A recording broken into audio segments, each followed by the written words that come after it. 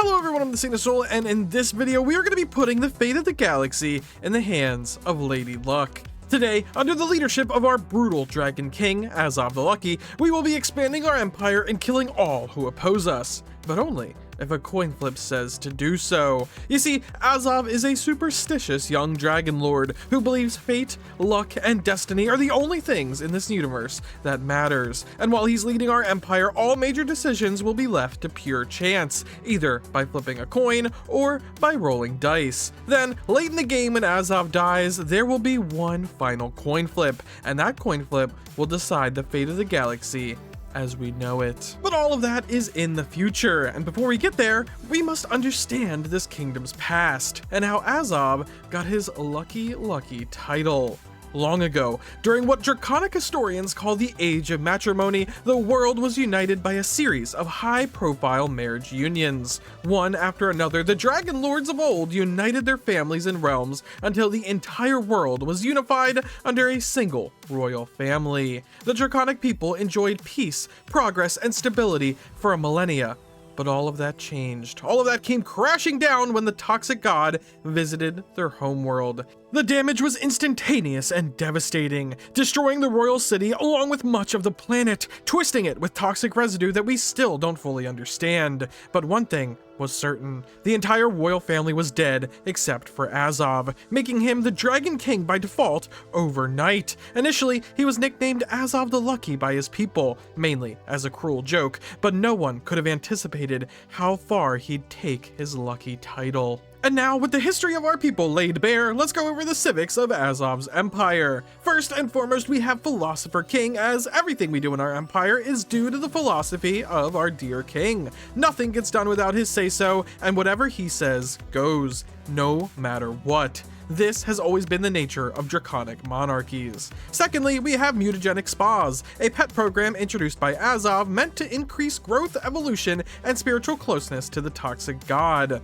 And those who receive negative effects from this toxicity, well, they're just unlucky. Next, let's go over the traits of our draconic people. First and foremost, we have Thermophile. Of course, we're dragons. We are dragons. We were born on a volcanic world, and we were born there for a reason. We need the heat, we need the lava to maintain our powerful dragon bodies, and we just simply don't do well without it. We don't do well in the cold, not really at all. We also have a small buff to our leader lifespan because dragons are long living. That's just how it is. So yeah, next we have Pyroclastic Channeling. Like I said before, we need the heat in order to grow. We channel the heat of our world into our bodies, into our growth, so we don't really grow too fast without that heat from volcanic worlds. Next, we have Inorganic Breath. Everybody knows that dragons have chemical reactions in their bodies to breathe fire, and in this world, we sometimes breathe, some green fire after the toxic god changed us in some ways, but that's only some people. A little bit of fire burning green, a little bit of fire burning red, but either way, dragons, we breathe fire. Next, we are enduring because, yeah, dragons live long. That's just how it is. I already told you that. We're also solitary. We only really interact if we have to. We have long lifespans. We can put off social events for later. We like to be wise, think about everything, and sit in our dragon caves. And we're also a little bit unruly. Dragons don't always agree with each other, and they sometimes like to fight. And then finally, we have Knights of the Toxic God as our origin, of course, giving us an extensive storyline to follow, an extensive storyline which we will be picking all the options at random because of Azov. So that will be fun. It gives us a whole bunch of other things, but we'll see them throughout the video. Let's go into the settings now and get this video started. So first and foremost, we have an Admiral 600-star medium galaxy, a spiral galaxy with 12 AI empires. We also have a 5x crisis, and this is the part of the video where I scroll down, I say that you can look at the settings, and I beg you to hit that like button. Please hit that like button, please, for the love of God. All right, so that is all of the settings. Let's go ahead and get this game started. And here we are in full control of our draconic kingdom, ready to shape the fate of this galaxy, one coin flip at a time. Let's go ahead and check out our homeworld. The first thing we do in all of these videos, we have, of course, a temple ready for people to worship the toxic god that destroyed half of our world. Don't ask me, all right? Dragons are weird people sometimes. And we also have our Mutagenic Spas, which we have a whole civic slot dedicated to, so this building better be pretty good. We're getting 1,500 amenities. We're getting 10% basically pop growth speed, along with pop organic growth multiplier as well. And we're doing that all at the low cost of 4 consumer goods, 0.2% habitability, and then 0.7% happiness, which is definitely a worthwhile trade-off. I will definitely say it is worth the building slot. Is it worth the civic slot? Maybe, but you know, we're gonna keep it. We're gonna keep it for now. Azov said so after all. We also have our nightly order up here. We have a whole nightly order dedicated to finding and maybe probably a little bit worshiping the toxic god. And it also comes with 10 astro mining districts, so that'll be very good. But either way, we have our orders keep up here, giving us monthly quest progress for our quest, but also giving us a whole bunch of other things at the low cost of 4 alloys, which we definitely have to fix our alloy situation. Looks like we're negative on them already. Let's take a look at our surrounding systems. Ooh, a lot of planets. A 16 size volcanic world, a 24 size Arctic world, so that's a cold world. We're not going to be able to settle it until it's not cold anymore through terraforming, but it's a pretty big world. It's nice. 22 size continental world and a 12 size continental world. Okay, well, once we get terraforming tech, that will be a very nice start indeed. Let's get our military out there surveying it. Well, no, the science ship will survey it. The military will go explore our surrounding systems. We're also going to build another science ship to explore our surrounding systems, and we're also going to pick our researches. So picking research and other small decisions like building that science ship, all of that is going to be left to my discretion pretty much throughout this playthrough. But any big major decisions, that is definitely going to be in the hands of a coin flip. And as soon as I get a decision, pretty much any decision at all, I will show you exactly how we're going to be handling, leaving everything to luck. And there we go. We have our first decision here on the table. It's not really a major decision, but it is a decision, so we will go ahead and randomize it to show you exactly how the randomization is going to work throughout this playthrough. So we have 3 options here. It can't be a simple coin flip because it is in fact 3 options instead of 2. So the way we're going to do this, we're going to hit Alt-Tab. We're going to switch over to Google. We can't do a coin flip because it is 3 options instead of 2. So we're going to go ahead and use this wheel. We could also use dice, but the dice is only in increments of 4, or increments of 2, I guess. But either way, let's go ahead and go back to the spinner. We will randomize it. So there's 3 different options. We will spin, and whatever we land on, we're picking. That's just how it is. Okay, we got a 1. So let's go ahead and hit Alt-Tab. Back to the game. We are 1 with the Cosmos. We're getting automated colony ships. Definitely not the best technology that we could have grabbed here, but you know, it is what it is. We chose random chance, and here it is. So all of that stemmed from us finding the Tyann key for our first contact. So yeah, let's go ahead and get one of our envoys to get on that, investigating them. And yeah, it's looking like a very nice sector of the galaxy over here. We also found a 16 size volcanic world right here. Very nice, seemingly on a choke point actually, because yeah, this system isn't connected to anything. So all of our worlds are actually behind this little choke point. We could decide to go very tall if we in fact chose to, which is a nice option, which is a very nice option. We also have another major decision going on here. Our first tradition. Should we leave this up to chance? I guess we technically could leave this up to chance too. Yeah, how many traditions are there? 1, 2, 3, 4, 5, 6, 7, 8, 9, 10, 11, 12, 13, 14. I think there's 14 available traditions to choose from. All right, sure, let's randomize that too. Why not? Go ahead and set this to 14 numbers. Go ahead and spin this. What tradition are we getting? Hopefully it's not diplomacy or something. We got number 4, so we'll switch back. Tradition number 4. 1, 2, 3. Oh god, I thought it actually was diplomacy. 4, discovery. Oh, wow, that was lucky. Discovery is a very good tradition to get first and foremost. We will definitely take that. And yeah, we definitely got to research the rest of this choke point over here. We got another alien empire potentially. But yeah, if we can get control of this choke point, we could definitely have a very nice setup here. A group of knights just came back from a long quest. Their spaceships are battered and their power armors have seen better days. It was a grueling journey that yielded scarce yet precious insight about the toxic god. Despite the hardships endured, spirits are high, for they did not come back empty-handed, and their stories will make fine additions to the chronicles. Oh, we're getting some alloys. Ooh. That is very useful. We're currently building another city district in our home world. Hopefully that will fix our alloy, consumer good, and all other problems that we have. Ooh, red alert here. We found some aliens in the whatever it is system with the planet Ba. Okay, this is a very strange empire. We have the Hadada Deshi. Come on, man. This is a joke, right? Anyway, let's go ahead and take some survey of what they are. They are xenophobes?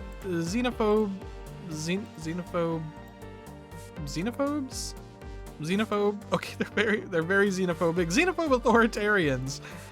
Wow, these are not going to be a friendly race of people over here. All right, well, we'll go ahead and definitely get these two systems surveyed. Hopefully this system as well, so that we can defend ourselves, and we'll probably try to go to war with them as soon as possible, because, yeah, I definitely don't want these guys to box us in. But if the coin flip says we can't go to war, the coin flip says that we can't go to war, and there's really not much I can do about it.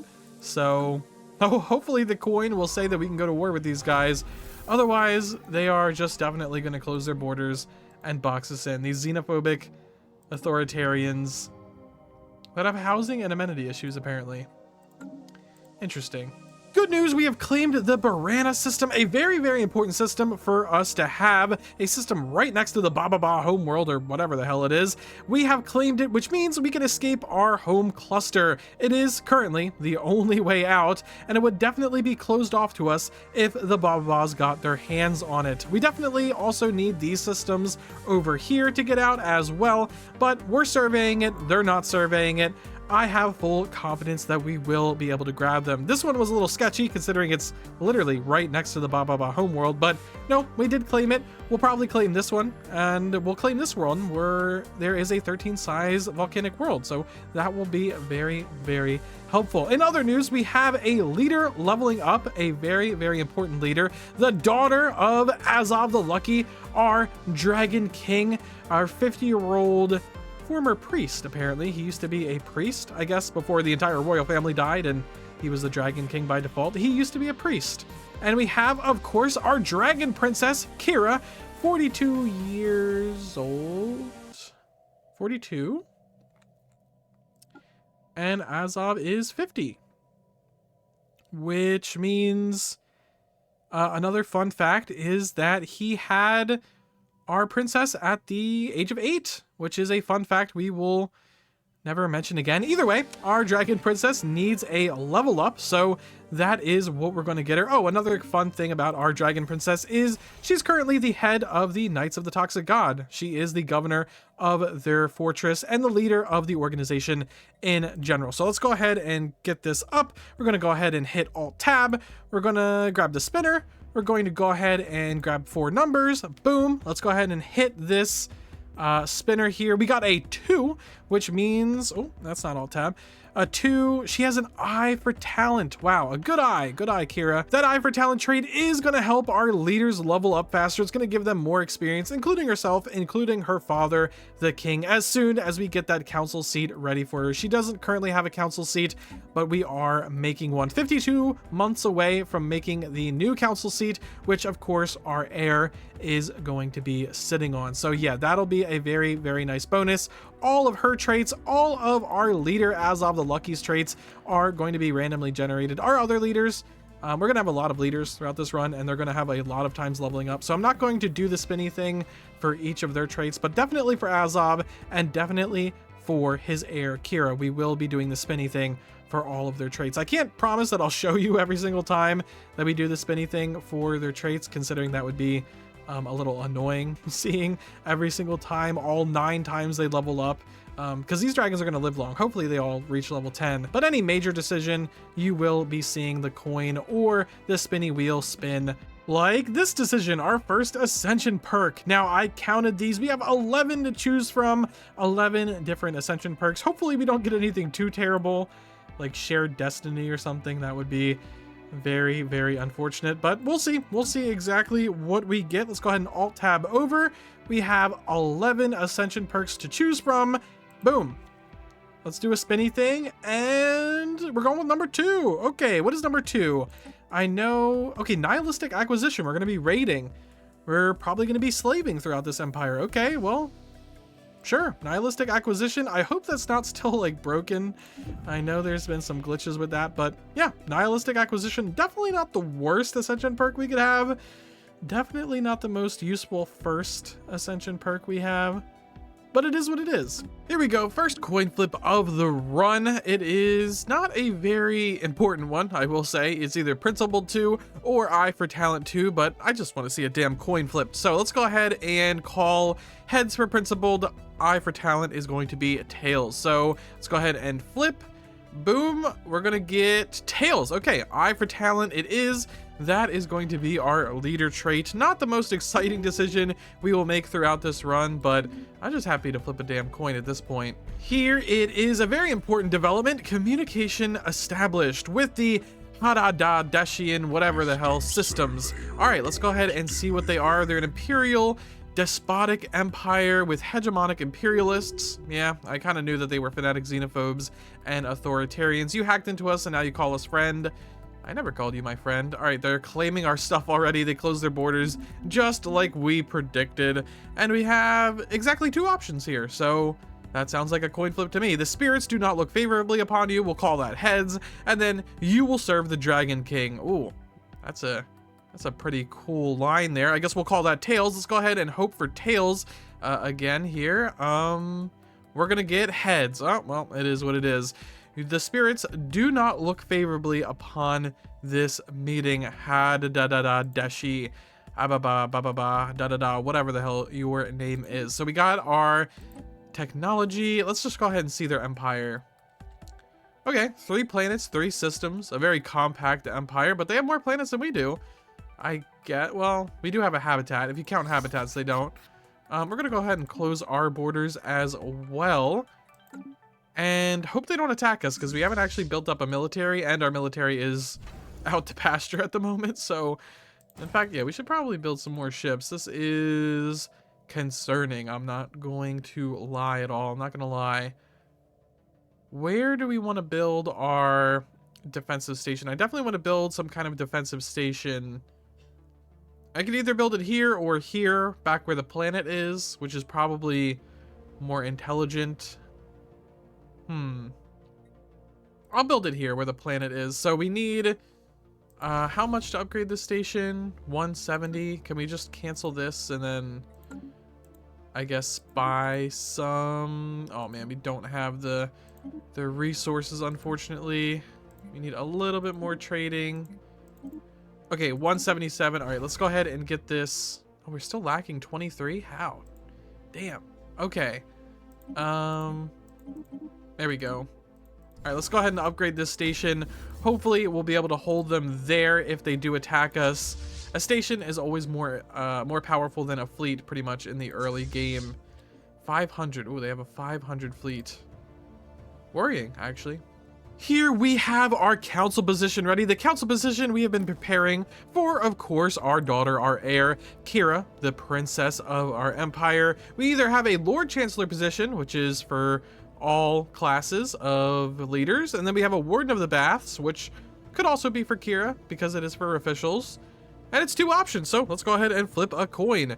Let's go ahead and call Lord Chancellor heads and Warden of the Baths tails. So let's go ahead and flip this coin. I hope we get Lord Chancellor heads. There we go. We got a heads coin flip. Lord Chancellor makes a little bit more sense for our well, leader of the Knights of the Toxic God. So she is, in fact, a Lord Chancellor on top of being the leader of that. And then we should probably get Preserve the Order to increase our resources, considering, Yeah, we're not doing too great on resources, especially energy. We could use some more energy, especially we could use some more consumer goods, but I know that's only base level goods here. Yeah, we're gonna get a xenobiological labs. That's gonna hurt our consumer goods even more.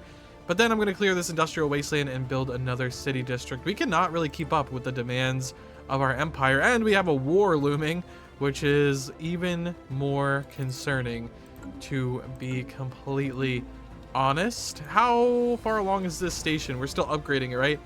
94 days away. Concerning, definitely concerning. Lava sports. One might think individuals would not want to spend time near the open, quick-moving lava flows. At least on chance, one would be wrong. Colonists are racing utility hovercraft along active lava flows, dodging floating boulders, and boosting themselves over lava falls. Others are gambling on the outcomes of these races, and gambling dens have drawn the interest of organized crime. A few pilots have even died in a variety of accidents. Well, they were just unlucky. That was their fate all along. Maybe not the most exciting fate, but that is what these people chose. And I totally believe in fate, so I'm definitely going to let it flow. But yeah, let's go ahead and read the rest of this. The colony has no laws against this practice, since it was never imagined anyone would do such a thing. We could embrace the colonist enthusiasm and let them do as they please, but this may lead to ever more dangerous feats and a potential criminal component, as gambling on these events is already on the rise. Alternatively, we could regulate the sport. While this may cause some grumbling, it would minimize deaths and crime, blah blah blah. Okay, or we could ban it outright. No, we're not going to do that. Gambling is already on the rise. I don't know why gambling would be a criminal offense. And if anything, it should be promoted in our empire, considering we're all about chance, destiny, and luck, which is exactly why we're gonna let it flow. Lava surfboard. That is absolutely awesome. I have never seen this thing before. A lava surfboard. It gives us 300 amenities. Awesome. Wow.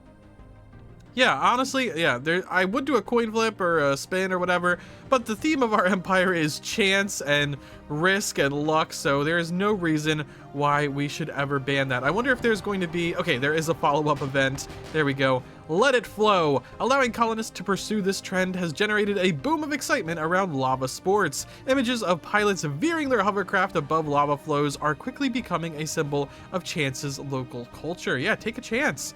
Go and face your destiny in the lava flows. I'm 100% supportive of that. Unfortunately, enthusiasm has eclipsed safety. Sporadic reports of racing deaths continue to come in, and it appears criminal moneylenders are exploiting the gambling habits of lava sport enthusiasts. Well, I mean, don't take out a loan if you can't pay it back, right? While public approval for the sport remains high, we should continue to monitor negative consequences in the future. So 10% crime, 15% happiness. Definitely a worthwhile trade-off. All right, awesome. Wow, that is a cool new event. Oh, we almost went negative into consumer goods. That was almost bad. -3 consumer goods a month. Hopefully building the civilian industries will change that. Oh, they're rivaling us now. Not surprising. Not a surprising development. There we go. We are spying on them, right? No, we aren't spying on them. We should definitely be spying on them. Don't know why we're not doing that.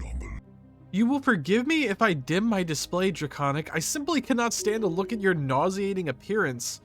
Wow, I'm really getting insulted by a Ba, and it's really going to work.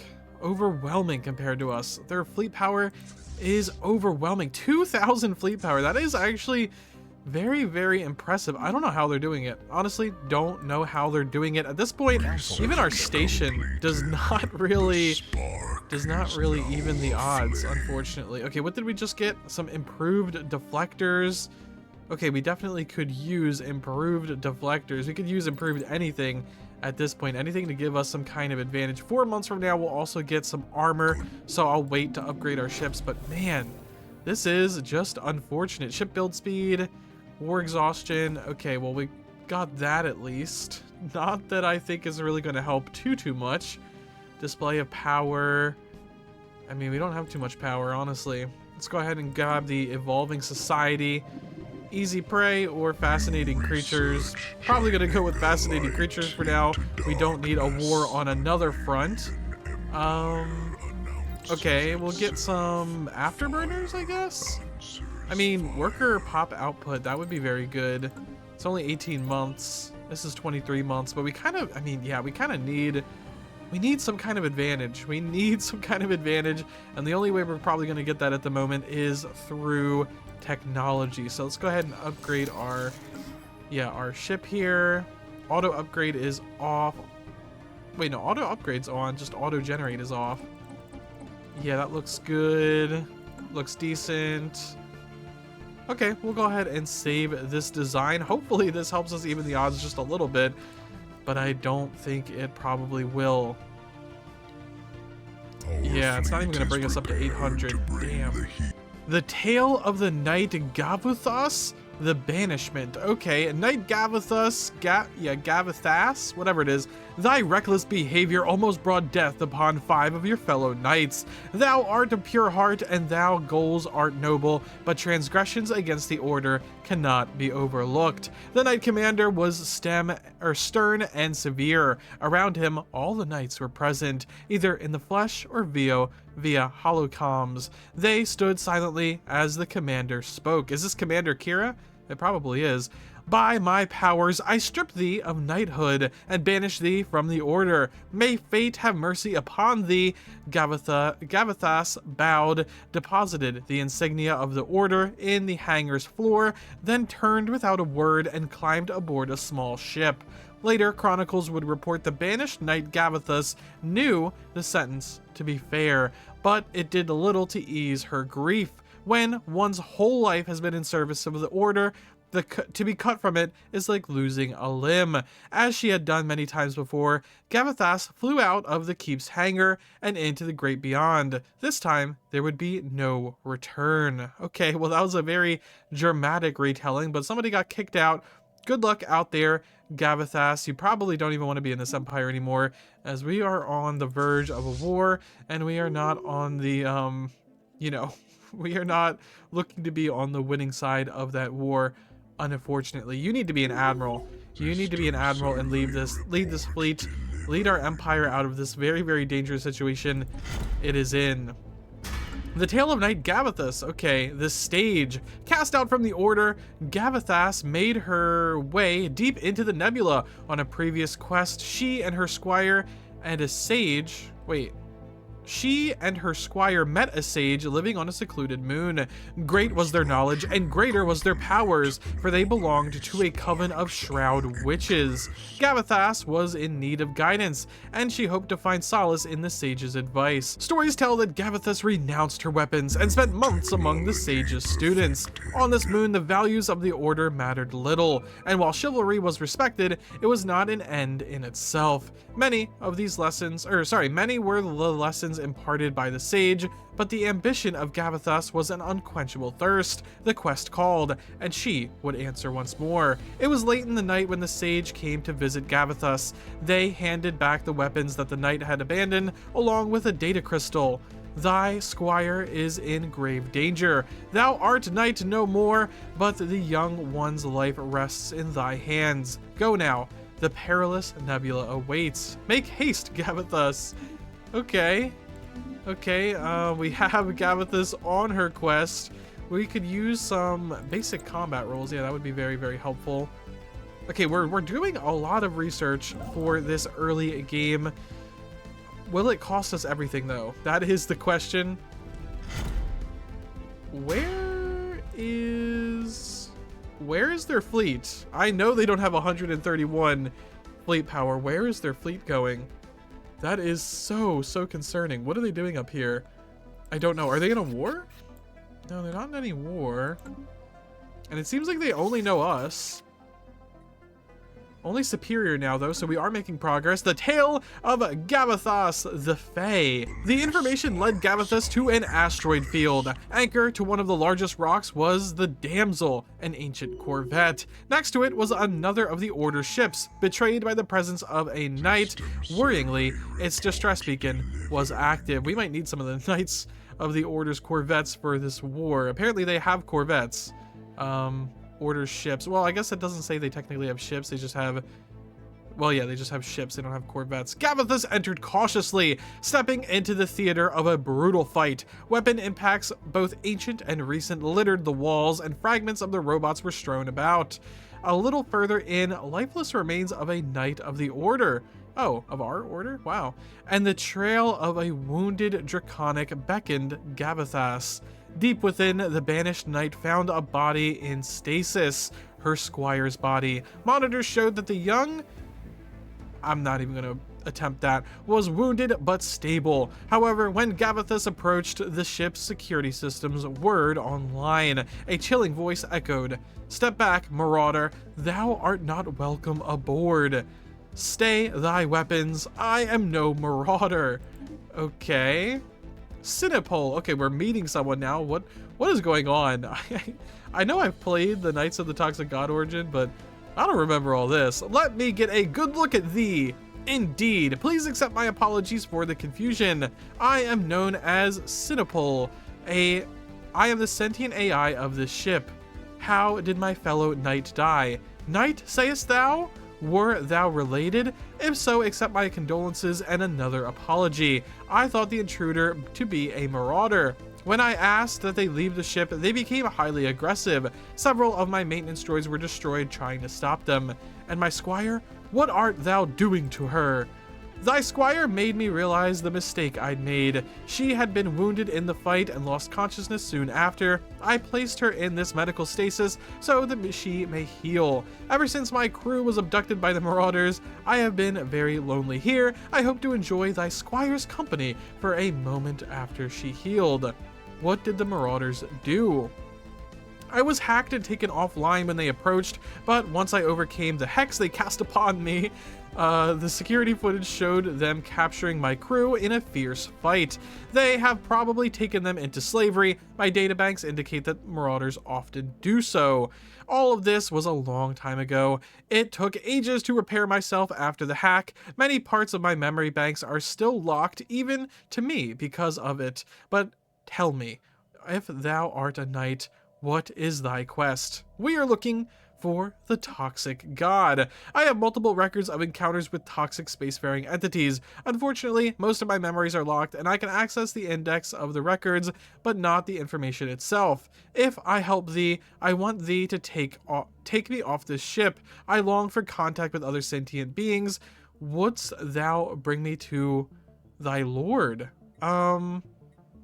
Certainly, fair AI, or Thast had killed a knight. No. Okay, so this is a part of the story, a part of the nightly quest, which I said I would flip a coin for, so let's flip that coin. Boom, let's hit Alt-Tab here, and, well, let's go back. Certainly will be heads, and thou hast killed a knight will be tails. Let's see how hot-headed our knight is going to be. Tails. Oh, that's not good. Well, thou hast killed a knight. That's not what I would have picked, but I understand thy position, but I cannot allow it. If thou refuse, I shall inject lethal doses of acid into the squire, and then self-destruct along with my databanks, this ship, and thee. I must save my squire. I accept. Oh. Okay, well. Guess it didn't matter. Guess that's one of those type of games where you make a choice, and they're like, you weren't actually supposed to make that choice. Go back and make the other choice. That's kind of a little lame, but I guess it makes sense though. We definitely needed to pick the other option to progress in our Toxic God quest. Anyway, let's go ahead and take a look at all of the stuff we've been neglecting while on our Toxic quest. We have a War Games, the final thing of Supremacy, which means we'll actually be able to get a War Doctrine. Where's our War Doctrine? Rapid Deployment. No, we need Defense, In-Depth, Home, Territory, Fire Rate is something we could definitely use. A Tale of Gavathus, Homecoming. The return to the Order's Keep was momentous. There, within the Great Hall, Sinopole revealed that they had contact with an entity very similar to the Toxic God sought by the Order. However, much of the AI's memory was encrypted and would require a lot of work before the Order could access it. As for Gavathus, she not only put her life on the line by coming back, but also managed to bring back a tangible clue and save the Squire, whatever his name is, or her name is. For this, the Lord Commander took the decision to lift the banishment and dubbed Gavathus a knight once again. Oh, okay. So we have a choice here. between Banished, Rise a Night No More, or Banished No More, Rise a Night, which gives our knights a little bit of extra unity and our Lord Commander some more unity, or we will learn much from Sinipo, so that'll give us a little bit more research from our knights and our Lord Commander. Okay, sure. Okay, so we'll go ahead and flip a coin for this, obviously. Heads, Banish No More. Tails, we will learn much from Sinipole, whatever. Okay, heads, a knight, banished no more. Okay, we don't probably need the unity, but I'll take it. Sure, the unity is there. We got data core of Sinipole, whatever it is. I don't really know. An encrypted data drive cloned from Sinipo and AI engineered by ancient knights. Okay, cool. Yeah, it's probably a good thing that we actually did give those knights unity production, because we are dismantling our church on our homeworld and instead building a, well, I guess we could dismantle the precinct houses first, but I think we're going to dismantle probably most of these structures on our homeworld, which is a wild thing to say. We're just going to be building them up with alloy foundries and civilian industries, as we really need to build up our fleet. So let's go ahead and invest some more into our fleet here. There we go. I definitely could use another planet. Once we save up a little bit more alloys, we will be colonizing another planet as well. We definitely could use another one. Probably an entire world dedicated to industry. Is that a good world for this? Another 15 generator districts. But yeah, we'll probably dedicate this world fully to industry. And then what's this world over here? It's got a decent amount of magma conduits, so that could be interesting. I'm not sure. I am not sure. Whoa, they've done it. They've actually done it. They've declared war. They have 2.9k fleet power. Wow, that is insane. Man, how did they do it? 50 corvettes. We definitely need to get to our station right away if we want any chance of surviving such an assault. Okay, we have... Okay, I want to move our ships to, like, here, so that the initial volley... Okay, we definitely need to increase our fleet. No, fleet is not at full strength. We need any kind of strength we can. They're taking over that station, okay. Well, we can always just take this back. I do think we are faster than them. And then we can always, yeah, take that station back. Yep, we'll go ahead and go back. They're trying to move in, which is what I would assume. Okay, let's go ahead and put our ships back in. The spark is now. Okay, so they're going that way now. Interesting. Elegate Insight. I don't think we need Elegate Insight. Some destroyers would be nice. Starhold might even be better than that, considering we're a very defensive empire right now. But I think we'll go, yeah, we'll go with destroyer for now. Huh. Okay, well, we just need to build up our fleet. We definitely need to replace this church with an alloy foundry at this point. Let's go ahead and do that. I want to upgrade this planetary administration, but I kind of can't afford to do that right now, so... Okay, let's go ahead and... Okay, no. Keep an eye on it, or it's a bomb, destroy it. Okay, well, let's go ahead and flip a coin on that. Heads, bomb. Tails, keep an eye on it. And... Heads, it's a bomb. Destroy it. Nope, we need to go back. Okay, well, I guess we'll just sit here and defend ourselves until they decide it's worth pushing in. Oh well, they're doing it. They are absolutely doing it. Okay, well, let's let them get battered on our space station before we engage. Okay, they have unleashed their initial wave of fire into our starbase, which should be able to take it. And wow, we annihilated them. Holy crap, guys. Okay, we annihilated them. Let's go take on this battered fleet over here before they get out. Wonderful. Okay, I guess let's heal real quick. Switch our orbital bombardment mode to raiding, and let's go raid their planets. Okay, heal, guys. Heal real quick, guys. Oh, we're out of trade. Oh, that's not good. Let's go ahead and sell some energy credits. Never thought I'd be saying that. Okay. There we go. Let's go ahead and get into their capital and start raiding. We have... What do we have here? I mean, we have this planet. We need more... We need more of everything, actually. Could some workers figure that out? Maybe. Looks like we have the maximum amount of workers. Oh, no, we can't actually afford to do that. Oh, man, maybe we don't need people. Maybe we don't need to raid. That actually might be a very bad decision, us raiding right now. But I kind of do want to... get in there and, like... Yeah, like, take these guys out while we have the advantage. While they're injured. There we go. We're doing it. Yeah, these guys are ruined. These guys are absolutely ruined. How many did we lose? We lost 1. They lost 12. We should be able to... Let's go ahead and regen our shields real quick. And then take this station. Okay, good enough. Looks good enough. Let's go ahead and get in there. Ooh, we're out of trade. Oh, let's go ahead and trade away some of our exotic gases. That should be good. Council agenda there we ready. go. We've taken that out. Let's take out their station here. Wonderful. Take out their military.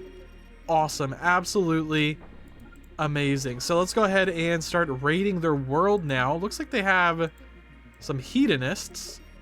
Okay, well, you guys are about to be in for a rude awakening when you get captured by our empire. Yeah, planetary infrastructure upkeep, that is good. Let's go ahead and grab higher purpose, and we'll do favored society. There we go. We'll allow their surrender.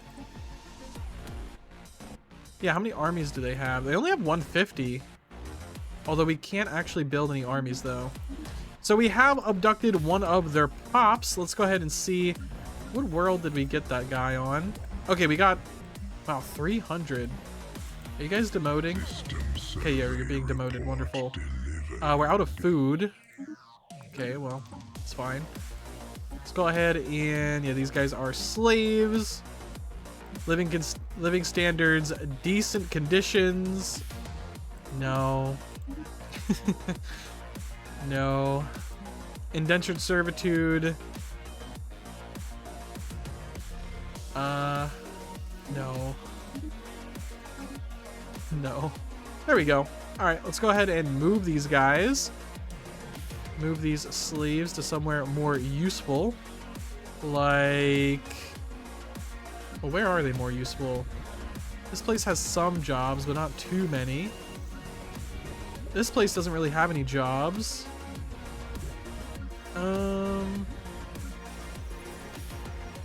Alright, we'll go ahead and set up a mine here. Grabbing some people. Critical resource shortage, food. We'll invest in some farmers. We don't actually have any farmers. We don't have any food, actually.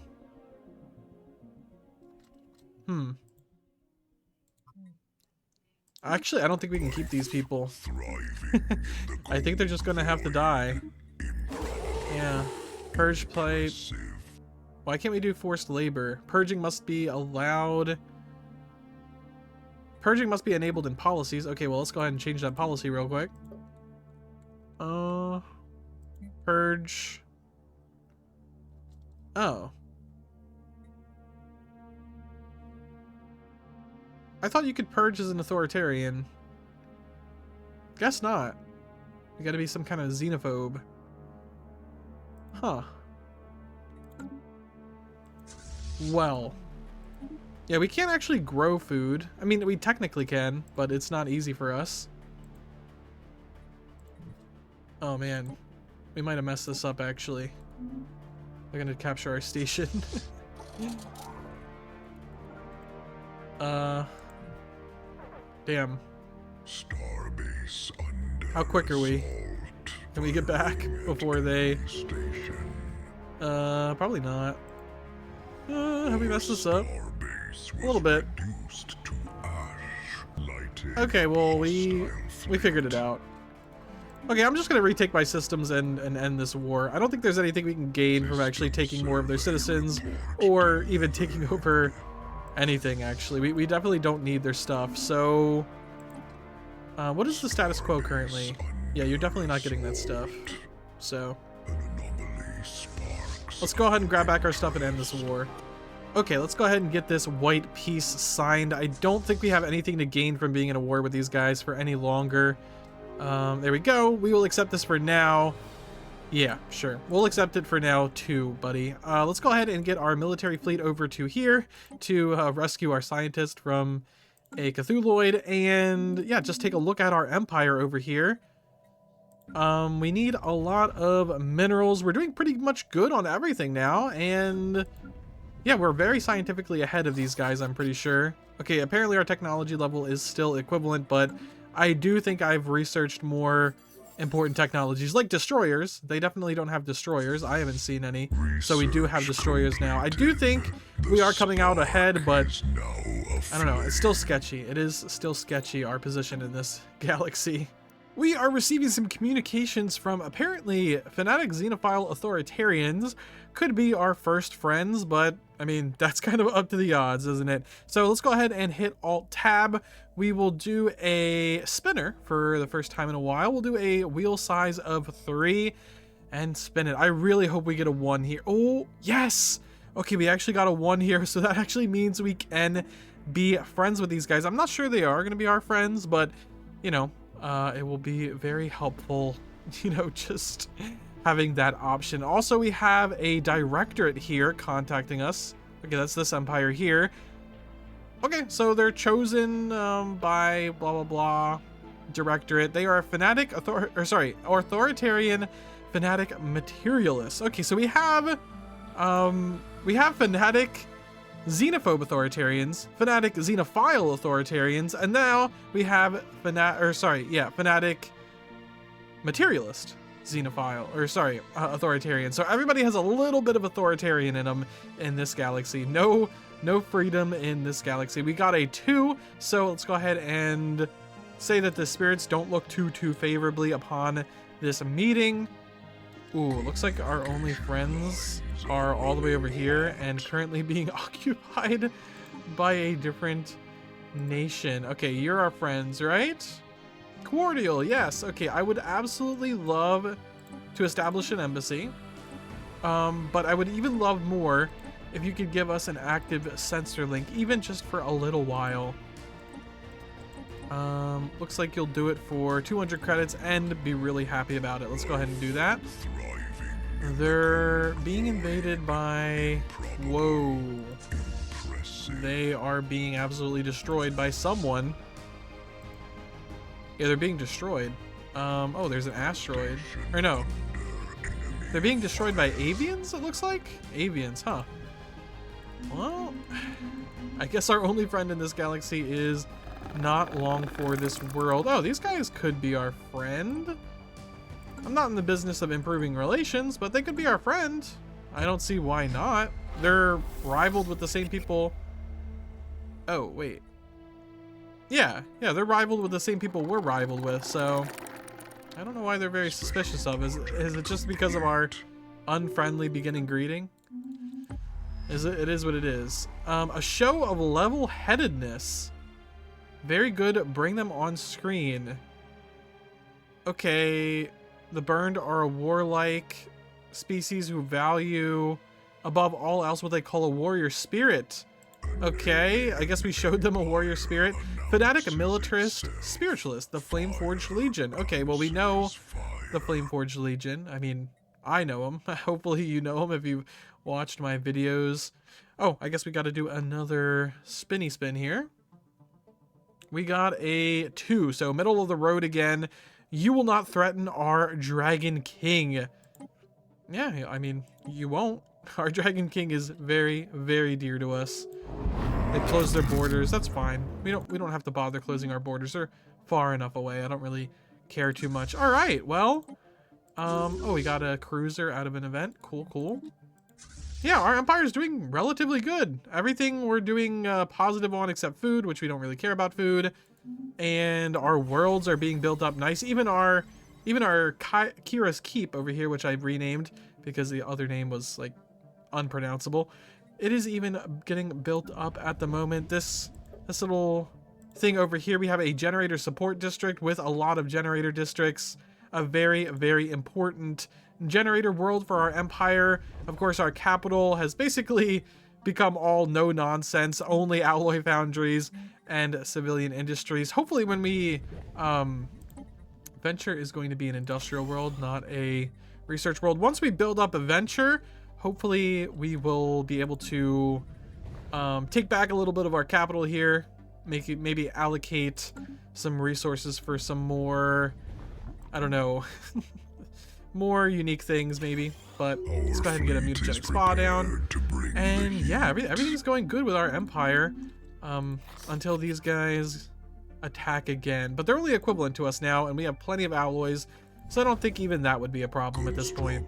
We just finished researching an anomaly on this planet, a planet that we have had our eyes on for a while. We can finally colonize it as there's no anomaly on it anymore. But anyway, this is the anomaly. I won't spend more of the video's time reading since it's not very essential, but you can pause and read it here, or you can just listen to my basic analysis.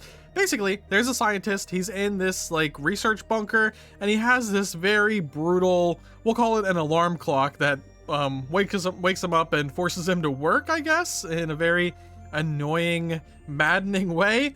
So yeah, we have the options of copying the research, hiring him, or stealing the device, which would definitely be a bummer for our citizens if we started using such a device on our citizens. That would be really, really unfortunate. So hopefully for the sake of our citizens, we roll a 1 or a 2 here. But we'll see. We will see. We're getting a 1. Okay, so we're just gonna copy the research and leave. Not the most exciting option. I was hoping that Fate would have us, you know, get that scientist. We actually do need more scientists. Yeah, we only have 3 out of 5 scientists, but Fate says that that scientist is not bound to join our empire. Speaking of that, we should probably just, yeah, get some more science ships for our scientists. We might as well hire all the scientists we can. There's no point in not doing that. Chart the unknown, display of power. Neither of these are too important, so we'll just do chart the unknown, I guess. And yeah, so let's go ahead and colonize this planet right away.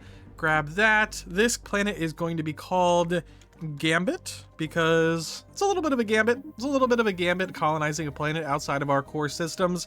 It is going to be very weak, but we're not going to invest a crazy amount of money into building it up. We have some more first contacts, which means we have some more roles. We found a authoritarian xenophile militarist. Okay, some kind of military corporation looks like. Go ahead and make that spin. We got a 1, guess we can be friends with these guys. And we also have Ascensionists, a peaceful megachurch. Interesting. Okay, let's go ahead and do another spin here. We got another 1, new friends in the universe. Oh, we got a whole nother one, fanatic militarist materialists. Kind of a scary combo, honestly. Militarist materialists are definitely a scary combo that we are about to piss off by calling them Xeno heretics. Hopefully they are far away. I don't honestly want the smoke, to be honest. It was just a bad spin of the spin wheel. Trust. Where is the peaceful traders and everyone else that we... Okay, so we have you, and you. Okay, wonderful. So let's go ahead and get some embassies going. I mean, we need friends. We need friends in this galaxy. I'm not going to say that we don't. These guys are admittedly having a secret society that want to start proxy wars. Kind of concerning, but hey, what am I gonna do about it? The Tale of Knights Rudfoga and Hubtoka Departure. I'm gonna be honest with you, this isn't the first time I've tried to read this passage. Hopefully it works out this time.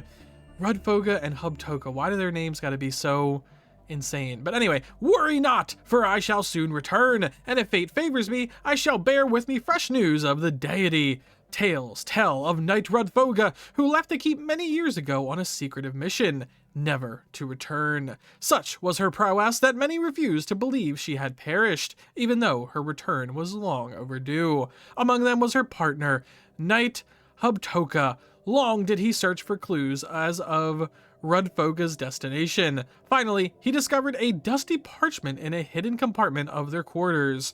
Though the parchment was faded and crumbled, 2 words had been circled numerous times. Milvanus Cluster.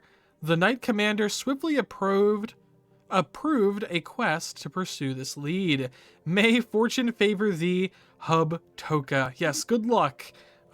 We definitely need to find this entity before our dear leader, Azov the Lucky, dies, because, I mean, minor spoiler for the, Knights of the Toxic God storyline, there is a big decision to be made, and I want that decision to be a coin flip. The tale of Knights Rudfoga and Hubtoka, the search. It was no easy feat for Knight Hubtoka to locate Milvanus Cluster. Oh, the Milvanus Cluster. Certainly, it was not on any map known to the Enlightened Monarchy. Are we the Enlightened Monarchy? I guess we are. The chronicles tell how he traveled far and wide, until at last he came across a people who recognized the name. Travel for thee, score days, rimwards, and of Foway, and there shalt thou find the Milvanus Cluster, they spake. Okay, I'm not crazy, right? That is spake? Is that actually a word, or is that misspelled spoke? Anyway, little is known about the place, for no traveler has been there in living memory. It is said that the cluster is barren and bereft of life. If thou goest there, then good fortune shall be upon thee, for we do not know what thou shalt find. Okay, and so Hubtoka set off post haste to Milvanus. Yes, to Milvanus. The tale of Knights Rudfoga and Hubtoka continues, now within Milvanus. When Hubtoka arrived in the Milvanus cluster, he found that it was indeed empty. Wow. And for the first time, he felt despair. This had been a most promising lead, but now it seems as if it had all been for naught. Then, as if emerging from a dream, sensors revealed a planet shrouded in darkness, its orbit intertwined in the space betwixt the stars, bestowing upon it the name of the Shadowed Princess. Okay, he laid course for it. Sure. Okay, Shadowed Princess, is that another system, or? I don't know. We'll see how this turns out. And here's how it turns out, I suppose. The tale of Knights Rudfoga and Hubtoka, the Finding. What a title. Arriving at Shadowed Princess, Hubtoka found clear signs of the Toxic God, substances alike to those left at Destiny after the entity's passing were here present in great quantities. Is that proper English? Oh, whatever. Even better, a light spaceship was discovered, almost intact save for significant corrosion that had compromised its hull. However, elation quickly turned into sorrow, and Hubtoka wept as he located a corroded draconic ash nearby the craft. Oh no. All that remained of Rudfoga. The long sojourn into the darkness of space has caused the god's poison to react unexpectedly, concentrating to such a degree that it could only be handled with extreme caution. It was clear to Hubtoka that the Toxic God frequented the Milvanus cluster several centuries before it visited Destiny. With no further clues as to the god's current location, Hubtoka returned home. Samples of the deity's toxins retrieved by Hubtoka greatly advanced the Order's knowledge of the entity's properties. For this, he was feted, and ever since, songs have been sung about his travels. Rudfoga will be remembered forever. More material for the knights to study, or we could use this to improve our weaponry. Wow. I really hope we get a 3 here, but as we all know, it is up to the spinning wheel. We got a 2. Okay, well, 2, we get some more research out of it. Sure. Okay, well, more stuff for the knights to study. Hopefully they can study it and figure out just where that toxic creature is, that toxic god we've been looking for. Our dear leader is considering his first coin flip for the purposes of war. It seems our enemies are at war with each other. These guys are equivalent to us, even with our alloy reserves very, very stocked up. We definitely can and will make some more ships before we attack. But, I mean, before we do all of that, before we prepare for this war, let's go ahead and see if we can even declare it. Heads is war, tails is no war. Let's see if luck is on their side, because they think they would be definitely losing. Okay, heads. That means war. So we are going to be able to go to war with these guys whenever we choose within the next couple months. So I'm going to build up some assault armies. I'm going to build up some destroyers, and we are going to show these guys that we mean business. We should also probably switch their species rights to not where do we have these guys? Yeah, undesirables. We should switch their species rights to not undesirables, because we are going to be taking over their planets this time, hopefully, which means we will have farms to feed them and jobs for them to slave away at. A galactic community. Now, this is a decision where there's definitely a right answer, but, I mean, we're going to flip a coin. So, heads, we join. Tails, we don't have time for any nonsense. So let's go ahead and take a look. I was just doing the 3-wheeled spinny things because we had a lot of first contacts. And looks like all those first contacts are for naught because we're not joining the galactic community. The birth of the galactic community. Despite our decision not to lend our support behind the founding of some sort of supranational galactic institution, several other empires have banded together to create such a thing. In their historic joint announcement, they declared the creation of the galactic community, blah blah blah. As we refuse to take part in the creation, we are not yet considered a member. Those arrogant fools. I guess we'll give it like 10 years before we roll a coin, or sorry, roll a dice, but no, before we flip a coin to see if we can join the galactic community. Or maybe we won't just join the galactic community. Maybe that's just our fate. Not a very good fate, as you definitely pretty much always want to join the galactic community, but this time we're not, I guess. This time we're not.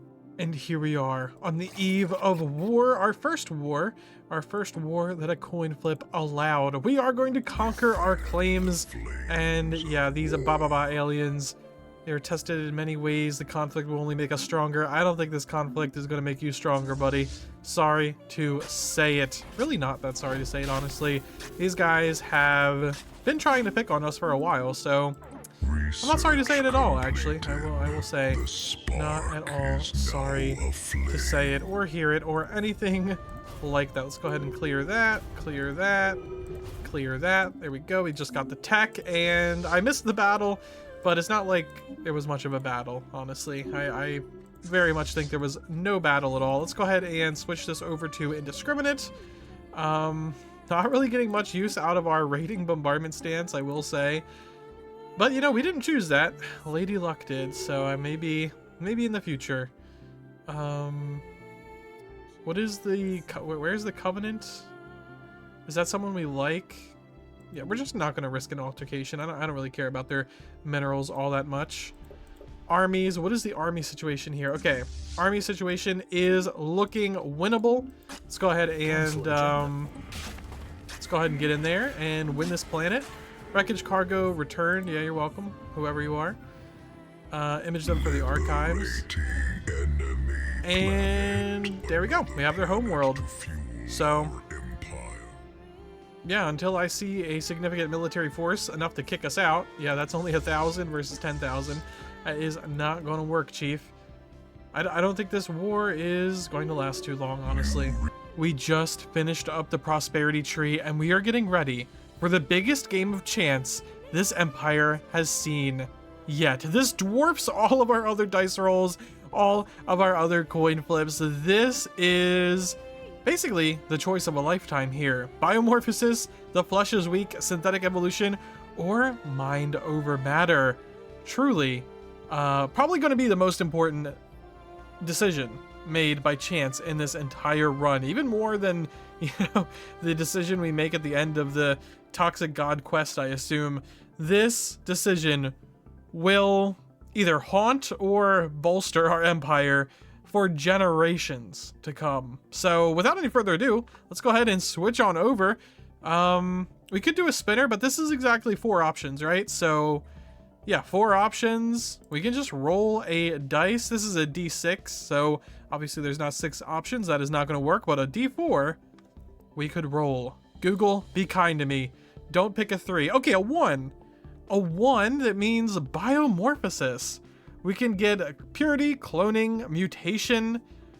Okay, not the worst, not the best. I kind of wanted to go down mind over matter for this run, but I'm glad we didn't get the flesh is weak or the synthetic evolution, because yeah, we are spiritualist. Even though the spiritualist faction, it is the smallest one, you know, it is the smallest faction that we do in fact have. But you know what? Sure, we're gonna go down a series of evolution. We could go down mutation, actually. Mutation would make a lot of sense for our empire, considering, you know, our empire. But yeah, we'll go ahead and go down biomorphosis.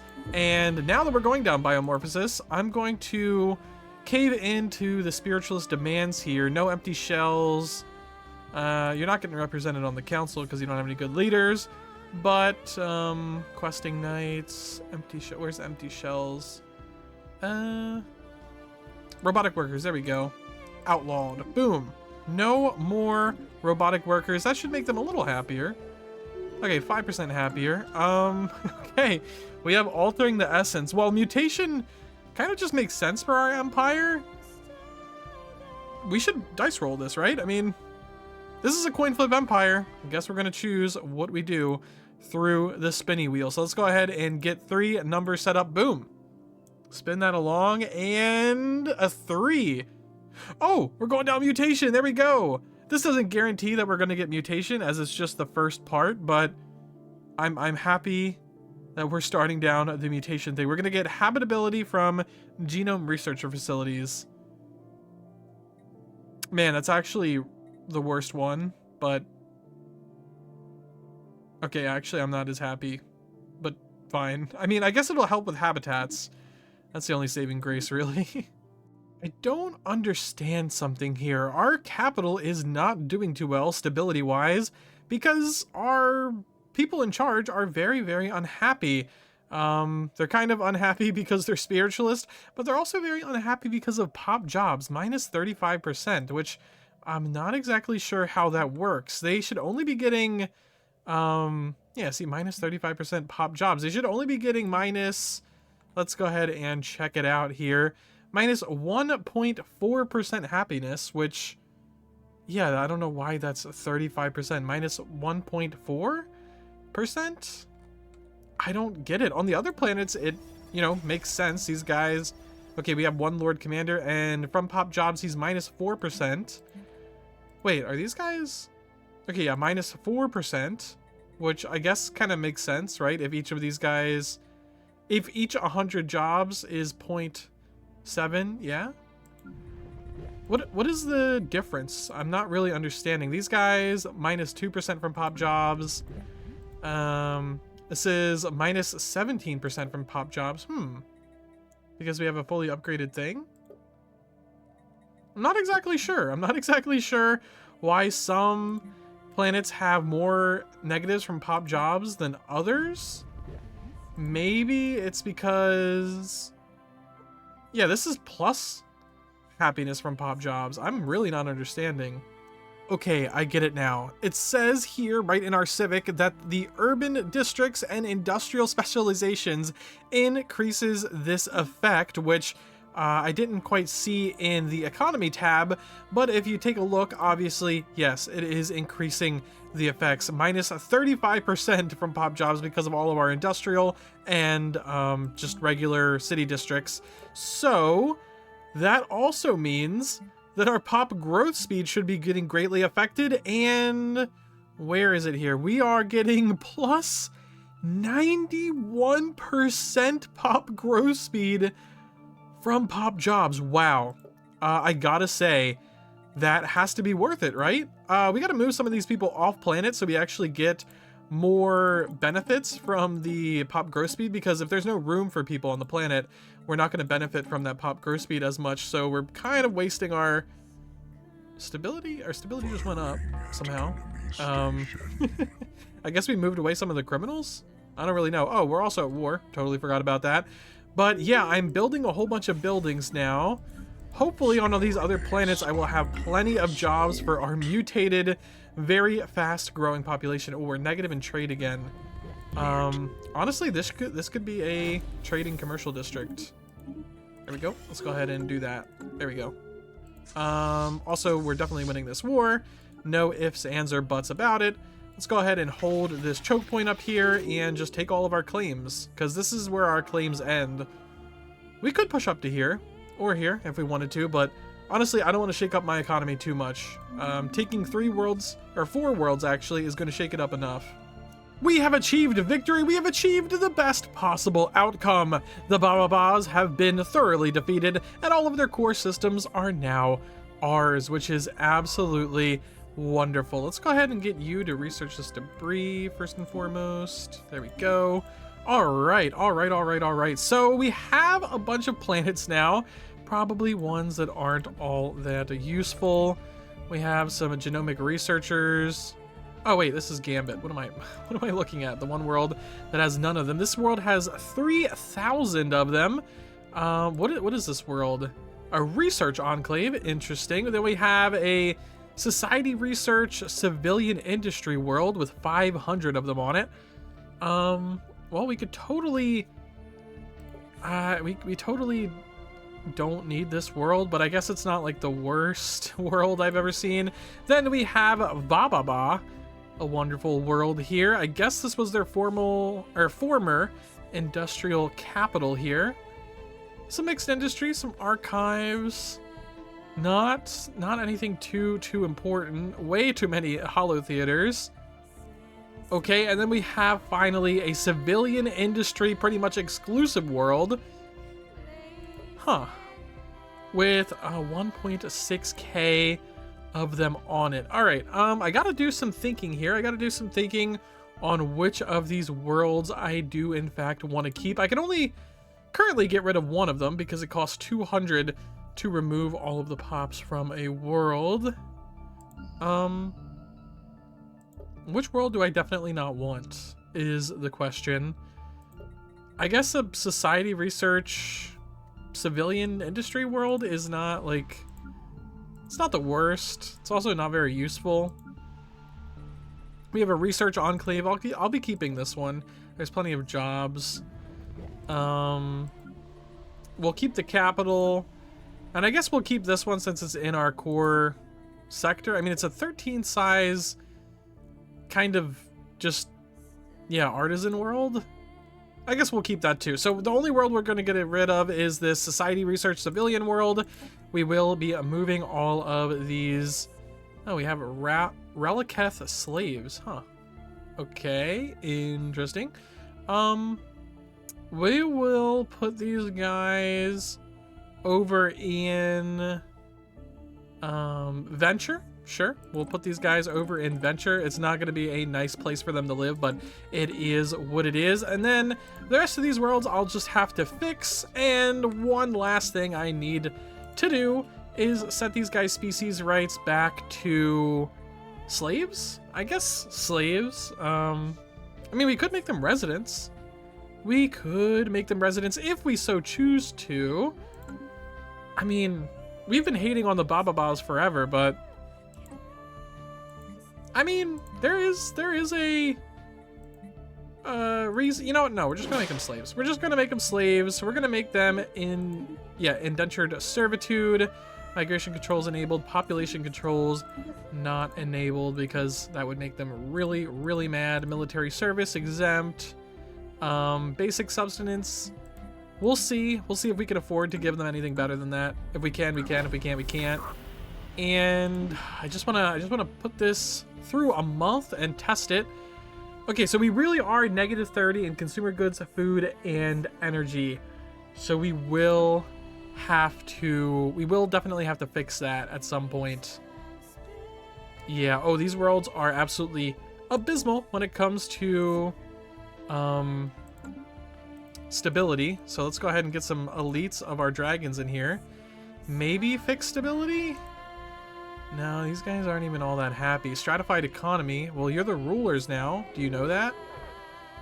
Do you know that is the question. Alright, we'll go back to this. I'll do this off screen, but this, I gotta roll, or yeah, do a little spin. So let's go ahead and spin here. We have the spinner right here. Boom. We got 3 numbers ready to go. Let's go ahead and spin that, and we got a 1. What is a fidget? Okay. Okay. Anyway, we got a 1. We're focusing on purity this time. Pop growth from genomic researchers. Not going down mutation again, but it is what it is. We'll do a little bit of purity this time. A little bit of purity. Okay, well, we have the situation almost kind of figured out. We're only a little bit less on our food and consumer goods and trade. And we only have 1 planet that is unstable, but that should be fixed relatively soon. I assume once the genomic research facility is on the planet, increasing amenities and habitability for everybody. Yeah, I do think that is going to help, hopefully.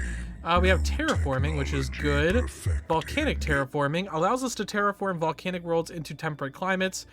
Why would we ever do that? Definitely don't want to do that. Definitely want to get a gene tailoring for our stuff. We have a lot of stuff going on here. Interestingly enough, I guess we'll do sublight speed. That's always good. There we go. And yeah, we're just going to try to get this figured out. We still have 2,000 unemployed people here. We're trying to build a lot of jobs. This isn't going to be enough. So yeah, do we have a lot of jobs? Okay, we have a lot of jobs on chance, right? I mean, we can move some of these guys to chance, even though, like, they're going to need more food on there because it's a volcanic world, and that really sucks to be them on a volcanic world. You know, it is what it is. So, yeah. Don't really get to choose where you live when you're a slave. Just is what it is. Alright, our food is fixed. Consumer goods could use some help, and trade is down. Okay, well, let's go ahead and build some of this.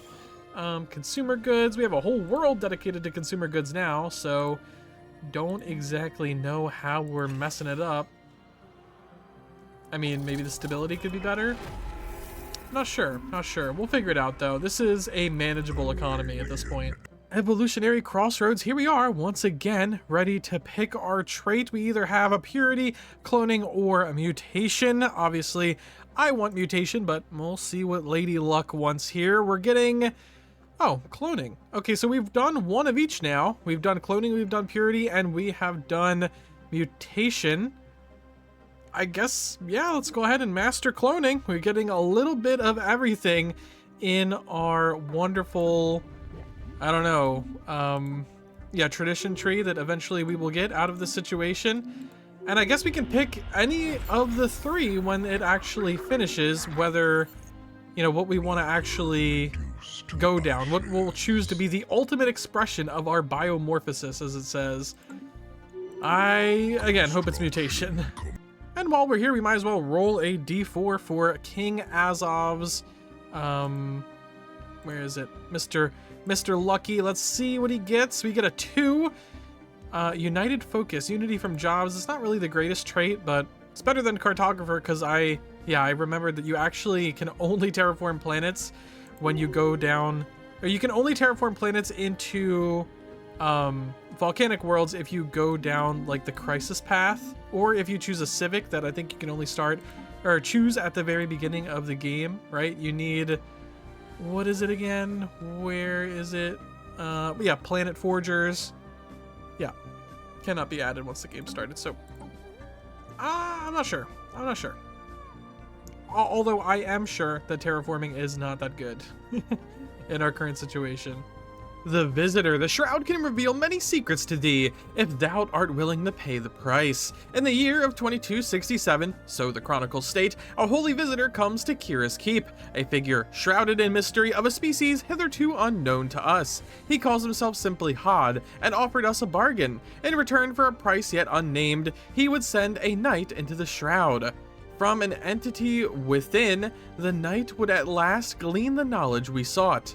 How intriguing. What could possibly be the harm in this? Okay, well, I agree. What could possibly be the harm in sending one of our knights to a different dimension to ask a all-powerful entity the answers that we need to know? I mean, I do definitely want to know the answers to the questions, so I guess that is okay. Oh, there it is. The Susurrus of Secrets. To delve into the mysteries of the Shroud, the Grand Master nominated Knight Favo. With the Holy Visitor's guidance, she entered the unknown. Visions, previously unimaginable, fitted across her consciousness before an entity appeared. So who was the unlucky knight that went in there? Knight Favo. Good luck, Knight Favo.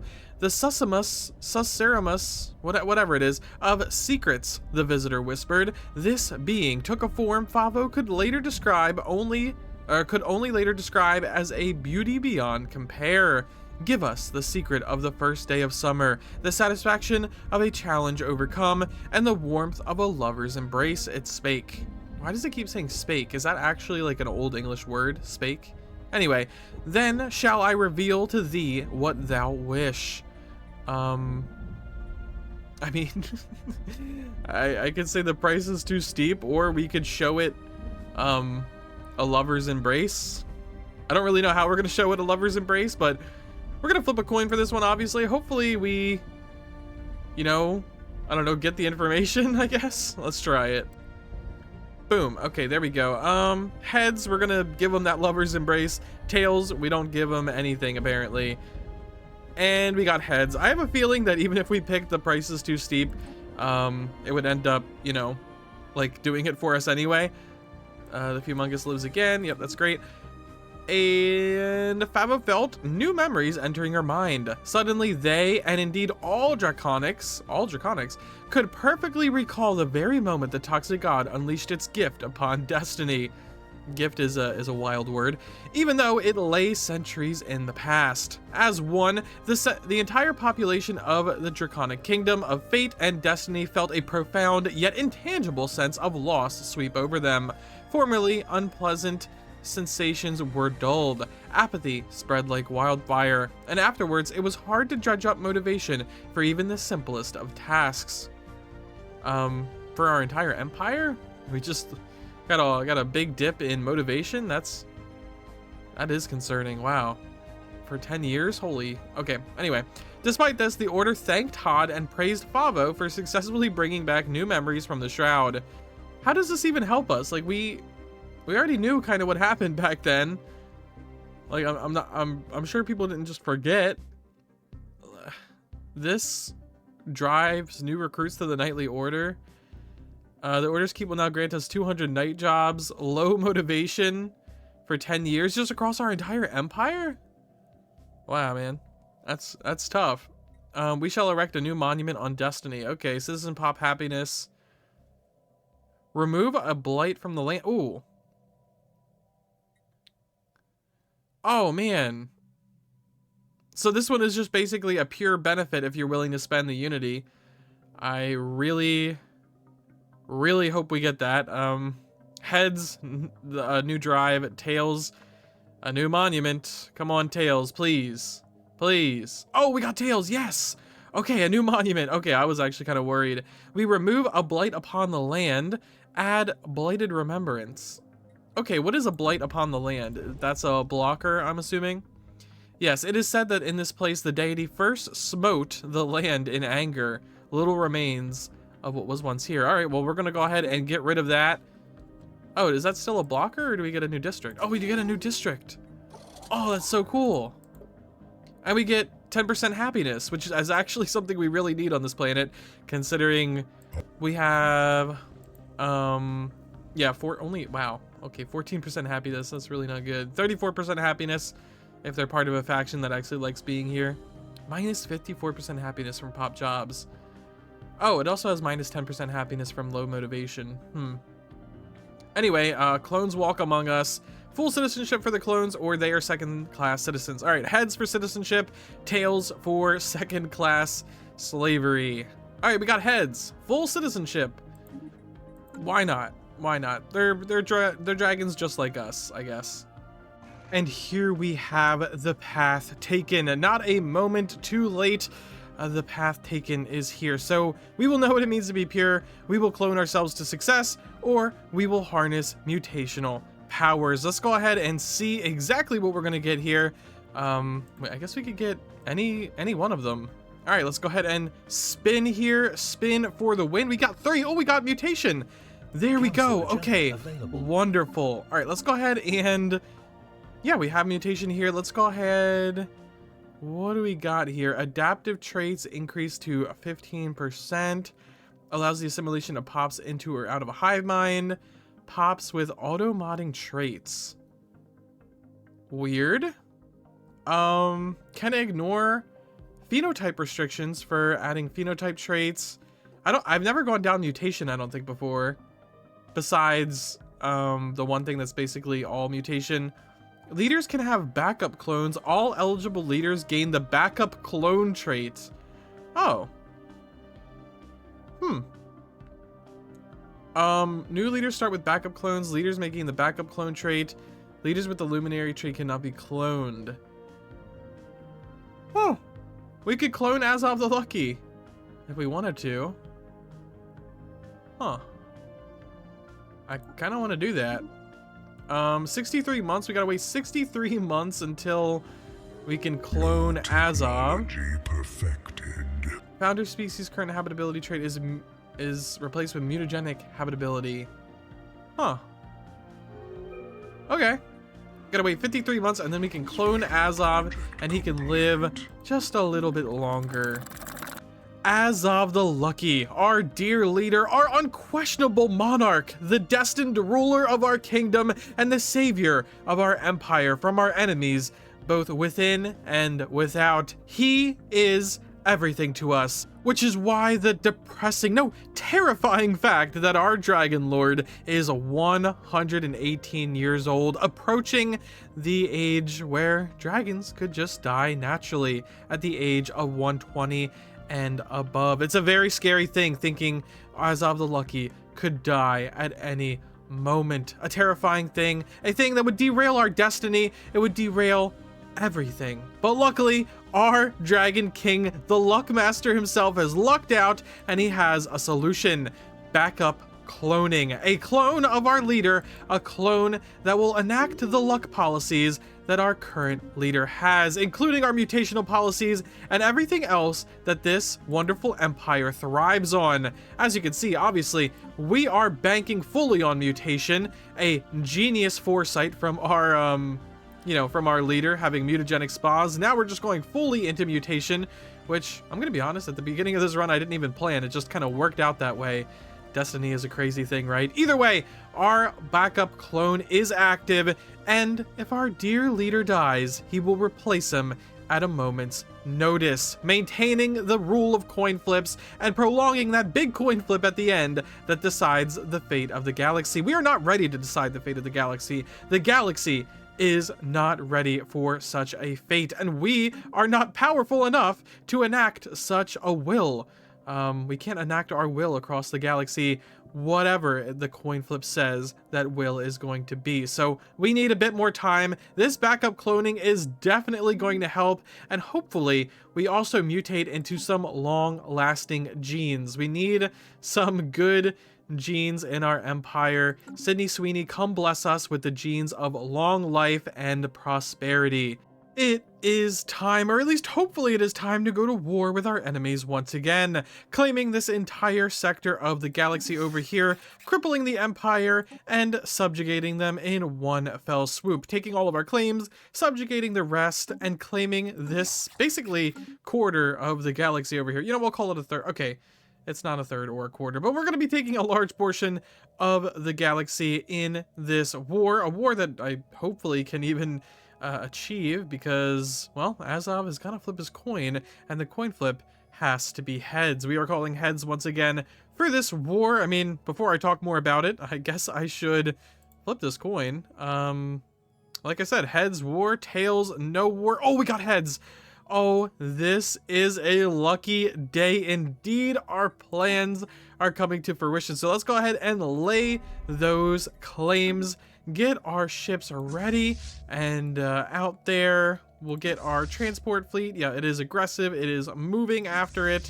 I suppose we could just leave this ship here. We don't really need it. This empire is completely and utterly decimated by our empire earlier on, by us taking their entire core system, core sector. So, oh, and we got a leader lifespan, another 10 years for our glorious Azov in charge. But yeah, there we go. We're going to go to war. We're going to take over this empire. Whatever is left, we are going to subjugate. We'll probably vassalize them.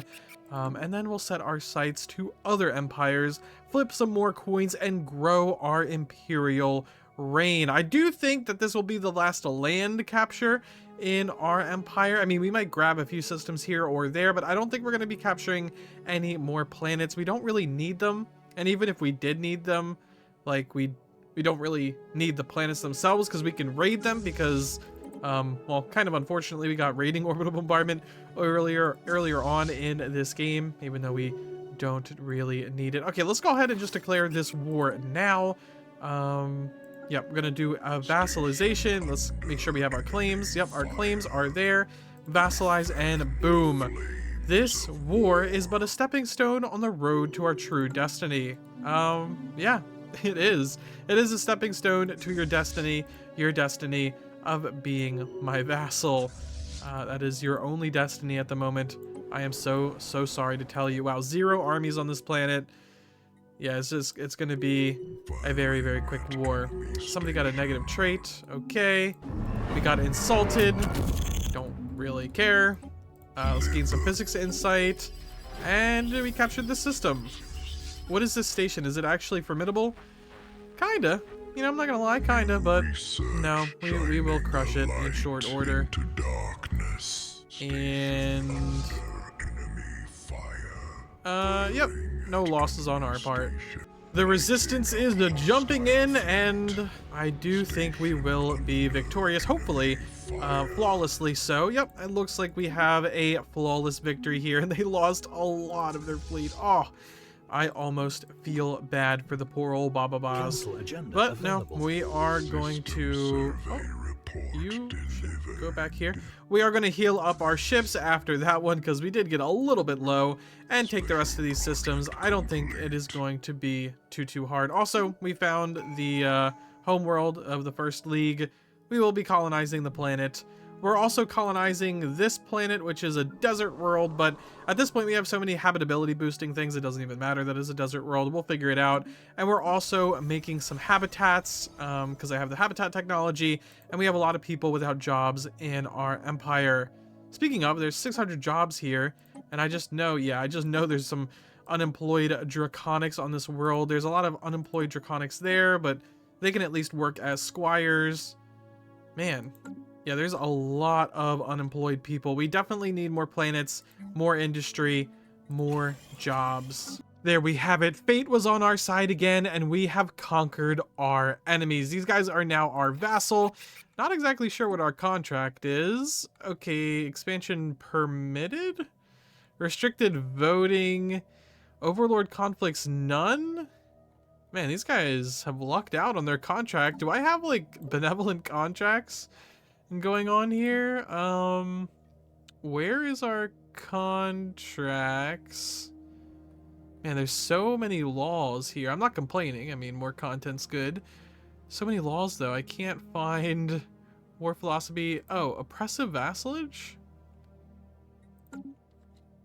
Are we joking? Oh, they're our protectorate. Maybe that's why. Okay. Well, let's go ahead and go back to our... Oh, wait, no, that's not our shipyard. Let's go back to our shipyard, repair our stuff, abandon this world. We definitely do not need it at all. What world has a lot of jobs? The Sands. The Sands have a lot of jobs. You guys are just going to have to deal with the habitability. Quest reward. We have a quest reward. Good. The Sands is now unstable. Oh, no, it's stabilized. Wonderful. Wonderful. Okay, awesome. let's upgrade this. Send that to the top of the priorities list and plan our next war. Probably against these guys. Nope, never mind. Probably against these guys. Let's go ahead and see. They have some allies, which are these guys? Wait. Aren't these the guys I'm going to war with? Oh. Oh, Sokka's Reformed Raiders is the Overlord. Understood.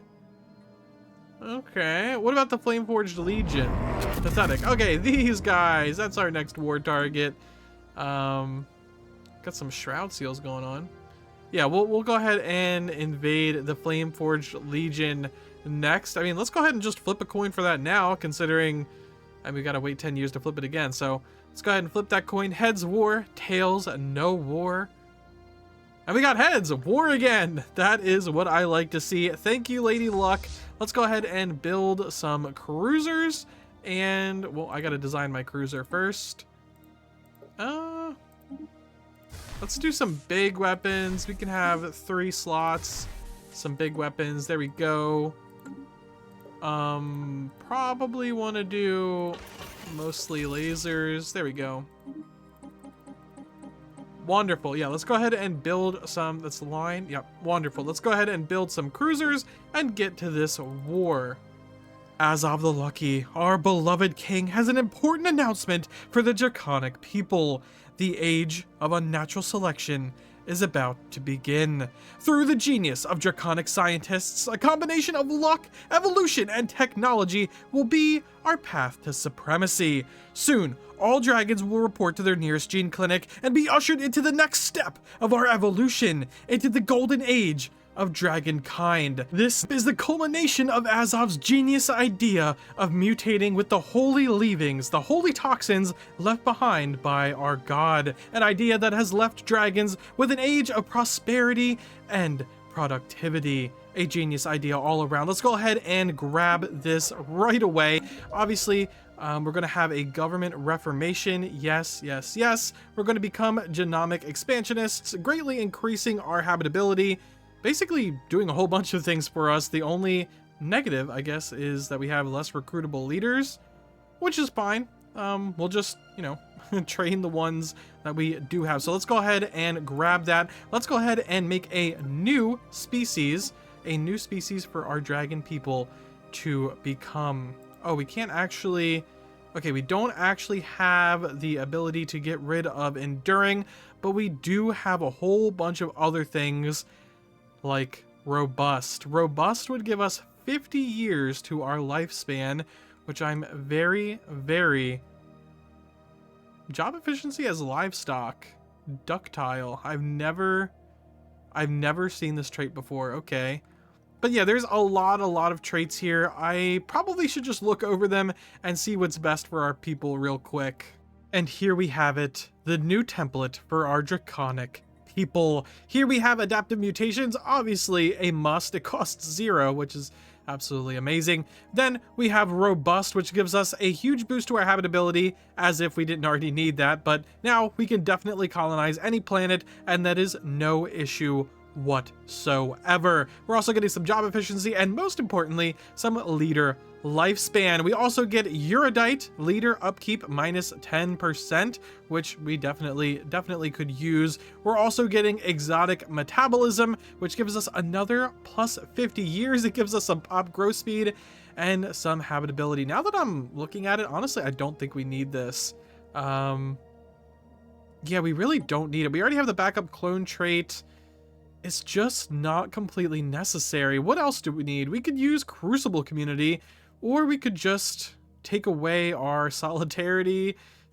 We could get back Pyroclastic Channeling. I took away Pyroclastic Channeling because I just didn't think it was necessary. But you know what? It's a part of dragon culture. We're just going to bring that back. We're going to do all of our dragon population in 7 months. Oh, it's a glorious day. And it's going to be an even more glorious day once all of our people are this amazing new species type. Erudite, robust, mutative, It's amazing. And we even have a mutagenic habitability, which basically gives us a minimum of 50% on every single world, which is absolutely amazing. Which obviously we will boost up by our buildings, we'll boost up by everything else in our empire that boosts habitability.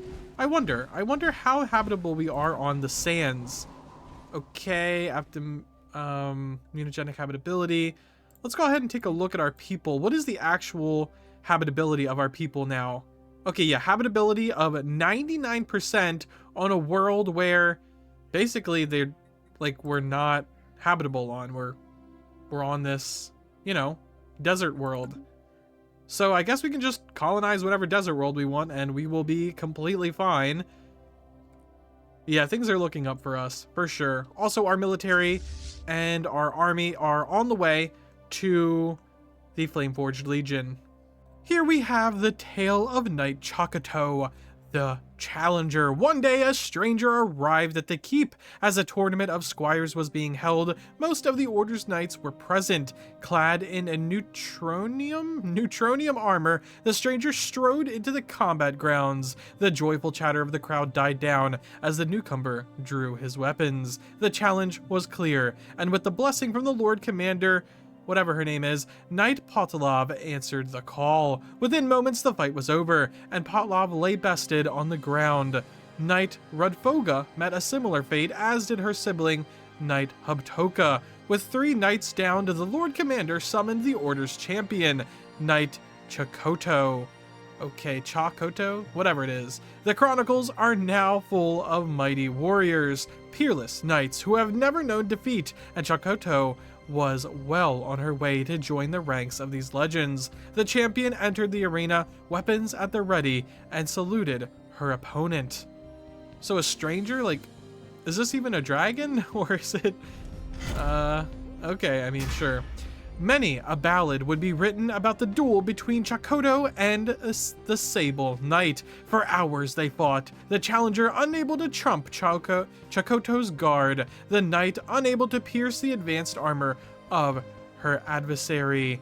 Thou art of passing skill.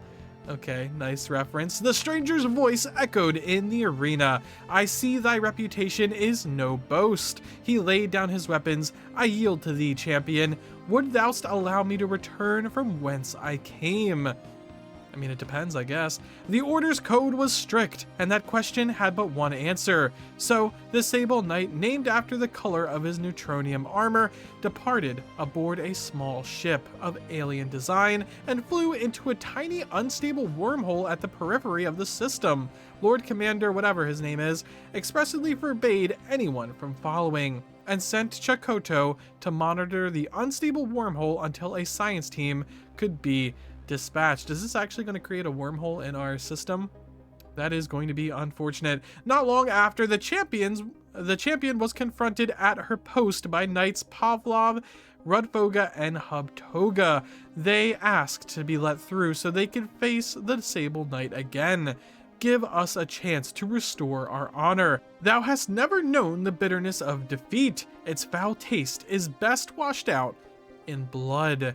The Ballad of the Sable Knight, we have a new specimen, and then we have duty is all, thou shalt not pass, honor is all, our business with the stranger is not done yet. Okay, well, heads, duty, tails, honor. Heads, duty, tails, honor. Let's see. We got tails. We're going through with the portal. Our business with the stranger is not done yet. Apparently, I guess we're going to go hunt him down because we're salty he defeated us. Is that honorable? I'm not exactly sure. I guess. I mean, I'm not in charge of the keep. I guess they get to decide what is honorable and what is not. The tale of Knight Chakotay continues. Honor is all. As the night ships entered, the unstable wormhole swirled and grew large. The crossing was tumultuous. Within the vessels, the party was tossed about like leaves in a furious torrent. Why leaves, of all things to compare them to? Colliding, the two ships suffered critical damage, but soon it was over, and the knights found themselves bathed in the light of an unfamiliar star. Or no, unfamiliar stars. I guess this is you know, a trinary or a binary system. Either way, they arrived at the front of a station where the stranger's ship was docked. The lavishly decorated hallways were empty and quiet. The walls were covered in exotic weapons, alien armor, and foreign shields, and hollow banners, trophies not unlike those adorning the Order's keep. A heavy layer of dust made it easy to follow the tracks of the stranger.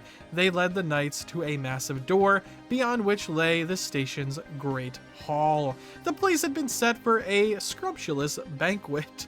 Why do they gotta use these words? All right, but now the only detritus of the feast remained. Only the detritus of the feast remained. The seated guests were silent and unmoving. The tracks led to a place of honor where the stranger was seated. Their helmet lay open, revealing a bleached skull. In their skeletal hand was an empty tankard, lifted in an eternal toast.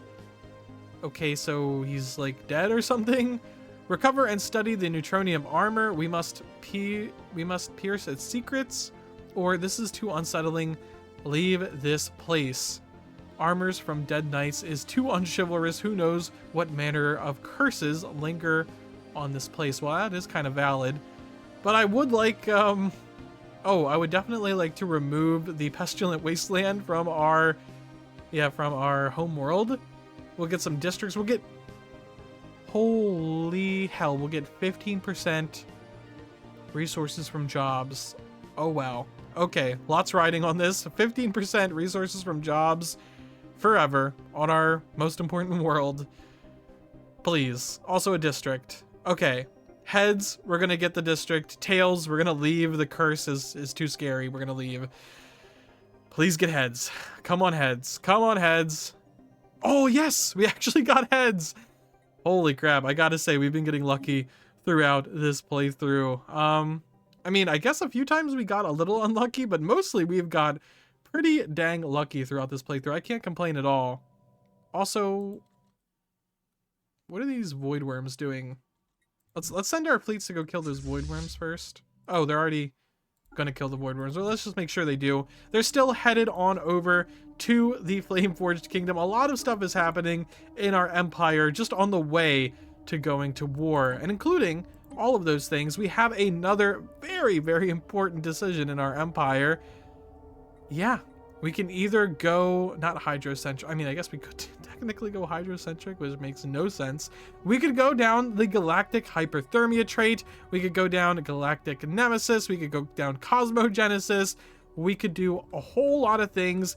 We can even go down Voidborn, but I think we'll probably wait until we can do the arcology project. I'm pretty sure we're researching anti-gravity engineering right now. I don't want to go down the crisis path as of yet, so yeah, we're just going to go ahead and wait for the arcology project. That is the current plan. All right, we are ready to declare this war. There is only one problem though.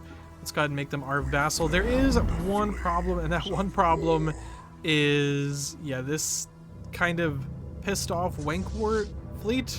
Not really much we can do about it. Hopefully, we'll just be able to avoid it, but if we can't, we can't. We have a 21,000 fleet.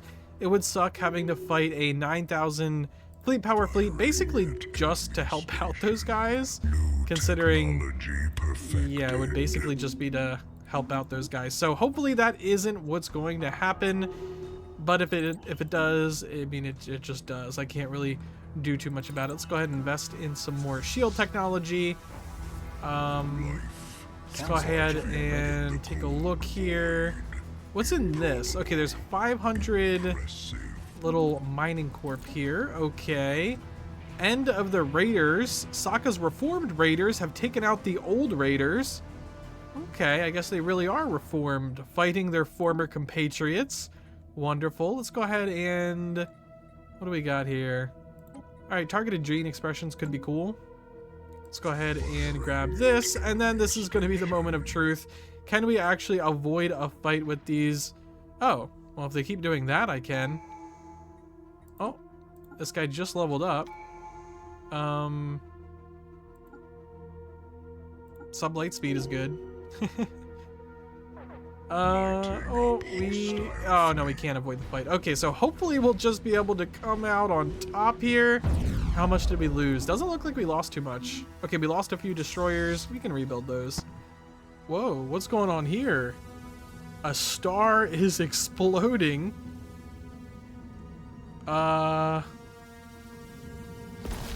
Cooked egg seems to be getting slimed. Okay. Nickelodeon is already there. Anyway, like I was about to say to you guys, we are about to enter the Dread Giant system. It is about to be the end of the unfortunate Flame-Forged Legion. Not sure what happened over here, why their sun exploded in front of my eyes, why it is producing dark matter, but it is, and we have, 1,300 armies. Wow, that is a lot of armies defending their capital. We have more than that. We do. We could definitely win. We'll probably save that fight till last, though. Just gonna go ahead and defeat all of the outer worlds. Hopefully this isn't as much. Okay, 600, a little bit more reasonable. Where's our other armies? Okay, we got some armies over here. Got some here. Let's go ahead and get them on over to Red Giant ASAP. What about these guys? Okay, they're all trying to meet up here. Good. Grand Archive destroyed. We've stolen some stuff. Wonderful. The Flame-Forged Legion is officially under our control. We also have an unspent civic point, which I was thinking, and I think we should just go with the Corvée system, waiving all unity costs for resettlement, because we have a lot of resettlement. We have a lot of pop growth on this planet, and also giving it some automatic resettlement, which will definitely help me out. I probably spend more time resettling stuff than anything else in this empire. We obviously need a head of research, so let's go ahead and rehire that guy. Let's go ahead and get a Minister of Defense. We obviously need a Minister of Defense. Yeah, ship upkeep, definitely something we need. I guess it can be you because you're a very high level. Then we have worker pop, resource output. I mean, genomic researchers, counselor experience gain. Yeah, I think we're gonna go with the Lord Chancellor again. Obviously, Akira will take that position. And then we have one more slot here. Worker pop output, Minister of State, or genomic producer. I don't really think we need a Minister of State at all. We do probably need a governor to be in charge of something. Yeah, we do need another governor slot, I think. Right? This guy, I mean, he is good, but he's not like 100% necessary. We could, I mean, do we have another war guy who's good? Not really. No, we really don't have many good generals to even be the employment connoisseur or commissioner or whatever. Honestly, I'm just going to do a warden of the baths and put this guy in charge of it. Yeah, we'll just go ahead and do that. We could also do this. Give us some more research options and Spark of Genius. No, we need planetary infrastructure build speed. As you can see here, we're building up a lot of planets. It's very important. But either way, we have conquered these guys. They are under our rule. They're flying our colors. And next, we're probably going to go after either these guys or these guys. Sokka's Reformed Raiders have this entire sector of the galaxy up here under their control. Not really much I care to do about it as of the moment. Not that I think I even could. Let's take a look here. We have 14k, 14k, and 3k. Yeah, that would be very, very tough to beat, considering they have all these vassals. Quick update, read it if you want, but basically the AI, Sinopol, has given our knight, the brave knight Tough Chucho, the coordinates of a system that may entice thee, as she so eloquently put it. Alright, looks like Knight Tough Chucho has made it to the system. After a long and difficult journey, Tough Chucho arrived at the system Sinopol had spoken of, as if waiting at the exit of the hyperlane to welcome him was a strange automaton. Brandishing its weapons maniacally, menacingly, it proclaimed, "Thou who'd wish to enter the Rogboxen system must answer me this question. Verdictly? veridically, I really don't know what that word is. Which, okay, that's just definitely not a word. This system hath no ood. Ood. No ood. Ood?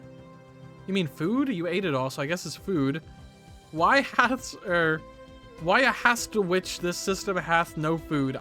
Bro, I don't know. I am not. Oh my, what even is this? Peripolis? The periplus of the fifth planet intersects with a double Kusar? I don't know anymore, bro. I'm just rolling this dice, okay? There's 3 options. We're gonna pick one of them. I'm done. I am done at this point. No idea what these gentlemen are saying. I don't know. Okay, the answer is I don't know. Sure. Haha, nay, alas, this was not the correct answer. The automaton made a tuttling noise, and Tufchucho was vaporized by an unknown weapon. Wow. All that reading for me to say I don't know, and then our knight to just get vaporized. Okay. In this moment of despair, the knight's faithful squire, Dutudar, I hate these names too, showed her worth, for she resolved to complete her master's quest. "O fearful machine," she cried, "thou hast slain the good knight Tufchucho, but thou shalt not best me. Blow it up," or what does Woodius Switch mean anyway? End ood. Wow, this is freaking on purpose. This is on purpose. It's not even typos. It's actually just messed up for no reason. Okay, well, let's go ahead and flip a coin. Heads is blow this station up. Hopefully we can just blow this station up and be done with it. Nope, tails. Okay, cool. What does it mean? I don't know. Ah, thou art truly wise, for I cannot answer the question, as it has been removed from my databanks. Forsooth, this task is mine. This task of mine is irregular indeed. Thou mayest pass if it doth pleaseth thee. Why? Just why? The automaton disappears in a cloud of smoke. Onwards then. That has got to be the least productive conversation I think I've ever had in Stellaris. Oh, goody. There's more reading to do, guys. Here we go. The Knight of Tufchucho, the Tale of Knight Tufchucho. Bro, okay. Anyway, and so Dutar the Squire has entered the Rogboxen system. There she came a planet recently visited by the toxic god, perhaps even as little as a century ago, judging by the telltale signs it left behind. As it entered orbit, a signal was picked up from the surface. "Greetings, I am Ghouls, sub-sentient AI and servant of the noble Sinopol." Okay. Why? Okay, whatever. "Whomst I believe thou'st knowest." How would you know that? How would you know that? Anyway, I might be getting a little annoyed. As my designated liege AI bade me, I have surveilled this planet and discovered much of the mighty swarms with which the toxic entity beset this planet. This information I shall now transmit to thee. A data transfer followed, and then another transmission. My purpose is now complete. I bid thee farewell. An energy pulse was detected on the planet's surface as the drone self-detonated. That is a little dramatic. As Dudavar returned home triumphant, she was deemed worthy of knighthood and elevated into the order. Furthermore, the order's research unit raised an enticing proposition. With just a few more data points and assuming regular movement of the toxic god's behalf, they might be able to triangulate the region of space in which to search for its current location. All right, we could use these swarms as a weapon. We can get some food production on Destiny. Absolutely not going to be necessary. I'm pretty sure we're turning it into we're currently turning it into an archaeology project. Yeah, we are. So, I mean, I guess we would remove the swarm, so that would be good, I guess. More for our knights to study, or the knights will remember the ghouls. Why would they remember this AI that answered one question and then blew up? It's not even like a very good question. Oh, okay, whatever. I'm just gonna, okay, spinner. Let's go ahead and spin. Oh, no, we need we need 3 numbers. Spin, spin, spin, spin, and we got a 3. The knights will remember the ghouls. Okay, so we got our first miss on the swarms going away on our planet, having an extra district. I don't even care at this point. I just want to find this toxic god. Where are you, toxic god? Please show yourself. It has been like 100 years, unironically.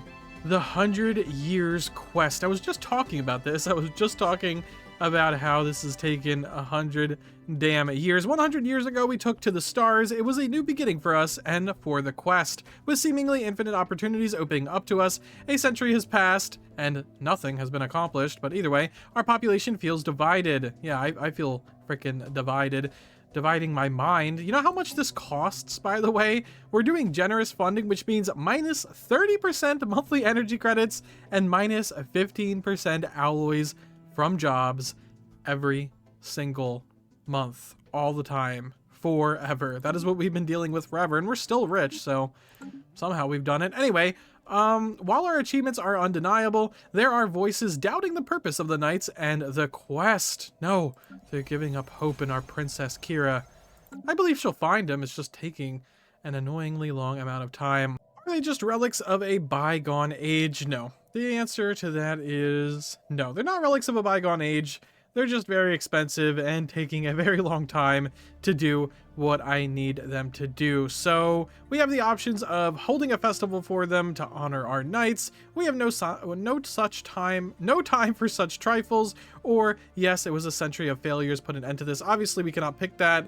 If we continue to go down the plan of flipping a coin at the end of this quest, if this is the end of the quest, that would be very, very disappointing. So we're not even going to allow that to be an option. This is not even an option in Azov's head. He never would consider this, so it's not really truly an option. We only have two options here.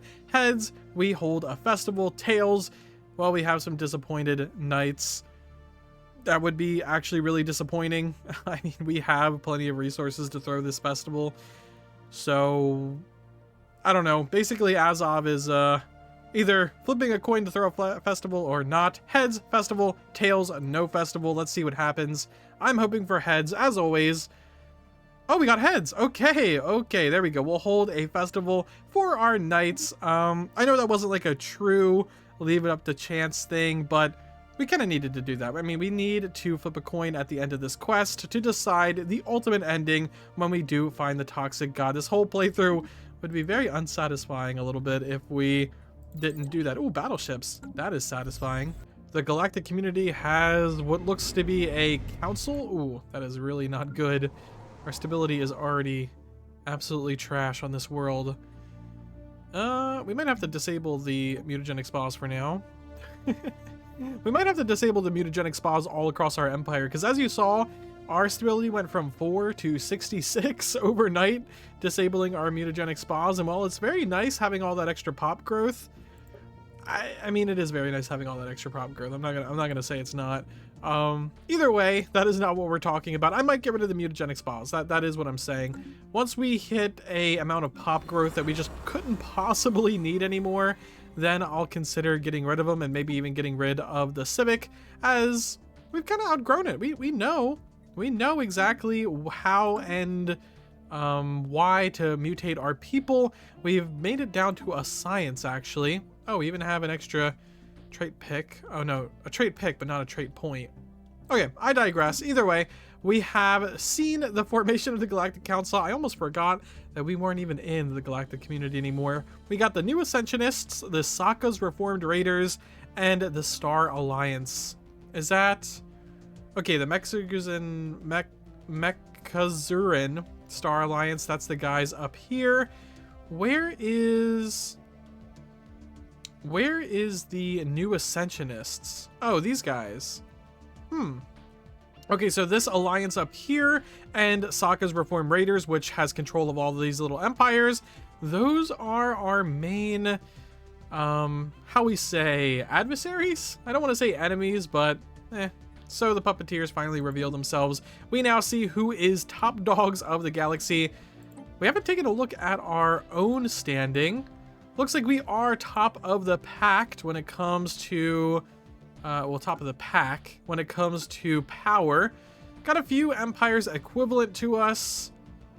A lot of empires, pathetic. Well, when it comes to fleet power, their economy is definitely not as robust as ours. I've really been putting in the work, micromanaging all of our worlds and pops, so I really hope our economy is doing great. We have a good little sector of the galaxy here. Then we have a few outer worlds that are also kind of good. I'm refusing to go all in on them, as, you know, we can't really afford to protect them from a crisis or anything. We want to sit back and protect our actual fortress station that I haven't built up in a while. Let's go ahead and do that and hope for the best when that does come, especially if we're not prepared. It is a 5 times crisis, so yeah. Either way, the galactic community, I wonder what would happen if we actually join them.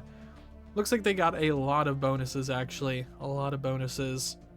But fate said no. The Tale of Night Bachofa, guidance of the Fae. Fae, I still have not seen an elf. And also Bachofa, really? What a name. What a actual name. Sometimes I regret not picking a more normal name set, especially for this like origin where I have to read their names a million times. But either way, Bachofa. Bachofa. Okay. The Order has a mission for thee, Knight Bachofa. The Lord Commander's voice was imperious. Sinopol's last databank has finally given up its secrets, and we have retrieved enough data for a speculative model of the toxic god's trajectory. Thy mission shall have 3 parts. First, thou art investigate these coordinates. Second, shalt thou test our prototype armor. Finally, sometime back, one of thy fellow knights disappeared at the very coordinates now provided by Sinopol. It is now your task to discover what transpired here. This is what I'm talking about with the reading. Like, this sentence begins here, ends here. It has 1, 2, 3 colons in it. 3 colons in one sentence. Anyway, whatever. It's hard to read. That's what I'm trying to get across. The Order's prototype neutronium armor was magnificent. A testament to the skill of its artisans, it was both sturdier and lighter than ever before. Its powerful shield generator was adorned with beautiful engravings, but these were mere trivialities compared to the greatest feature. The armor could now provide a direct connection to Sinopol, allowing the AI to provide guidance from anywhere in the galaxy. With this, Bachofa felt ready for anything. Wow, this AI has really become a very important part of the quest here. I remember when we rolled a coin, or sorry, flipped a coin, and like the coin flip said that we would kill it, but then, you know, the storyline didn't allow us to. I can see why. The travel was uneventful, but soon after landing on their target planet, they met a stranger cloaked in red. Who goes there? I'm sure if we let the game play for a little while, we will see who goes there. Nope, that's enigmatic observers. That's not who goes there. There it is. The Tale of Night Bachofa, plea for help. Have mercy, my lord. I am naught but a peaceful pilgrim in need of aid, persecuted for my belief in the toxic god, an entity most holy. I find myself haunted by a relentless foe. I beg of thee, protect me. Why is it not protect thee? And follow and allow me to continue my pilgrimage in peace. Be not hasty, stranger. I have questions for thee. Fear not, noble traveler. Thou art under my protection. My duties are not to thee, stranger. Thy battles are thine own. All right, well, I guess we'll go ahead and do the spinny thing for this. Okay, and we got 3 options here. 3 options in a numerical order. Let's see what we get. Number 3. You're on your own, buddy. My duties are not to thee, stranger. Thy battles are thine own. Sorry. Is that so? Then thou art less a fool than other knights I've known. I looked forward to watching thee fight against each other, but I suppose my prediction won't come to pass. Regardless, it doesn't change that thou shalt soon be dead. Wait, what? I looked forward to watching thee fight against each other, but I suppose my prediction won't come to pass. Traitor, on guard, fiend. Okay, the tale of... Oh my gosh, this is a lot of text. The Tale of Night Bachofa. the true visage. The stranger removed their cloak and drew two curving blades of arcing light. The red glow flooded the field as blades met, but only after a brief skirmish, the stranger's superiority became evident. They were obviously toying with Bachofa. Pathetic fool, didst thou really think thou had a chance? I can read thine attacks in thy mind before thy body has a chance to move. A series of brutal attacks followed, leaving the knight's shield generator depleted. In a gloating tone, the trickster continued, "The shroud is a pathway to many abilities, something that the decrepit shroud walkers who trained me never understood. They barely scraped the surface, too afraid to dive deep into their rightful powers." Knight Bachofa lunged forwards, but the stranger batted away the attack with disdainful ease. "To think that they would banish me! Me!" Okay, buddy. At that moment, Sinapol's voice echoed in the knight's armor. "Brave knight, thine opponent might be able to read thy mind, but not my circuits. Surrender thine armor to me, let me fight for thee." Bachofa relaxed as Sinapol took over. Alright, I guess we're surrendering even the armor to the AI now. Can't escape this stupid AI. The fight was over in moments. Sinapol struck a low, merciless blow under the stranger's parry. Gasping in surprise, the stranger fell to the ground. Triumphantly, Bachofa picked up his foe's luminous blades. As he did so, the body of the trickster abruptly dispersed in a plume of vivid mist. "We shall meeteth again, no doubt." Okay, we got a modifier added. Commander capacity +1, commander starting skills +1, army damage +25. Finally, we're getting something out of the R&D department of our knightly order. I was gonna say, like, how is our army damage or like army health not going up now that we've invented all this crazy armor apparently? But no, we got some army damage, we got some commander capacity, so we got another commander. We got these guys. I think I just realized I just said no to him. I probably should have flipped a coin for that, but oops, too late now. Okay, so what happens next? I'm sure if I press the play button here a little bit, the next thing will pop up. They normally pop up in threes. Azov, our dear leader, is not getting any younger. He still has 40 years to go and a backup clone to boot, but it is not that much time in the grand scheme of things. We need to start conquering our neighbors. Our block, while not insignificant, is not the top dog of the galaxy, at least when it comes to size. I think Sokka's Raiders or these guys are just about as big when it comes to systems wise, and probably definitely planet wise, because we don't have many planets colonized outside of our core sector, and we kind of want to keep it that way. It already takes up all my time micromanaging all of these planets and habitats in my core sector, moving people back and forth because they're just growing at an insane speed. I mean, let's check on the speed of this people. Oh no, growth speed, yes, +5 a month. It is getting, yeah, 280% pop of growth speed from pop jobs. It is insane. I mean, guys, if you want to never have to worry about population, which is a very, very nice thing to not have to worry about in this game, just use the Mutagenic Spas. I have never thought the Mutagenic Spas were this powerful, but they're a freaking powerhouse, genuinely. So, anyway, what we have to do next is go to war. We got to expand these borders. We got to expand them here. If we could grab this and then immediately go to war with these guys here, that would be absolutely beautiful. I mean, absolutely brilliant. I think we could even go to war with both of them at once if we so chose to. We're having our fleets upgraded at the moment, so let's flip a coin. Let's flip a coin to see if we can go to war with the Star Imperium and the Covenant. We'll first flip for the Star Imperium. So heads is war, tails is no war with the Star Imperium. Ooh, no war with the Star Imperium. Okay, well, what about their neighbors? Heads, war with the neighbors. Tails, no war. Ooh, okay, we got 10-year cooldown on both of those. It's going to be the year 2325 before we actually can go to war with those guys. Unlucky as hell, really. So the only other option really is to go and chip away at the at the Federation over here. We do have a wormhole that connects us and them right there. We have a highway being built to it, actually. Let's go ahead and, yeah, make sure the highway actually goes all the way to that. Yeah, I mean, yeah, there's not really much else to say.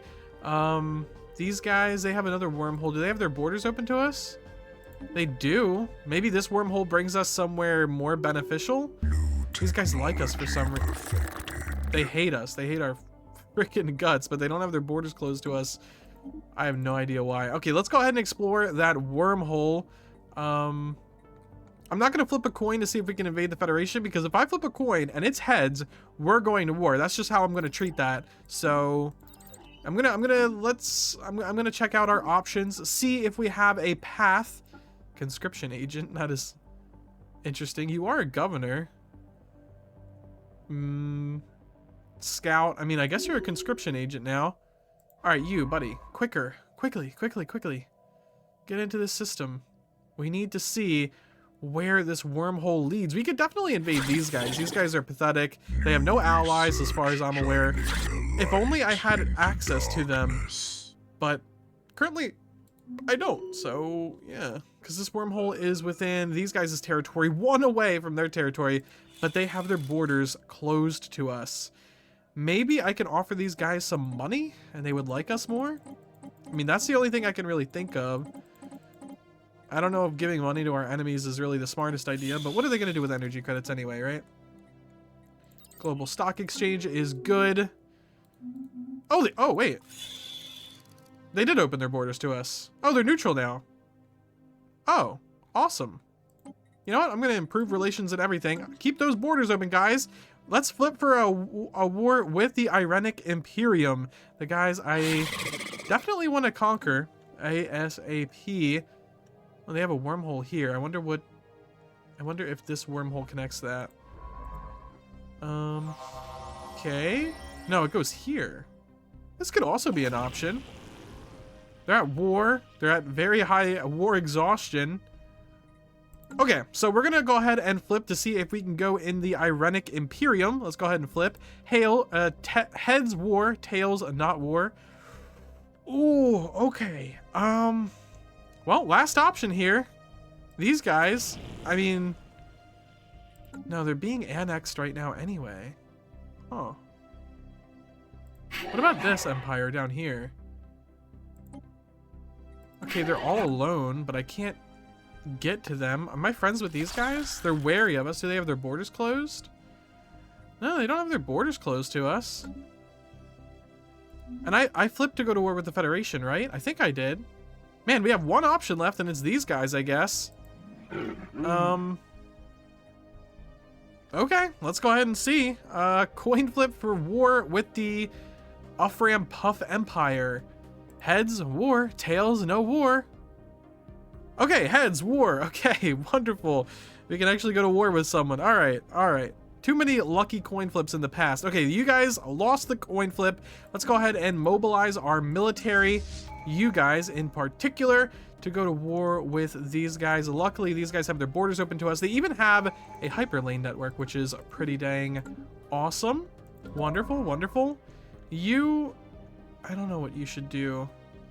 Is there any other wormholes that you can explore? See if we can try to find another path to our enemies. Oh, wait. There's a wormhole right here in our own allied territory. I didn't even see that.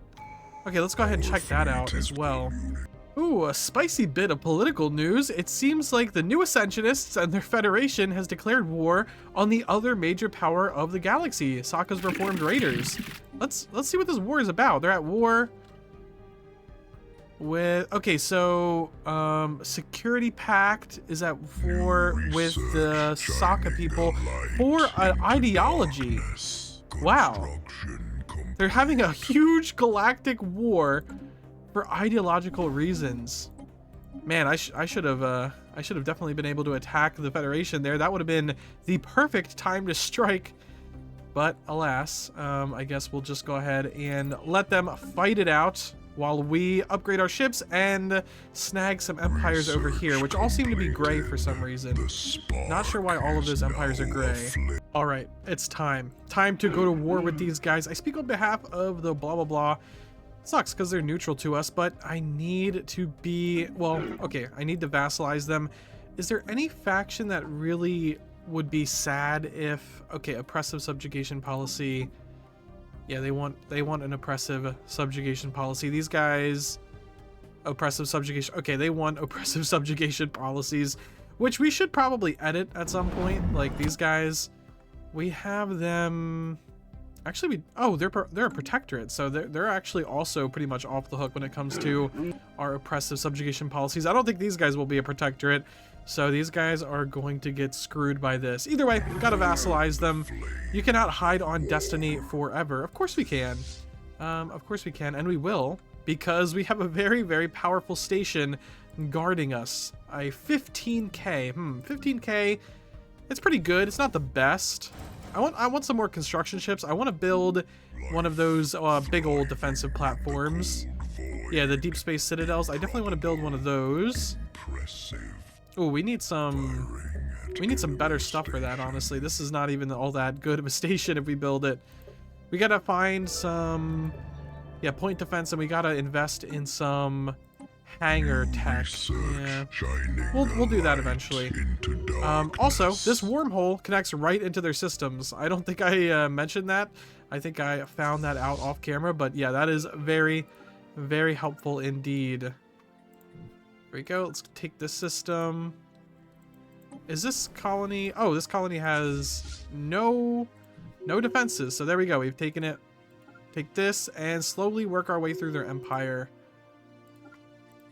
The Tale of Knight Hatos Vus, the Witch of the Woods. Okay, guys, we are almost through the Toxic God quest line. Just a few more knights and these and thous and all of that stuff. Can you bear with me?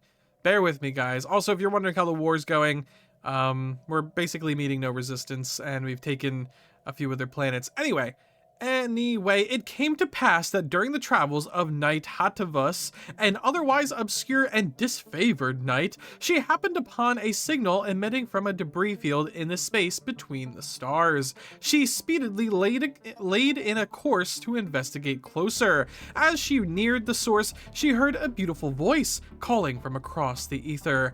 "Oh, brave knight, I have waited for thee for a millennia, hoping that thou wouldst come to my celestial forest. Now that thou art here, I hope that thou wilt spare me the time for a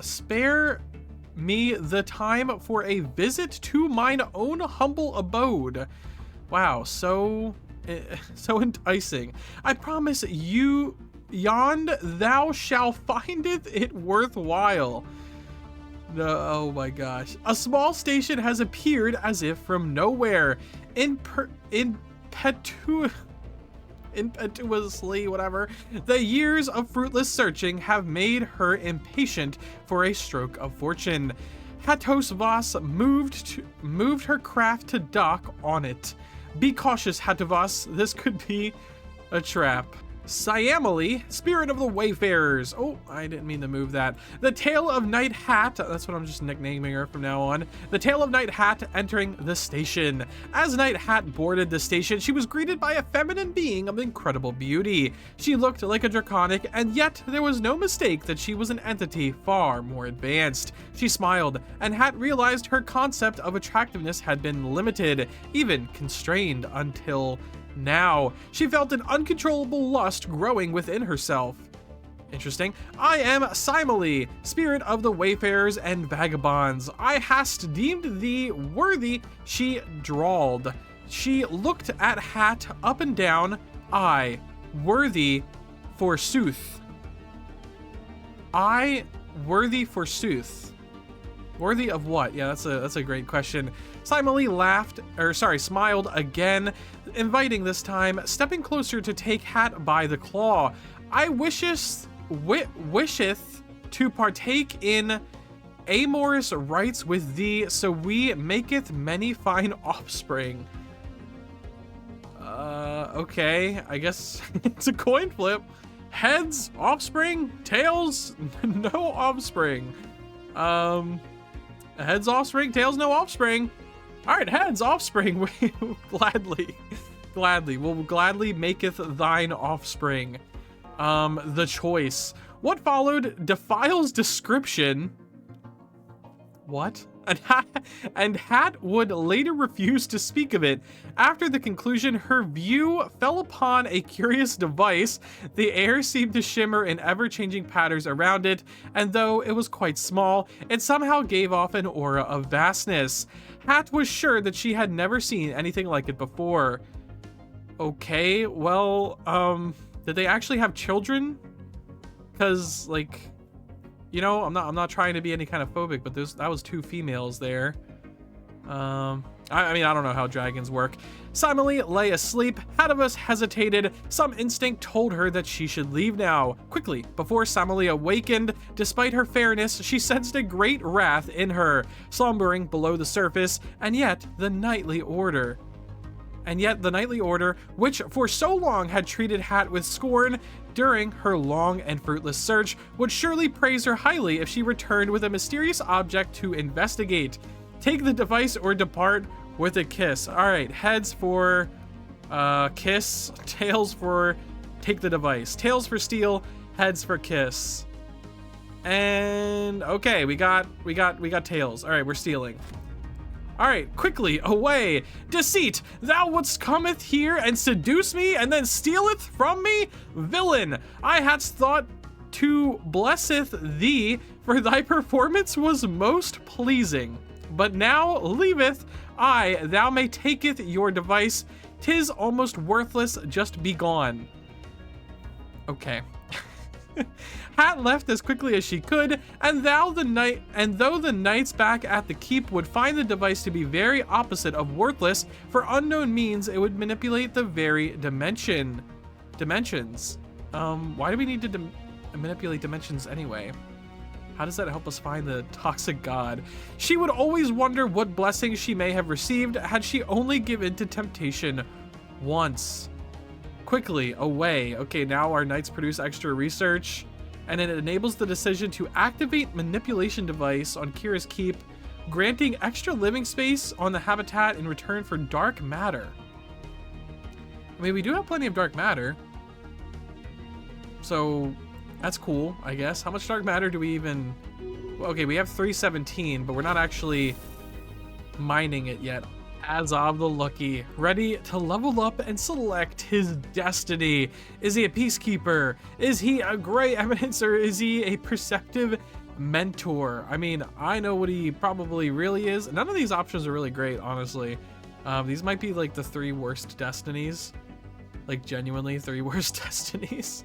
Perceptive mentor might be the best here, and that's saying something, because I don't need my happiness to go down anymore. Trust me, my happiness across my empire is not great with these mutagenic spas, and yeah, we don't really need more governing ethics attraction. Like, we're doing fine when it comes to that.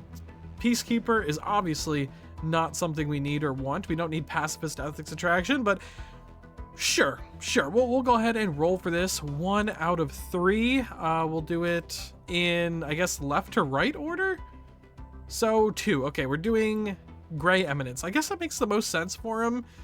We really don't need another happiness debuff, but empire size minus 10 is not minus 10% is actually good. You know, I can't really complain too much about that. We are approaching the capital of this empire.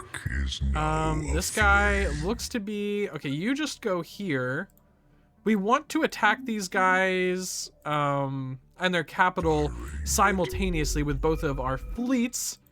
That would be very, very beneficial, because we do want to take out the mercenaries in there, because, you know, they can just always hire those mercenaries. So I don't want them to do that.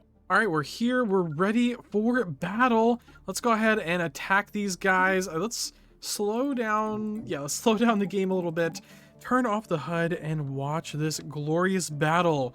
Okay, these guys are using those kind of ships, the space fauna, which kind of worked out for me last run. Honestly, they can be really, really strong. Okay, are we engaged? Okay, we are engaged with the enemy. They're starting to shoot at us. We are approaching them. I think that's our armies. All right, we're both really quick, because this is at slowest speed, and we're already right on top of each other. Was that one of our battleships destroyed? Okay, I guess these guys are dead. Wow, are we losing? Looks like we're actually losing. Okay, we won, but man, that looks grim. I see a lot of dead them. I see a lot of dead us. Yeah, wow. Okay, let's see. Mercenary Enclave destroyed. Yeah, we destroyed the Mercenary Enclave. We got some cool stuff out of it. How much ships did we lose? Oh, we only lost... we only lost 1 battleship and 3 cruisers. We are very, very injured, though. Wow, I thought we would have lost more. These guys are attacking the station. We kind of need to get to a station to heal right away. If we jump in here, they should retreat. Yep, they retreated. Wonderful. How's this? 1700. Wow. I mean, we could probably brute force our way through it, but it's gonna be brutal. New research. Yeah, we need to heal up, and then I think we're good. That's probably the most resistance we will meet. So, hard part's over. And there it is. They are flying our banners. Absolutely beautiful. These guys want to sell us something? I don't want to buy an official. No, thank you. Let's go ahead and research that. And yes, here we are. I'm going to be honest. It looks kind of weird having our flag be just this weird long empire over here. We just have a long empire. But that's the way the coin flipped. Are we at? Oh yes, we're at 26, 32, or sorry, 23, 26, which means we can re-roll all of those coin flips to see who we're going to war with next. I want to upgrade all of our fleets first and foremost, so let's go ahead and do that because they will be faster and just better overall. So mainly they'll be faster, which is very, very nice to have. Having fast ships is very... just quality of life better for war, because yeah, just waiting for your ships to go around and having ships like outspeed you, I hate that. But nope, we fixed that. Borders closed with somebody, doesn't really matter. We have a wormhole we can go through to get home. We're even building a highway through it, through our neighbor's territory. Not sure if it's... oh wait, are they building... oh, they're already building a... oh wait, did they stop? Did they stop because they saw we were doing it? Dang. Alright, either way, we have a highway ready to go to that wormhole. We have highways all across our empire now. And now we just need to win a few coin flips, go to war with these guys, and settle our half of the galaxy. We could also go to war with these guys. We could go to war with anybody now, pretty much. Yeah, anybody. A legend has returned. Why is it not hath returned? Come on, guys. You're slacking. Looks like we're almost done with our toxic quest. 1,000 progress out of 1,000, apparently. I mean, if I'm looking at this right. Hopefully this ends soon and we get plus 15 alloys and 30 energy credits a month. Not that we're hurting on any of that stuff, but yeah, either way, let's see if our quest actually is done. Deceived and betrayed, Favo met her fate at the hands of a dark wizard. Engulfed in purple smoke, she disappeared, never to be seen again. On yon day we lost a most gentle knight, one of the founders of the order. Here endeth the history of Knight Favo. Centuries ago, chronicles wrote about the death of Knight Favo, who helped create the order and witnessed the toxic god's visit to our world. Today, however, an addendum to the chronicles will have to be written, for Favo has returned. Oh, Favo has returned. Does he know where the toxic god is? He must, considering we're 1,000 out of 1,000 over there. Freshly returned from interdimensional travel. Oh, okay. She has been discreetly taken by the order, who will verify her identity and tell her what has happened while she was away. Okay, so we can either handle this quietly or tell everyone and have a living legend. Oh man, I really want the living legend modifier. Happiness plus 20%. That would be so helpful. You have no idea. All right, heads for happiness, tails for quiet. Let's go ahead and roll or flip this coin. Heads for happiness. There we go. Okay, yes, that is what we need. We must tell everyone, celebrate. I do think that's going to bring up the stability on like all of our worlds. Oh man, even with the happiness, there's still only, wow, they're only 13% happiness. Damn, this planet is really, really unhappy. Minus 93% happiness from pop jobs. What is the growth on this planet, though? What is the growth benefit of all of that unhappiness? Plus 356% pop growth speed. Holy hell. Holy hell. Oh my gosh, this empire is insane, bro. 3,000 jobs left on this planet. Actually, we need to move people here. Yeah, Lucky Spin Habitat has so many people that we don't need, but they're all Haldeshi, actually. That's not good. We don't need Haldeshi because yeah, they're not really good at research. No offense to the Haldeshi. Okay, we're gonna need people from somewhere else. Small find? This is pretty much all Haldeshi too. Okay, you go over here. We'll recruit the Draconic Specialist. Why do we have so many non-Draconic people everywhere? We really need some Draconics. They're the Erudite race. Construction complete. Found Fortune? I mean, no, this is also a research world. What is Chance looking like? Okay, we got a lot of Draconic workers. Those could definitely be, you know, those could definitely be our slaves on that. Let's go to Lucky Spin and fill this with, yeah, the Relicash. Okay, that's better. Visiting a legend. Greetings. I am Squire Kapu. Knight Fava would like to meet thee. She stands ready to face your questions and tell us what hath happened. Anything to know beforehand? She had been brought up to speed with our technological progress and seemeth to be acclimating quite well, but her mindset is very different. Our core values are similar, but she sometimes have stout opinions about the way our society has evolved. Best avoid these topics for now. Okay, well, she has some different political opinions. That's fine. We shall see her. Finally, at last, you deign to visit me. So thou art what passes for a king these days. All right, we're getting off to a bad foot. I possess important knowledge about the toxic god, meant strictly for the king. I expect thou hath many questions. Ask them. I mean, how are you settling in? I guess I'm not like rolling or flipping for anything here because, well, like I don't really think. Yeah, these are just questions. We have to click on them all anyway. So much hath changed. I bethought I was returning home, only to realize yond home doesn't existeth anymore. Everyone I kneweth is long dead, and only the chronicles can enlighten me as to what hath occurred. I recognize not this world, but at least the order is still there. The quest goeth on, and mine own duty is clear. I mean, yeah, Destiny is looking quite different these days, as you can see here. You can't even see the surface anymore. I don't even think there is a surface, and we have a lot of people there. Some of them are strange people. Oh wait, no, on Destiny there's actually no aliens. Anyway, yes, art thou tales truthful? The chronicles art truthful. There art minor variations, but for the most part these gents only maketh our mission reports more readable. I didst slayeth 100 fiends and braved many dangers for the heart of a maid.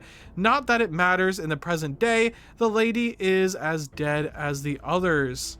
Okay, what happened during thine exile? I'm not sure. Thy people toldeth me I had traveled to another dimension. To me, it was like a years-long dream with no awakening. Nothing made sense, neither what I perceived nor my own feelings. All that saw me through the ordeal was my memories, recollections of people I have known, those I loved, and those I did not, the wizard who sent me there, as well as mine own wrath, and most especially, the one who holds the key to my heart. It was a chaos, but in the end, I gleaned some precious insight into the process too. Thou sayest that thou couldst help findeth the toxic god. Come on, this is that. Why does "ith" have to be at the end of every single word? During mine own exile, I did see things, like looking through a fractured mirror. The same scene did repeat again and again, with tiny variations. Much of what I saw was nonsensical, but some were about the people I knew. One wast the mage that cast me out. That wast on a lone rock, surrounded by stars. There he did use his craft, sealeth something toxic. Sealeth? To sealeth something toxic? Okay. Perhaps the god itself. I did not talk with the Lord Commander, and thou seemeth to have enough clues to find this place.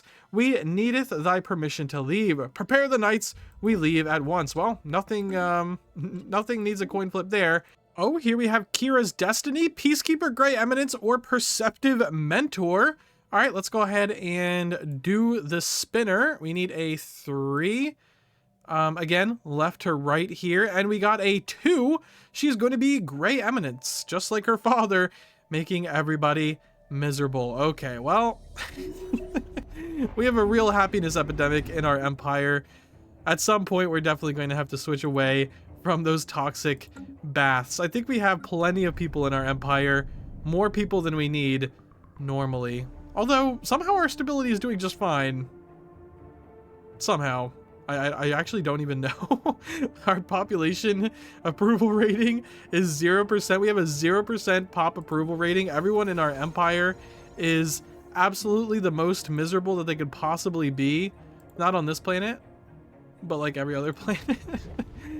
No, apparently people are happy here. Do we not have a... Oh, it's because, yeah, we don't have too many city districts. Anyway, let's do this thing. The quest for the toxic god, the seal. Maybe the last event in this entire event tree. I don't actually remember. So the data point recovered with Cinepol's help has allowed us to chart the path followed by the toxic god and to pinpoint the system where it might have gone next. However, upon entering the space, Knight Favo reacted immediately. He's here. I can senseth his presence. We followed her directions to a forlorn moon. Upon landing, our knights were immediately confronted by none other than the trickster, previously encountered by Bachofa and Favo in the days of old.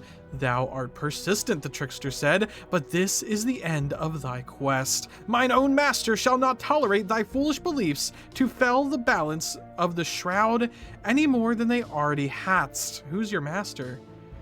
There is no toxic god, and soon the knights, the toxic knights will be no more. I've never heard them being called the toxic knights, but anyway, as the trickster fell silent, we registered multiple signatures entering the system.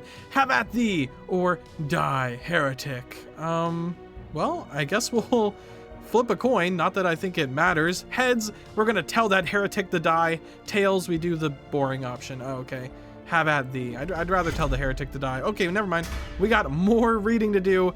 Definitely not the end. Well, it says the last trick, so maybe this is the end.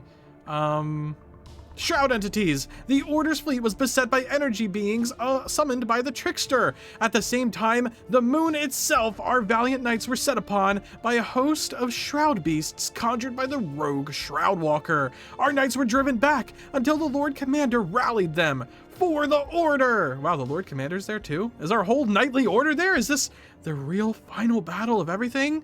Probably. The shout echoing across the field of battle. The knights reformed the ranks around their commander and dove in once more into the fray. At the heart of the melee, Knight Favo laughed, reveling in the purity of combat. At least one thing remained unchanged while she had gone.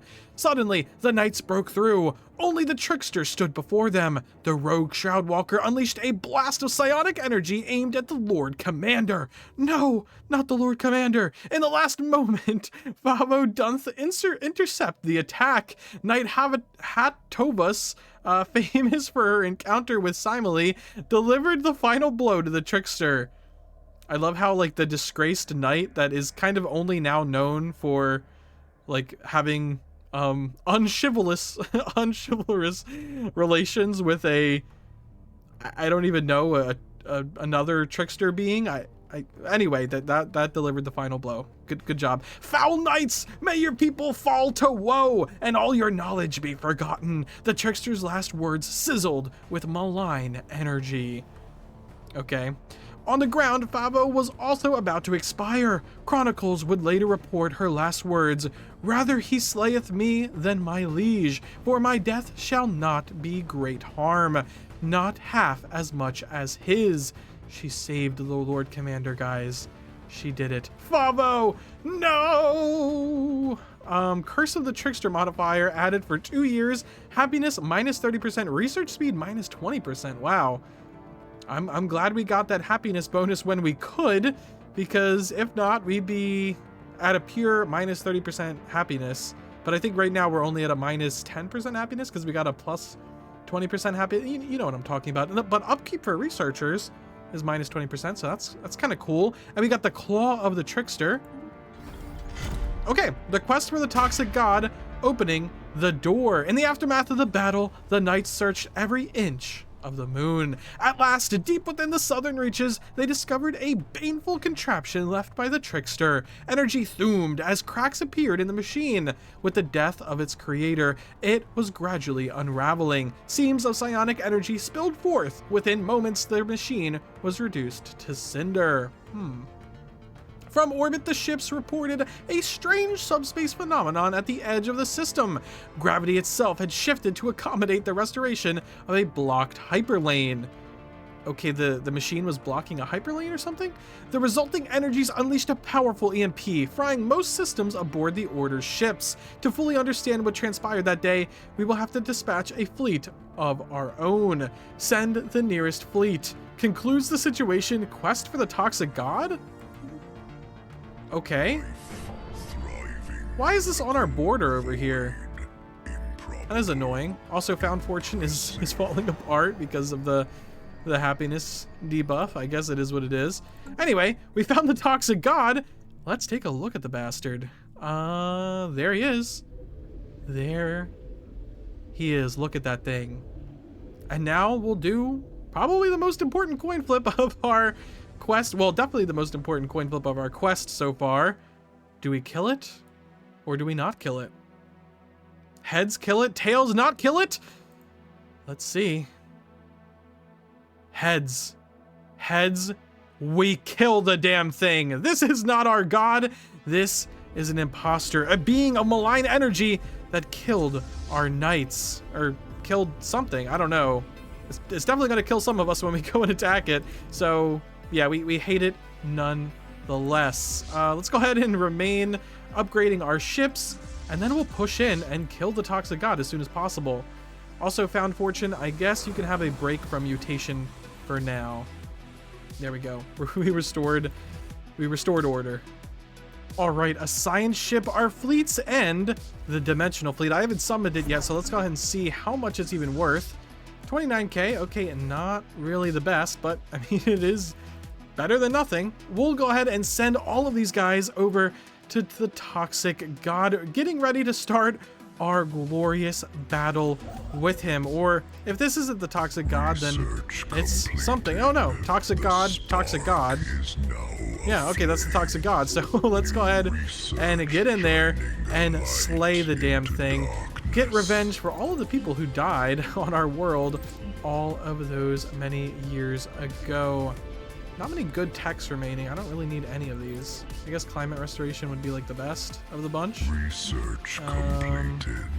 Connected batteries is good. That's pretty good. Collaborator, that's good. All right, is everyone in position? Everyone is in position. Ready to rumble. First, let's send in our scientist, cloaked, of course, to scout out the system. We even got our armies here. I don't think that's completely necessary. Where's the Dimensional Fleet? Okay, they're on their way. Let's see. What is our scientist going to find in here?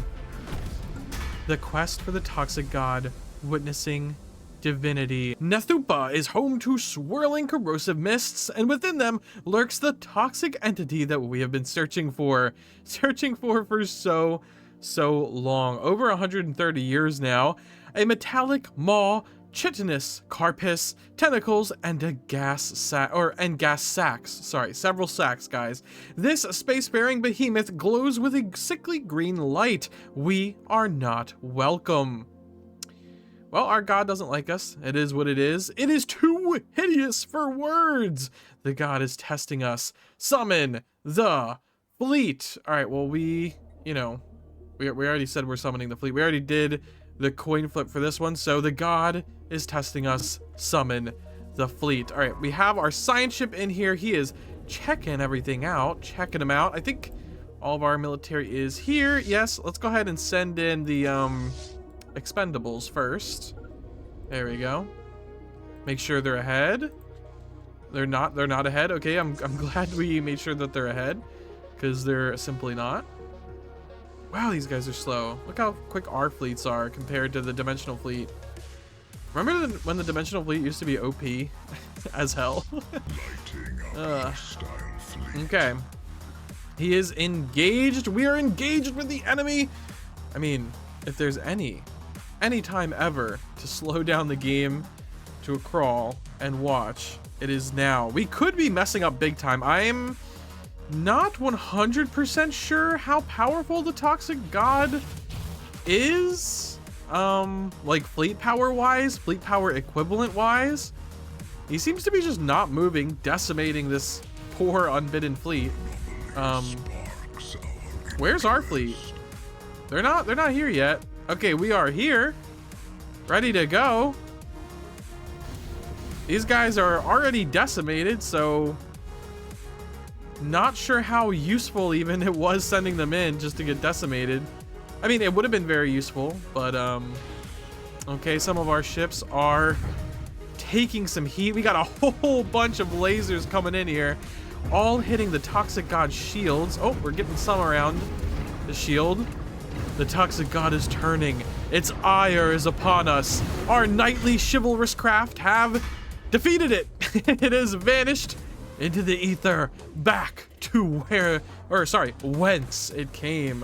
All right, let's see what it says. The quest for the Toxic God, trial overcome. The Toxic God is defeated and lays at our mercy. Analysis revealed that while the chemical composition of its secretions is close to what can be found on our homeworld, it is not exactly the same. Wait, this wasn't the creature? I thought we got eyes on it and said it was. All right, is this the offspring of the true god? I'd hate to fight that guy. How badly damaged are our fleets? We only lost a few. Actually, we only lost one battleship and one destroyer. That's actually it. This is the dimensional fleet. We don't care about that. Wow. Huh. Okay. Could there be others, or was this merely a beast of the void? Whatever the truth, our scientists speculate it could be nursed back to health. We could have this thing at our beck and call. Oh, Toxic God, smite our enemies. This is no god, slayeth it. Slayeth it. Okay, well, this is another big coin flip. Is everybody ready? Yeah, everybody's ready. All right, let's go ahead and get this thing done. Heads, oh, Toxic God, smite our enemies. Or tails, nah, this ain't the real guy. All right, and, oh, tails. Okay, we're slayeth in it. Slayeth it, knights. The trickster was right after all. This is no god. The quest continues. Oh, the quest continues. Okay, cool. The toxic entity slain. The entity in the system was not a god. After all, if it was, how could we have slain it? That's a good point. That's a good point. Checkmate. Checkmate, doubters. As the body or I guess believers, not doubters. Checkmate, believers. As the body convulsed one last time, its venom sac burst open, rapidly distributing corrosive metal across the system. Through rapid evasive maneuvers, our fleets managed to reach a safe distance, but the entity itself was not so lucky. Struck down at last by its own poison, its flesh decomposed rapidly, leaving naught but its maw behind. The Knightly Order has taken it into custody as a trophy to be brought out only on special occasions. I mean, that makes sense. We're like the Vatican now, hoarding a whole bunch of treasures in our holy keep. That's kind of cool. As the ultimate demonstration of the grandeur of the Order's achievements. Not so divine, now is it? Okay. Maw of the entity, it's a relic.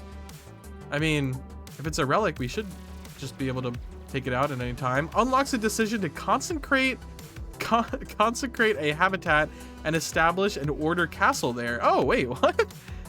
That's awesome. Wait. Yeah, let's do that. What habitat should we have as a new place? I mean, Lucky Star's habitat, I guess we could, you know, sacrifice some industry or something to build a, oh wait, no, it's a decision, right? Or should we build a new habitat for this? Consecrate habitat. Add an order castle. Specialize this habitat with an orders hall and orders castle.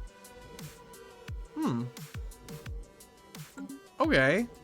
Let's do the lucky spin habitat because it's not actually as important to our empire. This one is a little bit more important than this one. Yeah, go ahead and consecrate this habitat. Probably do that before the habitat district. Okay. I don't know where they're going to build an order castle, but cool. And we didn't even lose many ships. We have our science ship surveying it. You, well, I guess you're busy. You get in there to make sure that we claim this system. It would be very embarrassing to lose this system to our enemies. And speaking of enemies, we should probably roll, flip a coin again to see if we can smite thou enemies. So the Star Imperium, that is probably the best. Well, this Malevolent Covenant, no, they're still, oh wow, they're at war again. They restarted their war right away, huh? Or is it a different war? I don't really know, and I don't really care to get involved. So we're gonna go ahead and go after these guys. They don't look too strong. They are a defensive isolationist empire, so maybe they have some strong star fortresses, but other than that, I don't see them resisting us too much. So let's roll a coin. The Star Imperium. Heads, war. Tails, no war. Same as always. And heads, it is war. Let's heal up our ships and get in there. I don't even think, well, we should probably upgrade our ships as well. Heal up our ships, upgrade them, and then get in there. Today is a bittersweet day for our kingdom. We are getting rid of the Mutagenic Spas experiment, an experiment that has brought us both prosperity, but also pain. As you can see, many of our worlds are suffering from unemployment, too many people in our empire, and not enough expansion. And to fight that, we're not going to be expanding. We are going to be ascending. We are going to improve our core planets to the maximum amount of efficiency that they can possibly have, refusing to expand our empire into a vulnerable, wide state. No, we will ascend our planets that we already have under the divine rule of our Dragon King, King Azov the Lucky. He is lucky. We're all lucky to have him, and we're also going to be lucky to be rid of the things that are making our people very, very unhappy. Let's just take a look. Let's just take a look at like a planet like this, or what is our biggest planet that has a whole lot of districts? Okay, oh, this planet would be great, but we don't actually have the Mutagenic Spas enabled because it reduces the stability so much. But as you can see on many of our worlds, we just have so many pops, and they are built up to the max. I have micromanaged all of these planets to the maximum amount. Oh, this is probably a good experiment. We have a 24 size world. We're only missing 2 districts. Let's see. Our people are obviously minus 100% happiness. I don't even have to look at that. And they're at plus 372% pop growth. Wow. I'm not going to say this experiment was a failure because it absolutely isn't. But yeah, as you can see, minus 105% happiness from pop jobs. And they also have a stratified economy, so you know the workers are just living in hell. All right, let's go ahead and change this government. We have put our people through enough, honestly. All right, let's go ahead and ascend our planets. Boom. Let's reorganize this council. So we need a head of research, obviously. We need a minister of defense. That is always non-negotiable. We need, do we need a Minister of State? No. We need a Minister of Ascension now. We need a Minister of Ascension. And of course, we need our Lord Chancellor spot. Our Lord Chancellor spot for, of course, Kira, our Dragon Princess. And then we have one final slot we can even do. I mean, worker pop output? Do we need it? No. Would it hurt? Also, no, I don't think. I know that there's some good officials in our empire. Oh, wait, no, we have a spot for both officials. Okay, wonderful. Yeah, we'll go ahead and put in that so you can be in charge Our scientist, you are our best scientist for sure. And then this person, yes, a politician skirmisher, you are now in charge as well. A recruiter. We have plenty of armies in our empire. And speaking of armies, yeah, we're there. All right, let's go ahead and declare war on these bozos and wipe them out. I'll let you guys know. Oh, all of our stuff switched over. I'll let you know if, wait, why can we only make them our tributary? Why can't we vassalize them? I mean, I'll make them our tributary, I guess. Sure. I mean, they're isolationists. They probably would rather be our tributary anyway.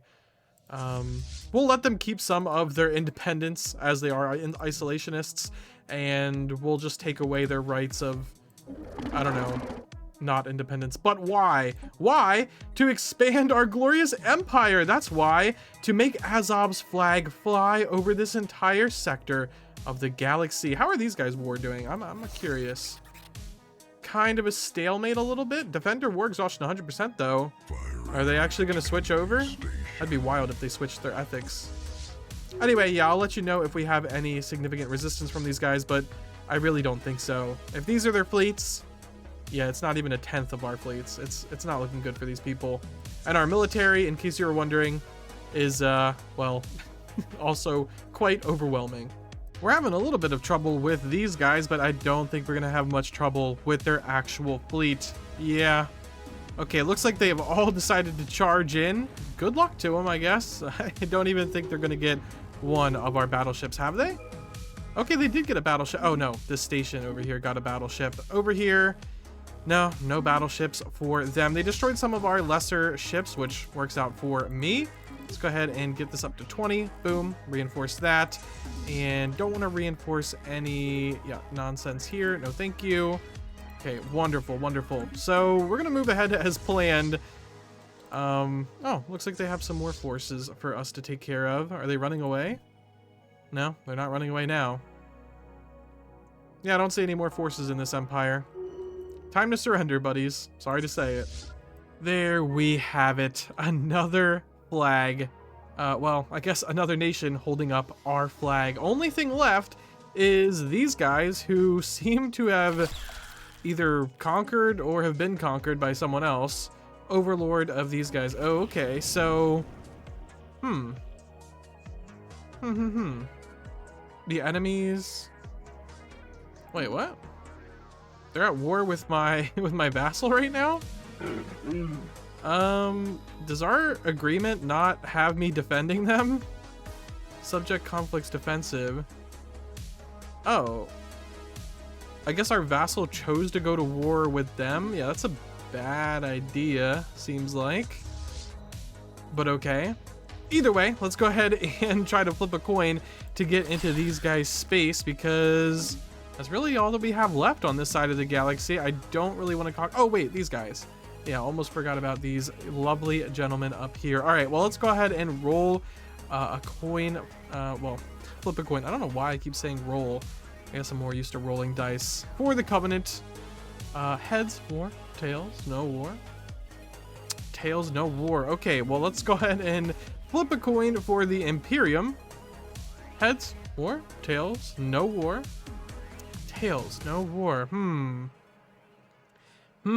Fate says no.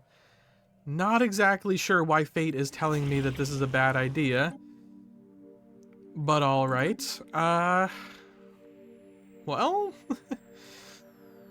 I guess we could always go to war with the Federation. Or with one of these guys. Should we chip away at the Federation? We could do that. I don't think they would be able to do anything about it.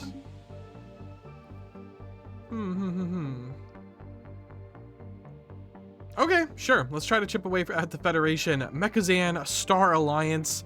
Can we go to war? Magic Conch? Can we go to war? Yes. Okay, well, I guess we're chipping away at the Federation. I don't know why fate is telling me to do that, but it is our destiny. And Azov the Lucky, well, he has never been one to question destiny. Let's go ahead and upgrade our ships and get them ready for their next battle. The first shot has been fired. Heard around the world. One of our leaders has finally died, and a backup clone has taken his place. Oh, he's a Cthulhuid victim. Maybe, okay, minus 20% leader lifespan, that makes sense. That is actually putting it all together. Oh, his age is 3. His, oh, wait. Wait, his age is 3? Wait, the clone actually takes over for life? I didn't know that, honestly. I did not know that. So, wow, our boy Azov actually has like 200 more years in him? That actually kind of derails my plans for this for this playthrough.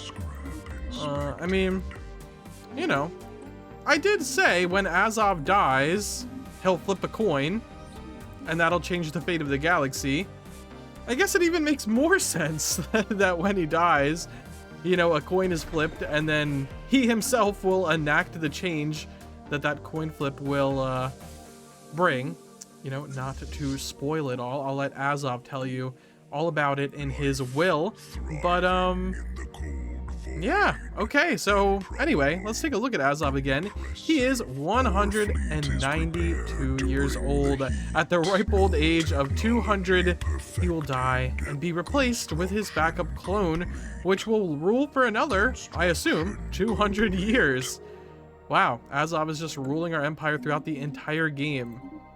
I mean, sort of Azov. It depends on what your views of cloning allow, whether that's actually Azov or not. Also, we're definitely going to go down the Colossus project, you know, just for our own safety, for my own safety, right? Let's go ahead and do that. Never did the Sentinels, huh? I have a lot of research projects. We should probably just research, because why not? Yep, they're fascinating creatures. I don't think that actually does anything for me, but peace officer. Oh, wait. Oh, I said peace officer instead of peace offer. What the hell's going on here? They made a vassal, I guess? The coalition? Where's the capital of this coalition? Oh, in here? Inside of the Fallen Empire? I am confused. I'm confused. Monthly food is good, I guess. Huh. Well, either way, it looks like the Federation won the war. Bad timing for us because we're about to go to war with them. I almost forgot about it. Let's go ahead and get all of our ships to the wormhole, ready to start. You also should be going through the wormhole because, yeah, planet smelter. We can do a planet smelter. That seems good.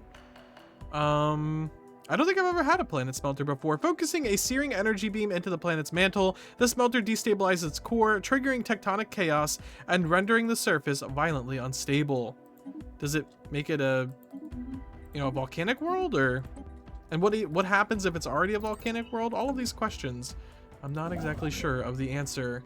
Okie dokie, time to chip away at this unholy alliance, vassalizing them, putting someone in a missing something. I don't really know. Either way, let's go ahead and crush these guys real quick. And when I say real quick, I probably mean real quick. These guys don't really have the kind of power we have, and if they do, I haven't seen it. So yes, our fleet, our military, yeah, our units are on their way. They're a little bit far away, but our actual navy is in there already. Crushing these guys, I'm sure, is not going to take too long. Are they? Okay, they have some units. We should probably produce more units after this war, mass produce units. We're kind of always mass producing units, but like even more this time. Let's see here. Are we still producing units on this world? Yeah, we are. We're always constantly producing units. Wonderful. Maybe I'll get my core worlds to poop out some units for a bit.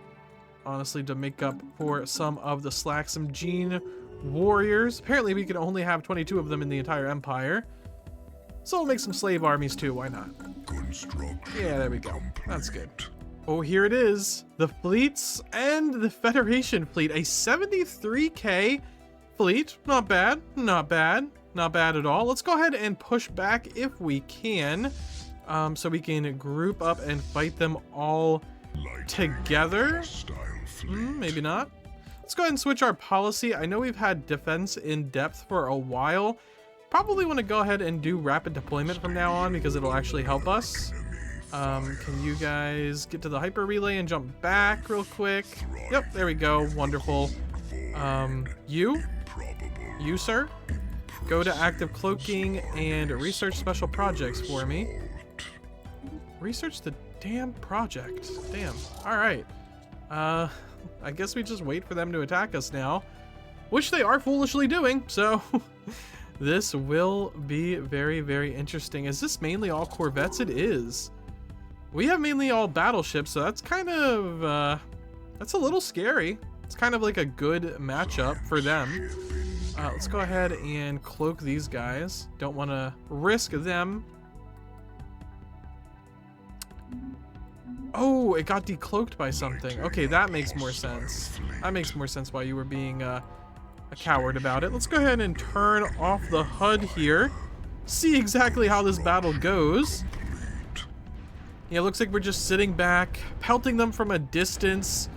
Some of our ships are moving in, you know, the old ones. Okay. I see a lot of dead ships back here.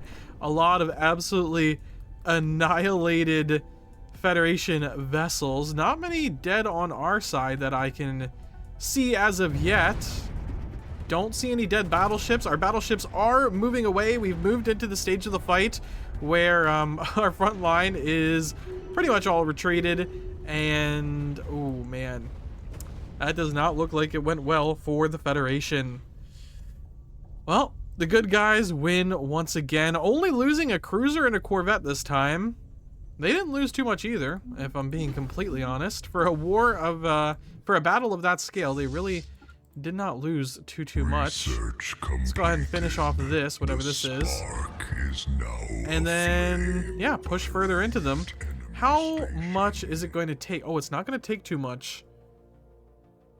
Okay, they're already at 100% war exhaustion, so it's not going to take too much occupation at this point to get them to surrender. Music to my ears.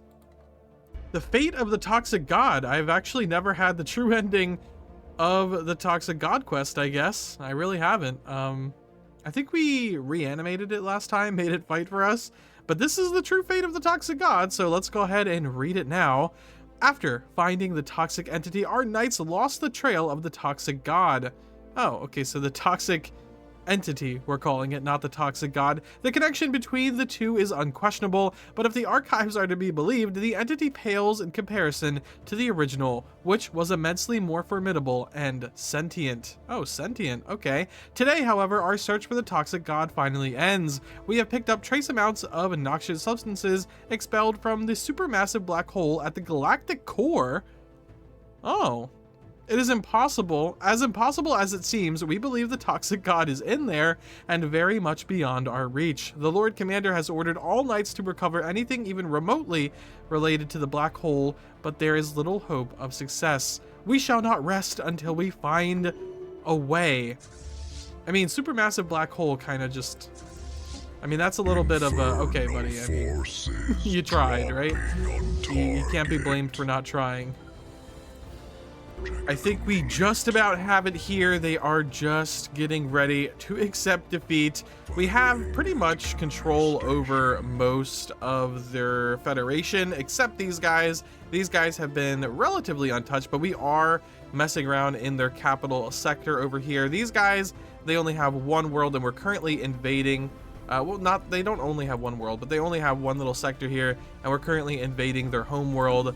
I do think they're about to give in. Yep, they're giving in right now as we speak, ready to give in to Azov's imperialism, flying our colors, breaking up the Federation, and getting one step closer to actually fulfilling our goals.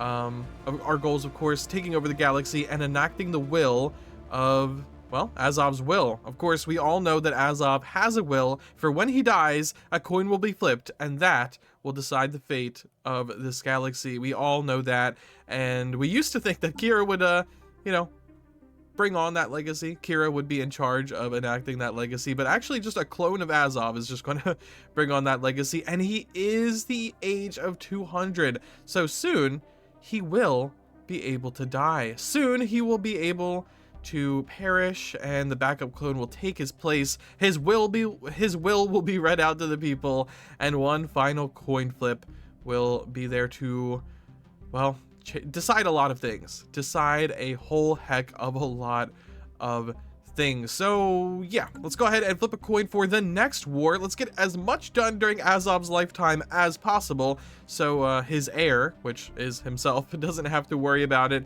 and will have more leverage to enact whatever it is he says on that will. Our ships are upgraded, ready for battle. We even have another fleet here of a lot of different battleships. Do we recruit a governor? I guess, yeah, Lucky Spin Habitat Governor. You can be just fine manning your own fleet. Yeah, there we go. Awesome. So we have our entire military ready to go, and we even have a new secret weapon. Oh wait, they spawn without a actual weapon, right? Okay, let's go ahead and actually add a weapon to our Colossus here, please. We're also building a whole fleet of Titans as well, but anyway, we will do, I guess the planet smelter would be kind of cool. All right, sounds good. Let's go ahead and upgrade this. You go to the nearest station and go ahead and upgrade. Wonderful. Okay, now we actually have our secret weapon, and we're ready to kind of go and bully these guys, bully our neighbors, bully whoever the coin says we can bully, and then we'll also flip a coin to see how aggressive we should be, whether we should use our new secret weapon just to blitz them down and win the war, or whether we should be a little bit more reserved. Okay, let's go ahead and flip that coin. Heads for going to war with the Covenant, tails, no Covenant war. Let's see. Tails, no war with the Covenant. Okay, that kind of sucks. Let's see about the Imperium. They also need a little bit of war. Heads, war, tails, no war. Ooh, no war. Dang. Dang, actually. Can we go to war with the Fed Fed yet? No. I mean, I guess we could go to war with, okay, so we're at the year 2358, so we got to get to 68 before we can go to war with those guys. That is so unfortunate. I guess we could go to war with the Reformed Raiders up here. I didn't really want to at this stage of the game. I kind of wanted to just clean up the easier targets. But, I mean, okay. These guys, a one planet miner. I mean, we could just go and take over this empire real quick. In fact, we could just decide to blow it up. Okay, you know what? We could just go and make one less empire in this galaxy. They're not on a, yeah, they're not on a volcanic world, so we could just go and superheat this thing. This is a Fanatic Xenophile Fallen Empire. Oh, they have their borders closed to us, actually. So we can't really do that. We would have to invest in jump drives, which we could do. Okay, we don't have the technology available to us as of right now, but I do have the jump drive technology popping up here and there. Man, this is so unfortunate. You could also go to war with one of the fallen empires. They're equivalent to us. Ah, man. Or we could just wait 10 years to flip the coin again, or wait, you know, like 9 years in order to go to the war with the Fed. Well, I'm not sure our glorious leader has 10 years left in him. We better declare this war and flip this coin for whether we're going to use this Colossus very, very soon. Yeah, our glorious leader probably doesn't have 10 more years left in him. So, actually, wait. We can go to our governmental policies. There is one last thing I can do to extend his life, I just realized. Where leader enhancement. Yes, we could do capacity boosters, which will give him 10 more years. Wonderful. Okay, so now he has to be 210. I'm not exactly sure about how a governmental policy in the future about you know, picking people based on their genetics would affect people who have already been picked, not based on their genetics and their lifespan. I'm not exactly sure how that works, but anyway, I digress. Let's just flip this coin and see if we're going to war with these guys. Last people in the galaxy I really can go to war with. Oh, wait. No. Yeah, no. Okay, yeah, I can't go to war with those guys. All right, Sokka's Reformed Raiders. Let's go ahead and flip this coin. Tails, of course, no war. Heads, war, and oh wow. Wow, we really are going to war with them. Okay, are we using our Colossus? Are we being as brutal as possible, or are we not? Heads, Colossus, tails, no Colossus. Oh wow. Okay. Guess we're gonna leave this galaxy with a bang. I mean, what can you do? Where is our actual military? Oh, that's not what oh, okay. Over here. That's exactly what I was hoping you would not say. How many days? Okay, 130 days until they can be over here. Okay. We'll send one of our fleets here, one of our fleets over here, another fleet we'll send, say, over here. You should probably get another transport fleet to follow, like a different military force. Yeah, where are you going? Oh, you're the one going to exactly where our other army is going. Wonderful, wonderful. That just worked out perfectly. And then I guess our Colossus can go up here as well to wipe out the fringes of the Sokka's Reformed Raiders. Unfortunately for them. And we have one more at military force. Where should that go? I guess it can also go like over here. Yeah, it can go here. And we're here, ready to rumble, ready to use Azov's last little bit of life, his twilight years, taking over the biggest competitor to our empire. I mean, we've already taken out probably one of the biggest competitors to our empire. Well, when they were combined, the Federation, they were stronger than Sokka's Reformed Raiders in their war. They lost a little bit of territory.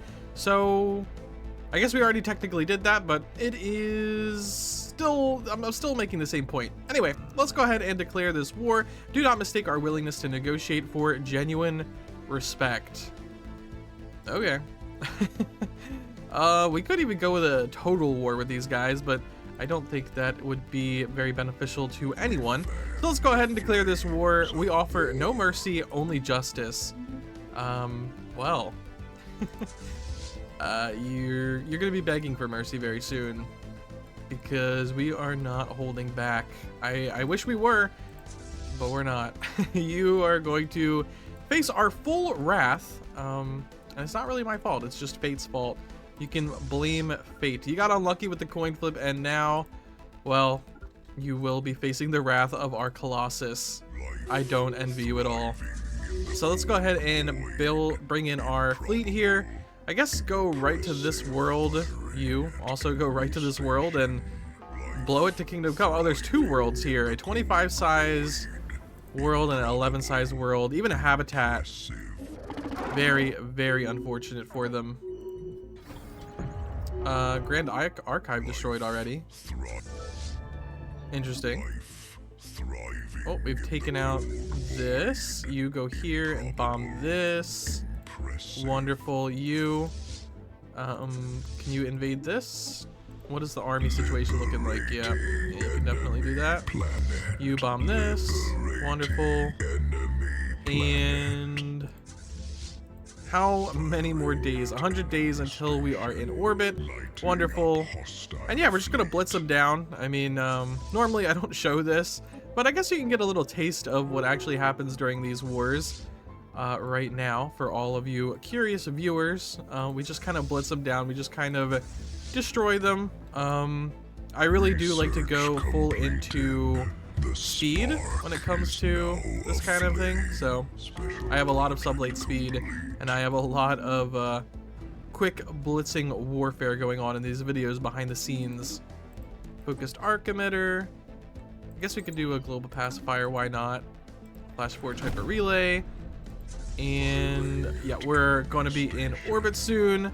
let's go ahead and see what this bad boy can do. Yeah, let's see. Preparing to incinerate new Bakardag. Oh no.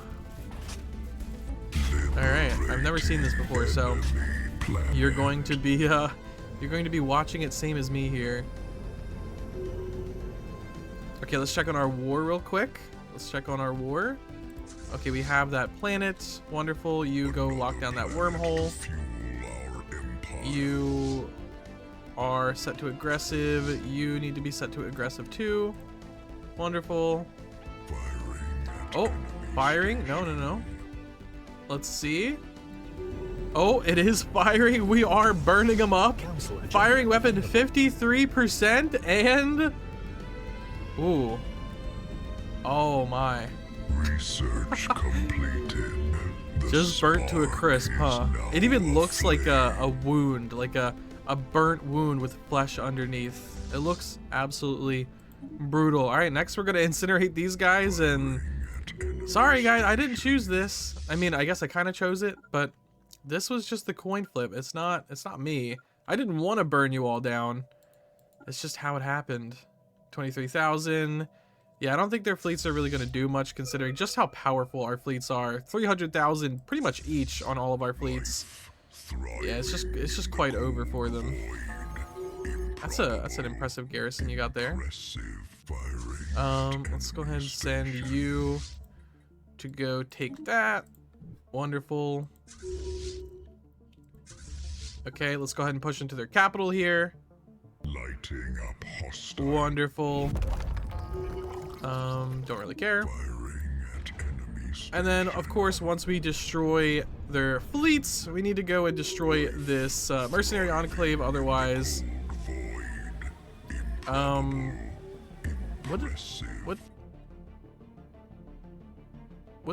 what's your problem, Mr. Remnant?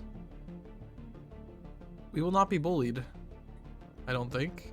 No, we'll not be bullied. We're not gonna be bullied by you either. Alright, there we go. Mercenary Enclave destroyed. We are above their capital, ready to get in there. Yep. Wonderful. Infernal forces.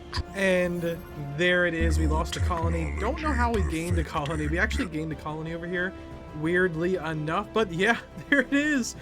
Oh my gosh. What a glorious, glorious day. And Azov lives to see it. Of course, the original Azov lives to see it, and is now, his age can now be 115 because we also just researched a little society thing that gives us extra leader lifespan. So yeah, we are completely and utterly good. Let's go ahead and get those Titan hull points.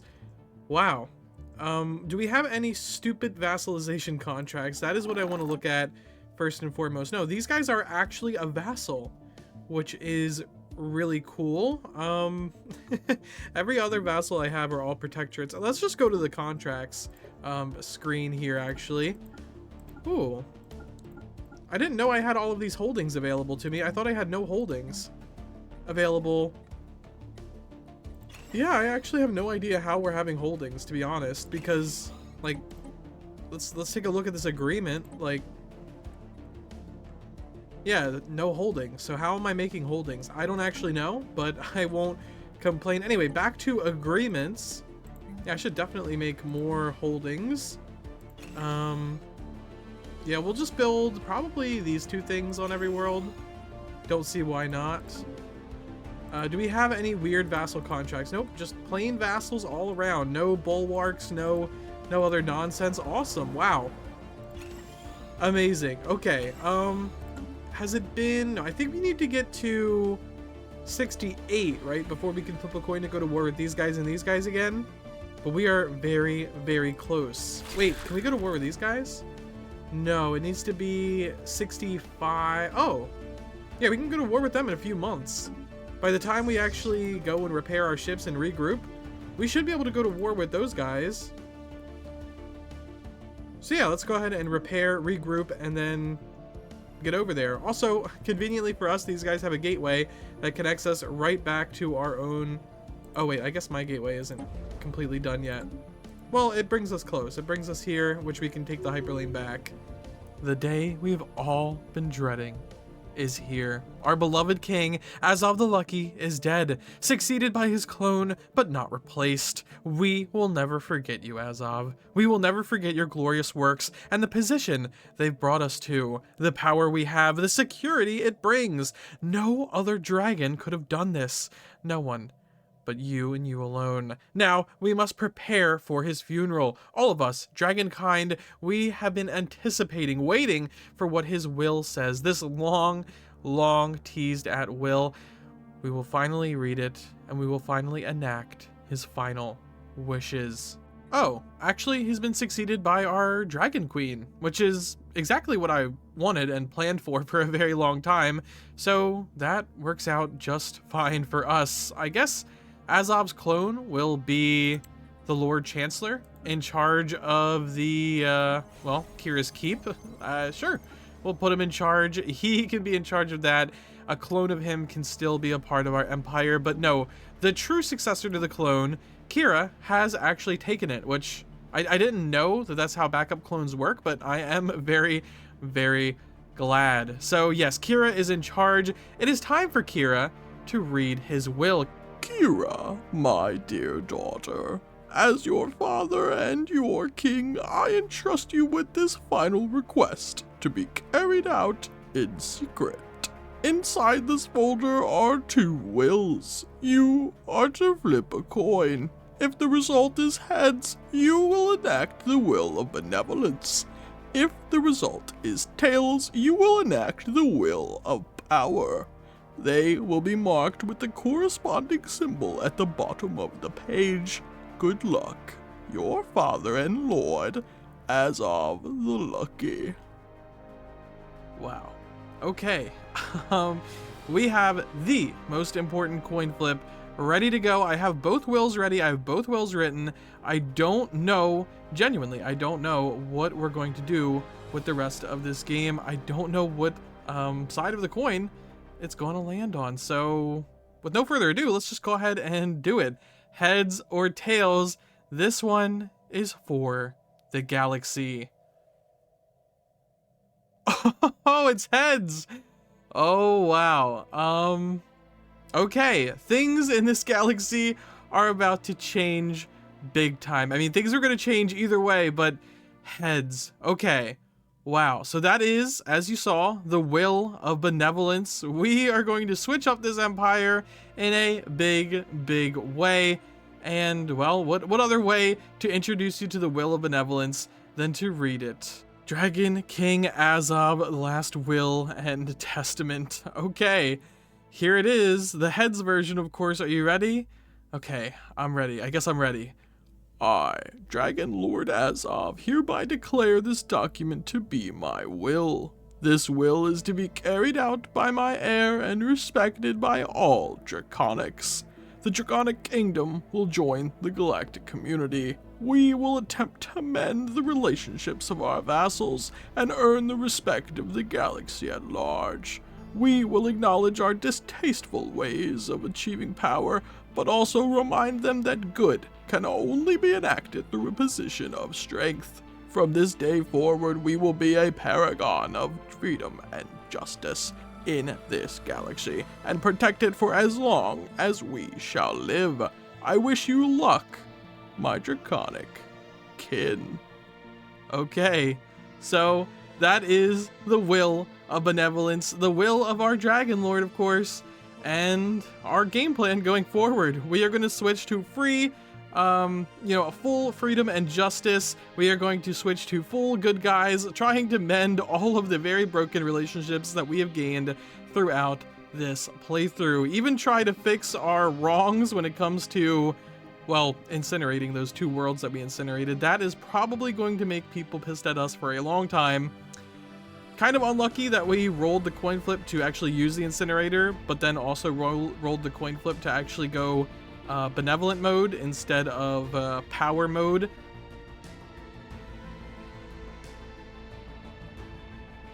Okay, alright, we have a lot of work to do, and I'm not even sure 100% that we'll be able to do all of it, if we're being completely honest. We are a far way away from freedom and justice in this empire, it is quite the disaster when it comes to those things. So yeah, I guess what we can first do is free the slaves. I'm not 100% sure how this is going to work, but okay. First we'll set the default rights of everyone to full citizenship. Man, this is going to be a disaster. This is going to be an absolute disaster. Decent living conditions. Yeah, yeah. Okay, so I guess you can all be citizens. I really don't know how this is going to work. Stratified economy, social welfare, chemical bliss. I mean, we have stratified economy all over our empire, but that's not exactly fair. Or, like, free, I guess. I mean, if they wish to have a better lot in life, they will have to work for it. I guess we can keep stratified economy for now, just because if we take that away too, we're gonna be absolutely, it's gonna be a crash of our entire empire. So yeah, we're gonna free all the slaves. They're just gonna have to work with that. Man, there's so many changes we need to do in our empire. I was hoping that we could get like more strict with the other. Actually, no, I wasn't hoping either way. I'm happy with either way our coin flip turned out. So let's just go a month and see how this change affects our empire. Oh.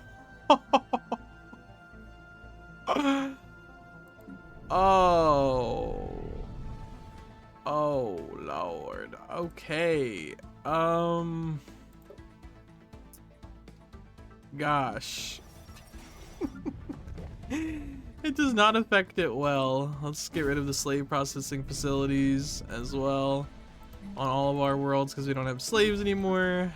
I mean, we will be able to survive this. Like, don't get me wrong. We are, we are surviving this, but we are just not nearly as prosperous, which is okay. It's okay. Is there any more slave processing centers? Oh, there we go. There's probably a slave processing center on every single world except our home world. It never had slaves. Okay. Yeah, all of our worlds, no more slave processing centers. Sorry, guys. We had to free them, is what it is. Oh my, this is going to go really poorly. Okay. Oh, slave processing center, gotta go. I guess I'll repair all of these, well, not repair, but replace all of those buildings in the future. That's a new bastion. Consecrate, it's getting consecrated. Okay, I guess you can have an alien zoo.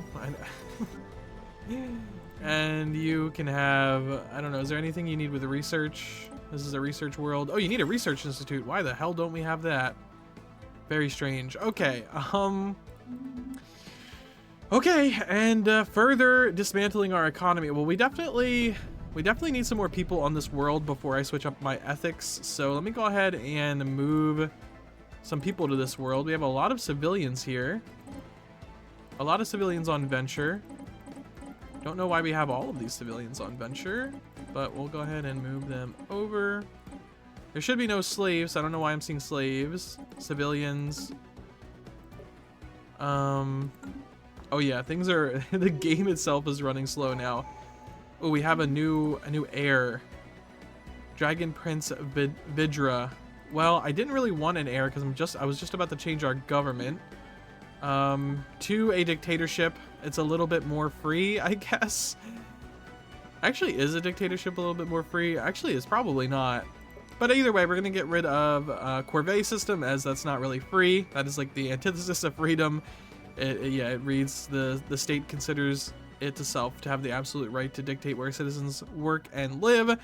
That's not exactly freedom, so we're gonna try our best to go down a more free route. We also don't have a Philosopher King anymore. He died, so time to switch that out as well. We should probably go down something like oh, we need feudal society if we ever want our subjects to actually you know, not hate us. I mean, we're gonna try our best on that front.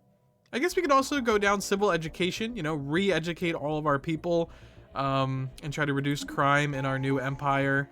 So yeah, we're gonna have a new council as well. Obviously, we need a head of research. We need a minister of defense. We need a, we could have a chief herald at arms. We could have a head of education. Okay, that sounds very benevolent. Let's go with, oh, we might need a minister of state back, actually, considering, you know, unity from subjects is not very useful. Monthly unity in general is more useful, but not as useful as like a minister of state. At this point, we definitely need some improved relations. Monthly unity, I mean, we do need monthly unity. And then I guess we'll finish it off with a minister of state. We don't need a chief herald at arms. We are more or less done with war. Okay, everybody, let's go ahead and get our scientist in here. Our head of education. No, we can make Azov the minister of ascension. Our head of education can be a scientist, which is very useful. We'll just have this guy, and then our minister of defense. Obviously, we need this guy. There we go. Chief of education. All right, we have a full council once again. What else do we need to do? Dragon Prince can't fire this guy, so might as well. Okay, you can be a genius. Genius. Statistician. Wonderful. You can go in the science ship and do whatever. I don't really care. All right, wonderful. Let's take over another month to see how disastrous that was. Okay, you know, we're not doing too bad. Not doing too bad. We should also, oh yeah, we have to join the galactic community. Let's go ahead and do that. We now have access to the galactic market, which is wonderful. We are the leading pull in the galaxy. Can we maybe get not a permanent seat, nominate custodians? Okay, we can't be the custodians, I guess, can we? No, not yet. Okay, we gotta work our way into being the custodians, because that is what we want to be with the galaxy. Wonderful. I'll support this. Okay, we are in the galactic community. That made our minerals go into the negative somehow. What is this even doing to us? Habitability -7, clear blocker time, monthly loyalty change. Huh. Okay.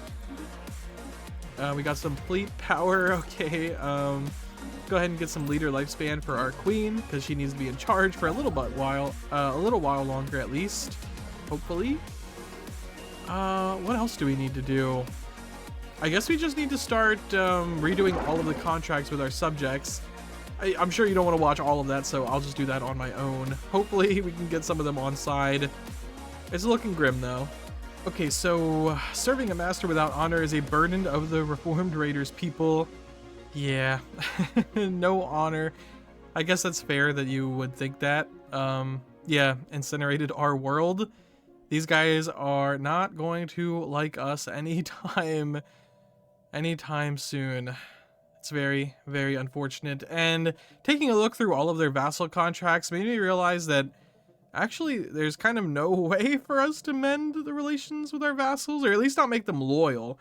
Maybe we can make them happier with us. Maybe we can make them less upset, but there's no way to make them loyal at this point, considering, yeah, the monthly change is -17%, and most of them, pretty much all of them actually, are already protectorates with like pretty much the most lenient rules that we can have. I mean, theoretically we could do that and that, but that only increases our, yeah, loyalty by 1. I mean, we could even give them like 75% of our basic resources, and that only increases it by 6. So like if we wanted these guys to actually be on side, we would have to do this, because they're at -17 right now, so it would go to +17. Actually, no, it's already at +1.5, so they're still getting -17.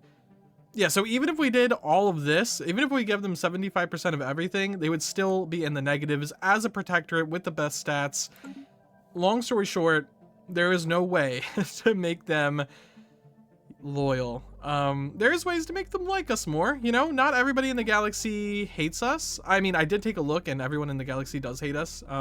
There's not a single empire in the entire galaxy that has a positive opinion of us. The most positive is these guys who are currently neutral. Or no, sorry, they're hostile. Okay, yeah, there's not a single person in this entire galaxy that has a positive opinion of us dragon people.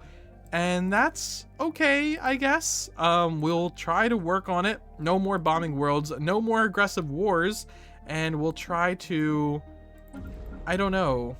I genuinely don't know what we can do to try to become more benevolent, but we'll try, you know? Like the bad guy in your favorite movie, even if they can't really be redeemed, they're still gonna try. So we freed all of our slaves. We will attempt to make some friends here and there. We have 4 envoys. Let's try to make friends with the remaining empires of the galaxy. We can improve relations with you. They're very hostile. That makes sense. Who else is closest to being our friend? These guys, I guess, don't hate us too much. They're just a little disloyal. We'll stop spying because we don't need to spy. We need to be friends with people.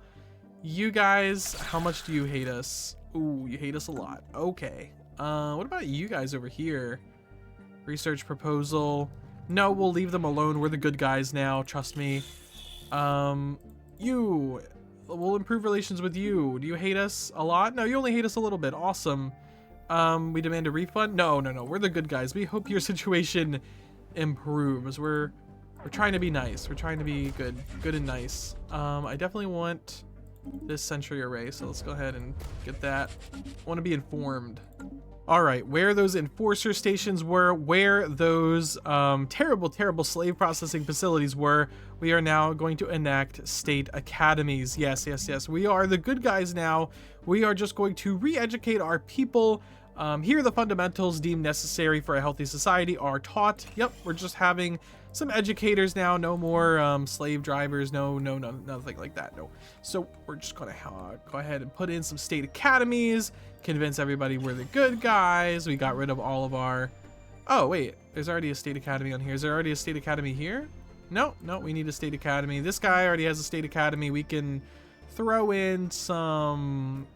I don't know. We'll throw in like Citadel of Faith. You know, that's kind of a good guy thing. Well, you know, we'll delve deeper into faith, actually. Okay, we have some... Okay, we have a xenophobic faction. Isolationist faction.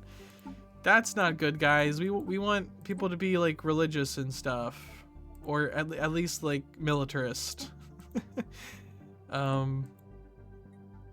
Maybe not authoritarian, but you know, they are our most happy faction, so we'll just keep that how it is. Anyway, guys, yeah, let's just go ahead and all be nice to each other now. Where's the state academy? Yeah, we need a state academy here. Wonderful. And just build some state academies, you know, get some people educated, get some people happy. 100% crime, minus that amenities. Wow, how is that even possible? What can we do for amenities here? Some entertainers. We don't have any entertainers in our empire yet. Maybe we could do some entertaining here. Let's get another state academy. Basically, we're just the good guys now. That's what I'm trying to say. Okay, we're gonna do some good guy things we've never done before. We're gonna distribute some luxury goods to try to get people to move to this planet on their own, because we do have a little bit of a shortage when it comes to consumer goods. So we're gonna try to get people to move there on their own. And I think there is here's the artisan troupe. We want to commission an art piece. Immigration pool plus 50%. There we go. We wanna entice people to move here. We don't just want to force them to move there. That's not good. No. We believe in freedom now. The best we can, anyway. Let's also get the jump drive. I'm okay with the crisis coming in at this point. That's completely fine. Activate the Elegate. No, we won't activate the Elegate though. That's a little too far. Well, I guess no good deed goes unpunished. We're getting war declared on us to stop the atrocities. I mean, we have, haven't we? Haven't we? Pretty sure we have. I think we've stopped most of the atrocities. We will teach you respect. What do you even want? Like what do you even... Okay, stop the atrocities. That's not very specific. Like what? Okay, surrender. We would be humiliated. We're forced to revoke all of our claims. Interesting. I don't know why these guys are attacking us. And I mean, the best way to destroy a fallen empire is to use a Colossus against their planets, but I'm not sure I'm allowed to do that anymore. I suppose we could just, I don't know. I mean, we can't really go there and invade their planets. So that would be really deadly.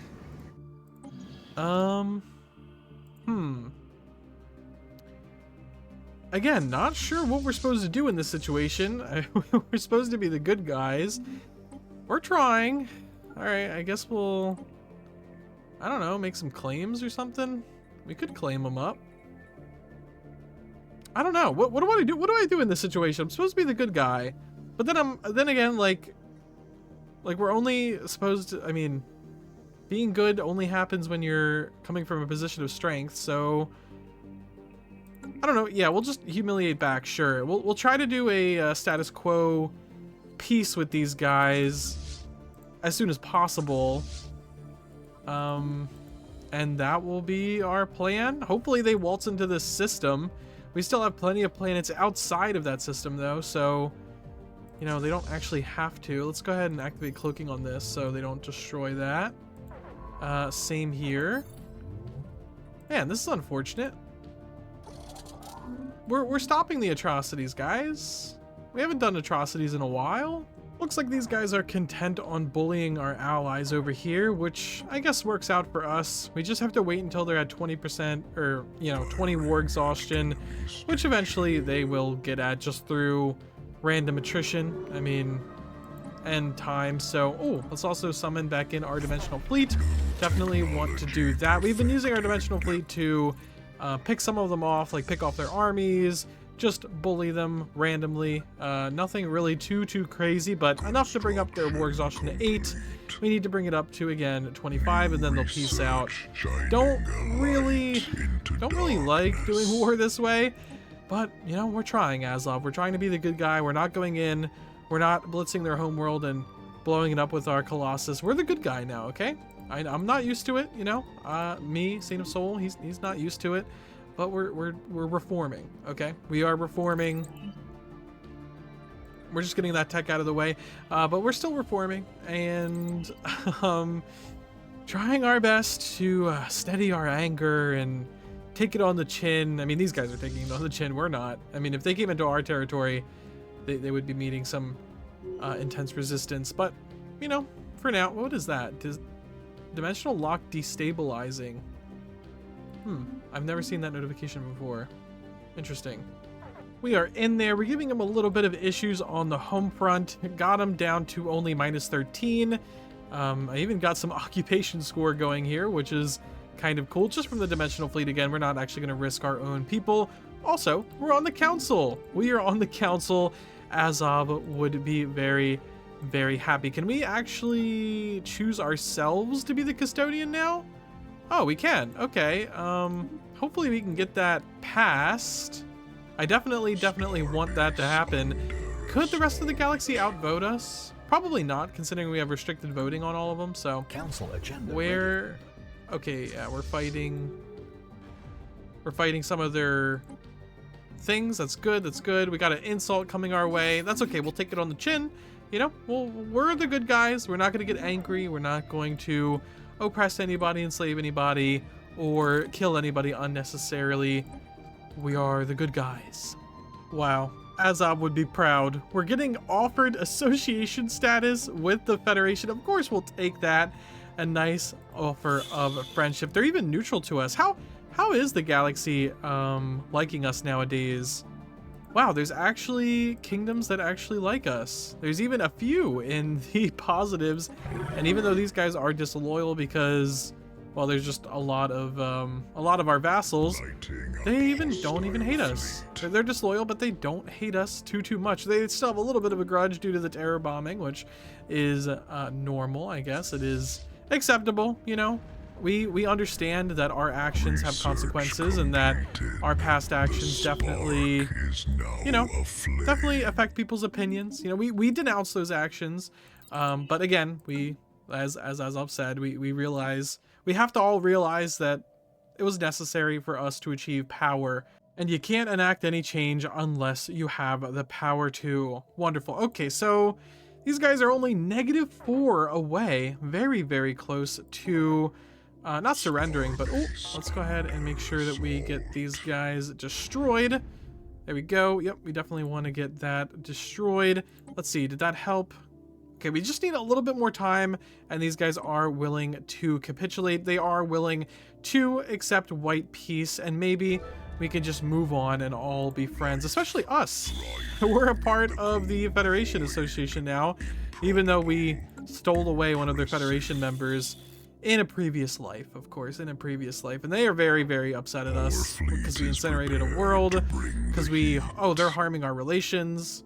You know, maybe one day they will learn to be cooperative like us. I don't know if I told you guys this, but I have switched over our government to be cooperative instead of supremacist. I've switched us over to knightly commanders, which is very powerful, which just gives us a bunch of fire rate instead of questing knights.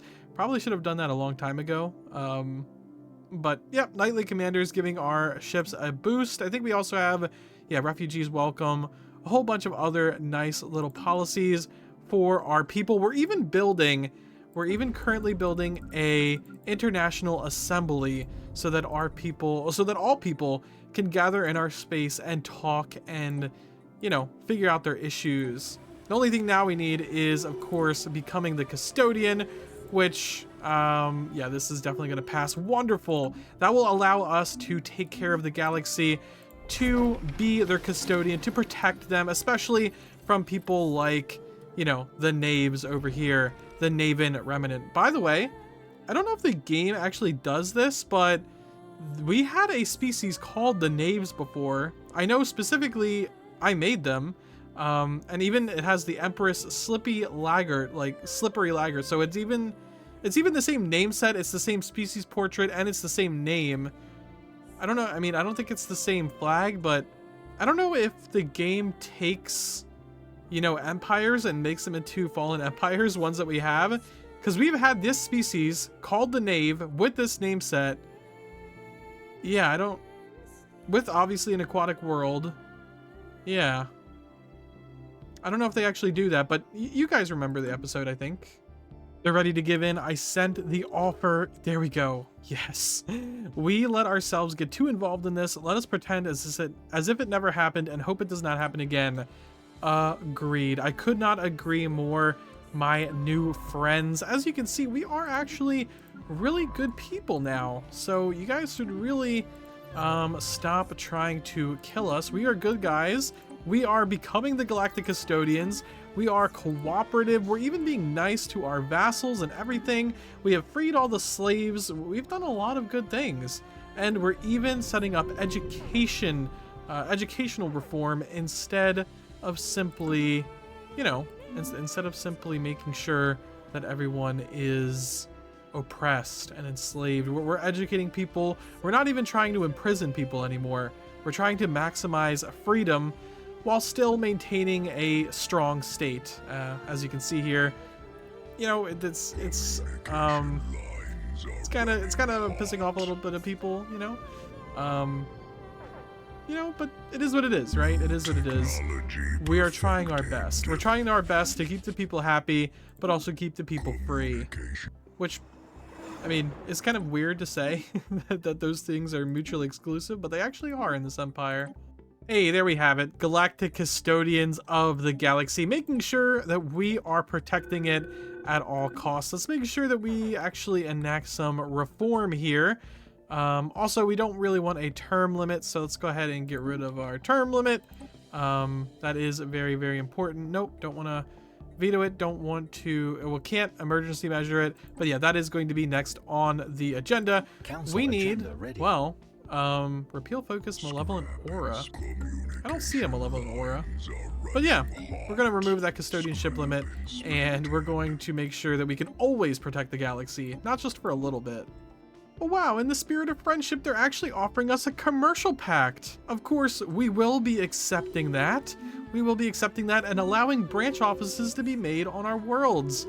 Wow, foreign businesses investing in us. Isn't it great to be the great freedom and inclusive and nice empire that we are now?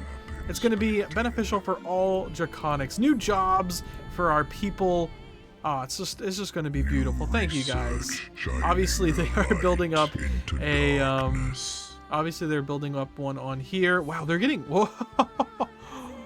whoa, they're getting 5,000 trade from this branch office. Yeah, they're lucky. They're very lucky guys to be trading on our worlds. Finally, we're letting foreign traders in after all this time. Yeah, we were using the internal market this whole time, by the way. All of that time we were buying and selling all of this. Until we joined the galactic community, we were just using the internal market, which kind of sucks, as everyone knows. So, surprised we got this far with that, honestly. And in the most cooperative act we have proposed yet, a migration treaty with another major power. The good guys will win again. I am sure that people are going to migrate. They're going to flock to our worlds for our jobs, for our security, and we should open up these borders. Of course, we should open up these borders. Let's go ahead and get a Citadel of Faith, all kinds of nice things for our people. First League filing offices, why not? Get some First League filing offices as well. How are our other friends over here? You guys also like us, you know, you're neutral, which is good. Let's all go ahead and establish an embassy. They don't quite trust us enough to actually enact any kind of commercial pact or migration agreement. Yeah, they don't quite trust us enough for that, but we will win their hearts over. Let's see. How are the hearts of the galaxy? Okay, we have this vassal pretty much on side, you know. Azov said to get our relationship with our vassals fixed, and I'm pretty sure this one is fixed. They're disloyal, but they're always going to be disloyal, so that doesn't really matter all that much. It doesn't really matter. So yeah, I mean, they're always going to be disloyal. Nobody wants to be subjugated, right? These guys, their relationship is almost fixed with us. These guys are almost fixed. Yeah. Wow, we have a lot going for us right now. There's only a few empires in the entire galaxy that hate our guts. One of them is our vassal, which we did incinerate their world. You know, I'm not going to complain that they hate us. I can see it. You know, I'm not going to call them unreasonable for that. But we'll work on it. We'll work on all of our relationships. Ooh, we now have the option to end this session, which I will. We have currently no opponents to having our term be forever, which is great. Love to see that. So we also want to enact some reforms. Obviously, we need some reforms. We don't need influence, really. Naval capacity would be cool, but we need our trade. Piracy, proclaim galactic imperium. We could do that. Honestly, we could do that. Not exactly sure if that's the good guy thing to do. But I do think the normal, most sane good guy thing to do would probably be something like crime. No. We'll start up the Galactic Defense Fleet. Honestly, let's go ahead and start that up. Get the people behind it. Draconics awaken abilities. Oh, all eligible leaders? See, this is the beauty of emigration. Some of our people have moved out to greener pastures, and now all Draconics in the universe apparently have woken up, and I don't know. Have they actually? Let's see. No, not really. It lied to us. But people are being uplifted in other societies. We have a migration pact with these guys, as well as these guys over here. The Federation that we were once at war with, they're now our friends, just as Azov wanted. How far away are these guys from being our friends? Still very far away. This empire's claims, okay, they have some claims on us. That's really not going to help. The Interstellar Assembly is helping, but again, not really too much we can do. We're just going to have to keep trying, keep improving those relations, and give it some time. You know, we got to give people time to forgive. It's time to take out what we perceive to be the biggest threat to freedom and safety in the galaxy, and that is this fallen empire, these fanatic xenophobes. we will, of course, I guess we're going total war with them, with the Colossus. No point in really not doing that. We have a wormhole that is directly connected to their systems. I guess I don't actually need to claim their stuff anymore, so yeah, we can just go ahead and claim this system, which we will then use to get on over to here and invade. So we'll go ahead and give it a second for us to claim the system. They might declare war on us. I don't really know. In fact, all of our military is already there. Let's go ahead and declare war on these clowns and get them out of the galaxy, and then, well, we'll evaluate if there's any other threats to galactic sovereignty. Well, you know you're not the first upstarts to challenge us. We shall see how you... Whatever, I don't remember the last word. These guys won't be an issue. Just like one of our fleets is probably, you know... Two of our fleets would definitely defeat their entire fleet, and we have, well, a lot of fleets. So we should be completely fine. Our military is very large, as you can see, and it's only getting larger by the day. Yeah, it seems like we're annihilating these guys before their projectiles even reach us. And we have invaded their... Is this their home system? No, I don't think it is their home system. Either way, they are about to be annihilated by our fleets. I don't even have anything to really help boost our fleets. Like, normally I would take the oppose the fallen and stuff like that, but no need. We are just a very, very powerful empire this time around. Okay, let's go ahead and move forward. Don't even really think we need to heal all that much. Not really necessary. We'll get rid of these destroyers. Get some battleships in here. Wonderful. Got some leveling up to do, which is absolutely wonderful as well. Definitely want that. Artillery focus or artillerist? What's the difference? Artillery weapon damage or ship weapon damage in general? Pretty sure most of the things are artillery, so that is completely fine. Another planet to We're lagging a little bit. fuel our empire. Yep, this planet has been taken. Obviously, no surprise, 37k for our armies. It's not really going to have much resistance, honestly. There we go. Let's go ahead and destroy what's left of their stuff while our armies invade these planets. And I really don't think much else is going to happen in this war. Pretty uneventful. Technology. The end of the Navan Remnant. Probably the only threat that I could foresee for the galaxy. These guys are building up their military over here. Still pathetic compared to us, but they're apparently peacekeepers. We're not going to make any rash decisions. Also, I think we've made friends with these guys too. Yeah, they're happy with us. That's awesome. That is absolutely awesome. Oh, and another thing that we plan on doing in the spirit of friendship, in the spirit of forgiveness and benevolence, we are going to be paying the land that we just conquered, all of it except one system, of course, to these guys as reparations. So let's go ahead and transfer the system. Yep, transfer that system. Hopefully we can transfer the rest of these systems as obviously reparations for destroying these worlds. But they recolonized them, and apparently they have come back pretty dang strong. Are they undesirable? Interesting. I'm not going to look at that, but either way, yeah, they've rebuilt these worlds, which I do respect. Look at this world. It's even better than we left it. And we even have some, yeah, we even have some draconics on the world, all living together peacefully. That is the spirit. So let's go ahead and offer another trade, offer man award, whatever that is. Yes, and we'll just give them all of these systems, except of course this system. There's some valuable technology and dangerous technology on these worlds that we don't want to fall in the hands of anyone, especially people who openly hate us.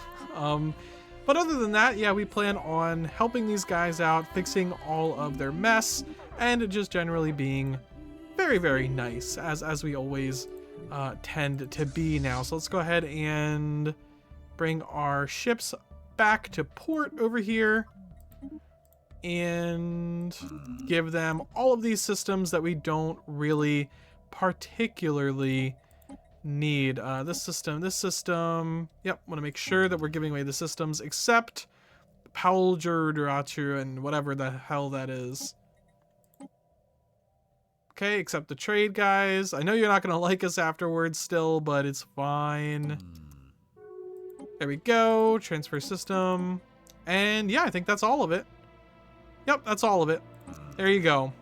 We have paid reparations for our actions.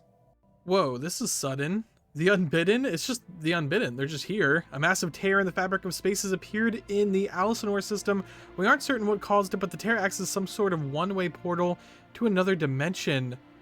Okay. No even galactic power surge or nothing. I don't think I missed the galactic power surge. Where is this system? Oh, here it is. Okay, 1.6 million fleet power, Alicenor. Let's go ahead and defend our new friends. Of course, these guys are friendly. Everyone is friendly with us. Don't worry, friends. We will come in there and save you. Don't know why all of our ships need to be upgraded, but that should be fine. I don't really think we need to actually care too much about actually, you know, like, how should we say? The galaxy is under attack. I don't think we need to care too much about switching over the weapons and upgrading them. I think the best thing to do right now is just to go blitz them while we are way stronger. So anyway, the galaxy is under attack. Our forces have engaged the Unbidden, but we have little hope of holding them off for long. As the Galactic Custodians, it is your duty to defend all community members from external threats. Please send all the help you can.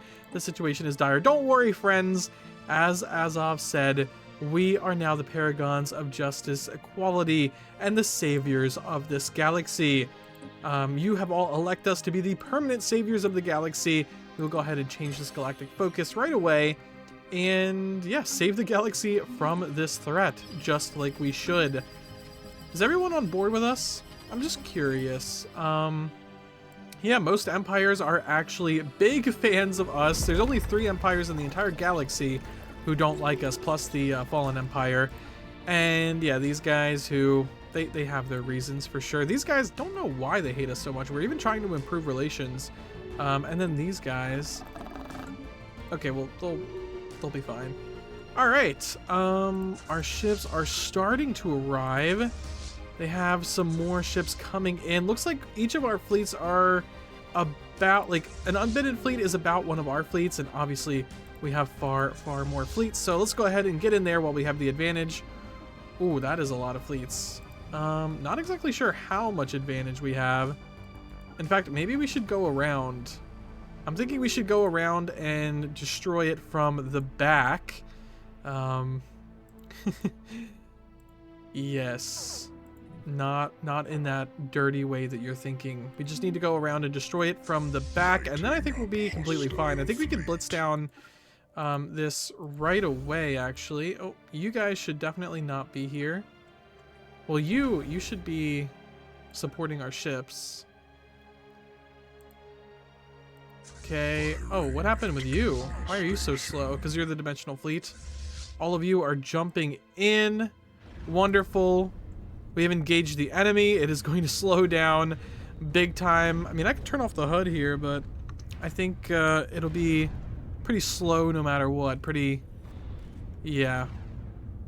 Or pretty fast, actually. I mean, pretty fast. Yeah, I think we did it. I think we done it. Yep, the galaxy is a safer place. The dimensional portal is destroyed. They can no longer receive reinforcements. Wonderful. Okay, let's just go ahead and destroy the rest of their fleets. The ones that are attacking are very wonderful allies that love us and we love them. And I guess that'll be the end of the game. That'll be the end. All these guys are bravely going in trying to defend their country. No worries. We are here. The Galactic Defense Force itself is also here under the control of Forop. Yes, our great dragon. Wonderful. Destroyed. And this should be the last of the Unbidden forces, ready to be demoed like the rest of them. Have we even lost any ships? Doesn't even look like we lost any ships. Oh yeah, we lost a few ships in this. Okay. Oh, our dimensional fleet is going in there. Wait, where did this fleet come from? Anyway, we're engaged with a good many fleets here. Should be pretty easy. Pretty easy to take them out. Yep, they're gone. And now just here. We should be able to see every single enemy ship in the entire galaxy. We do have a sentry array, so not sure if the storm over here is messing with our sensors, but we should have a sensory array. Sure, you can go be an envoy if you want. I don't really care at this point. And no more construction ship either. We definitely don't want that. And that's it, right? That's all of them? Is there more? Oh, there's more somehow? There's one Corvette? Are these guys gonna get the credit for taking out the last of the Unbidden? That'd be wild. I mean, good on you, I guess. There's just one Unbidden Corvette over here. They're struggling against it. They are struggling. Okay, is that the last of them? I think that's the last of them, right? Don't we get an event when there's like the last of the Unbidden are destroyed? I think you get an event or something. Let's see. No, I mean, let's do an active sensor link. Oh, well, I guess you can have ours too. I don't really care too much. Have some living metal. Sure, don't care.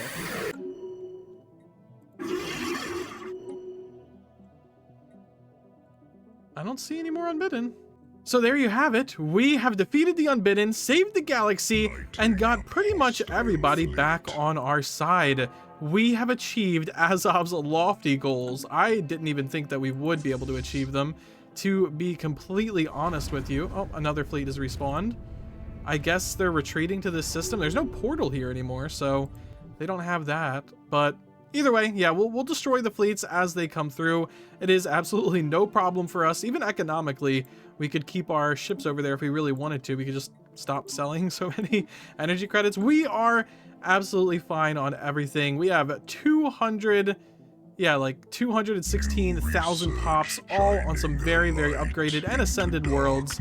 It is a true wonder our kingdom is, and it is a true wonder how we pulled off Azov's wishes of becoming a benevolent, helpful, and ultimately savior of the galaxy type force in this galaxy. Oh, we're even getting invited to the Federation. Oh, it's a hegemony, so we'll be in charge. Yep, as our final act, we will unite pretty much the rest of the galaxy under this hegemony. Wonderful. We can always leave if we want to. Someone wants to leave. Nope.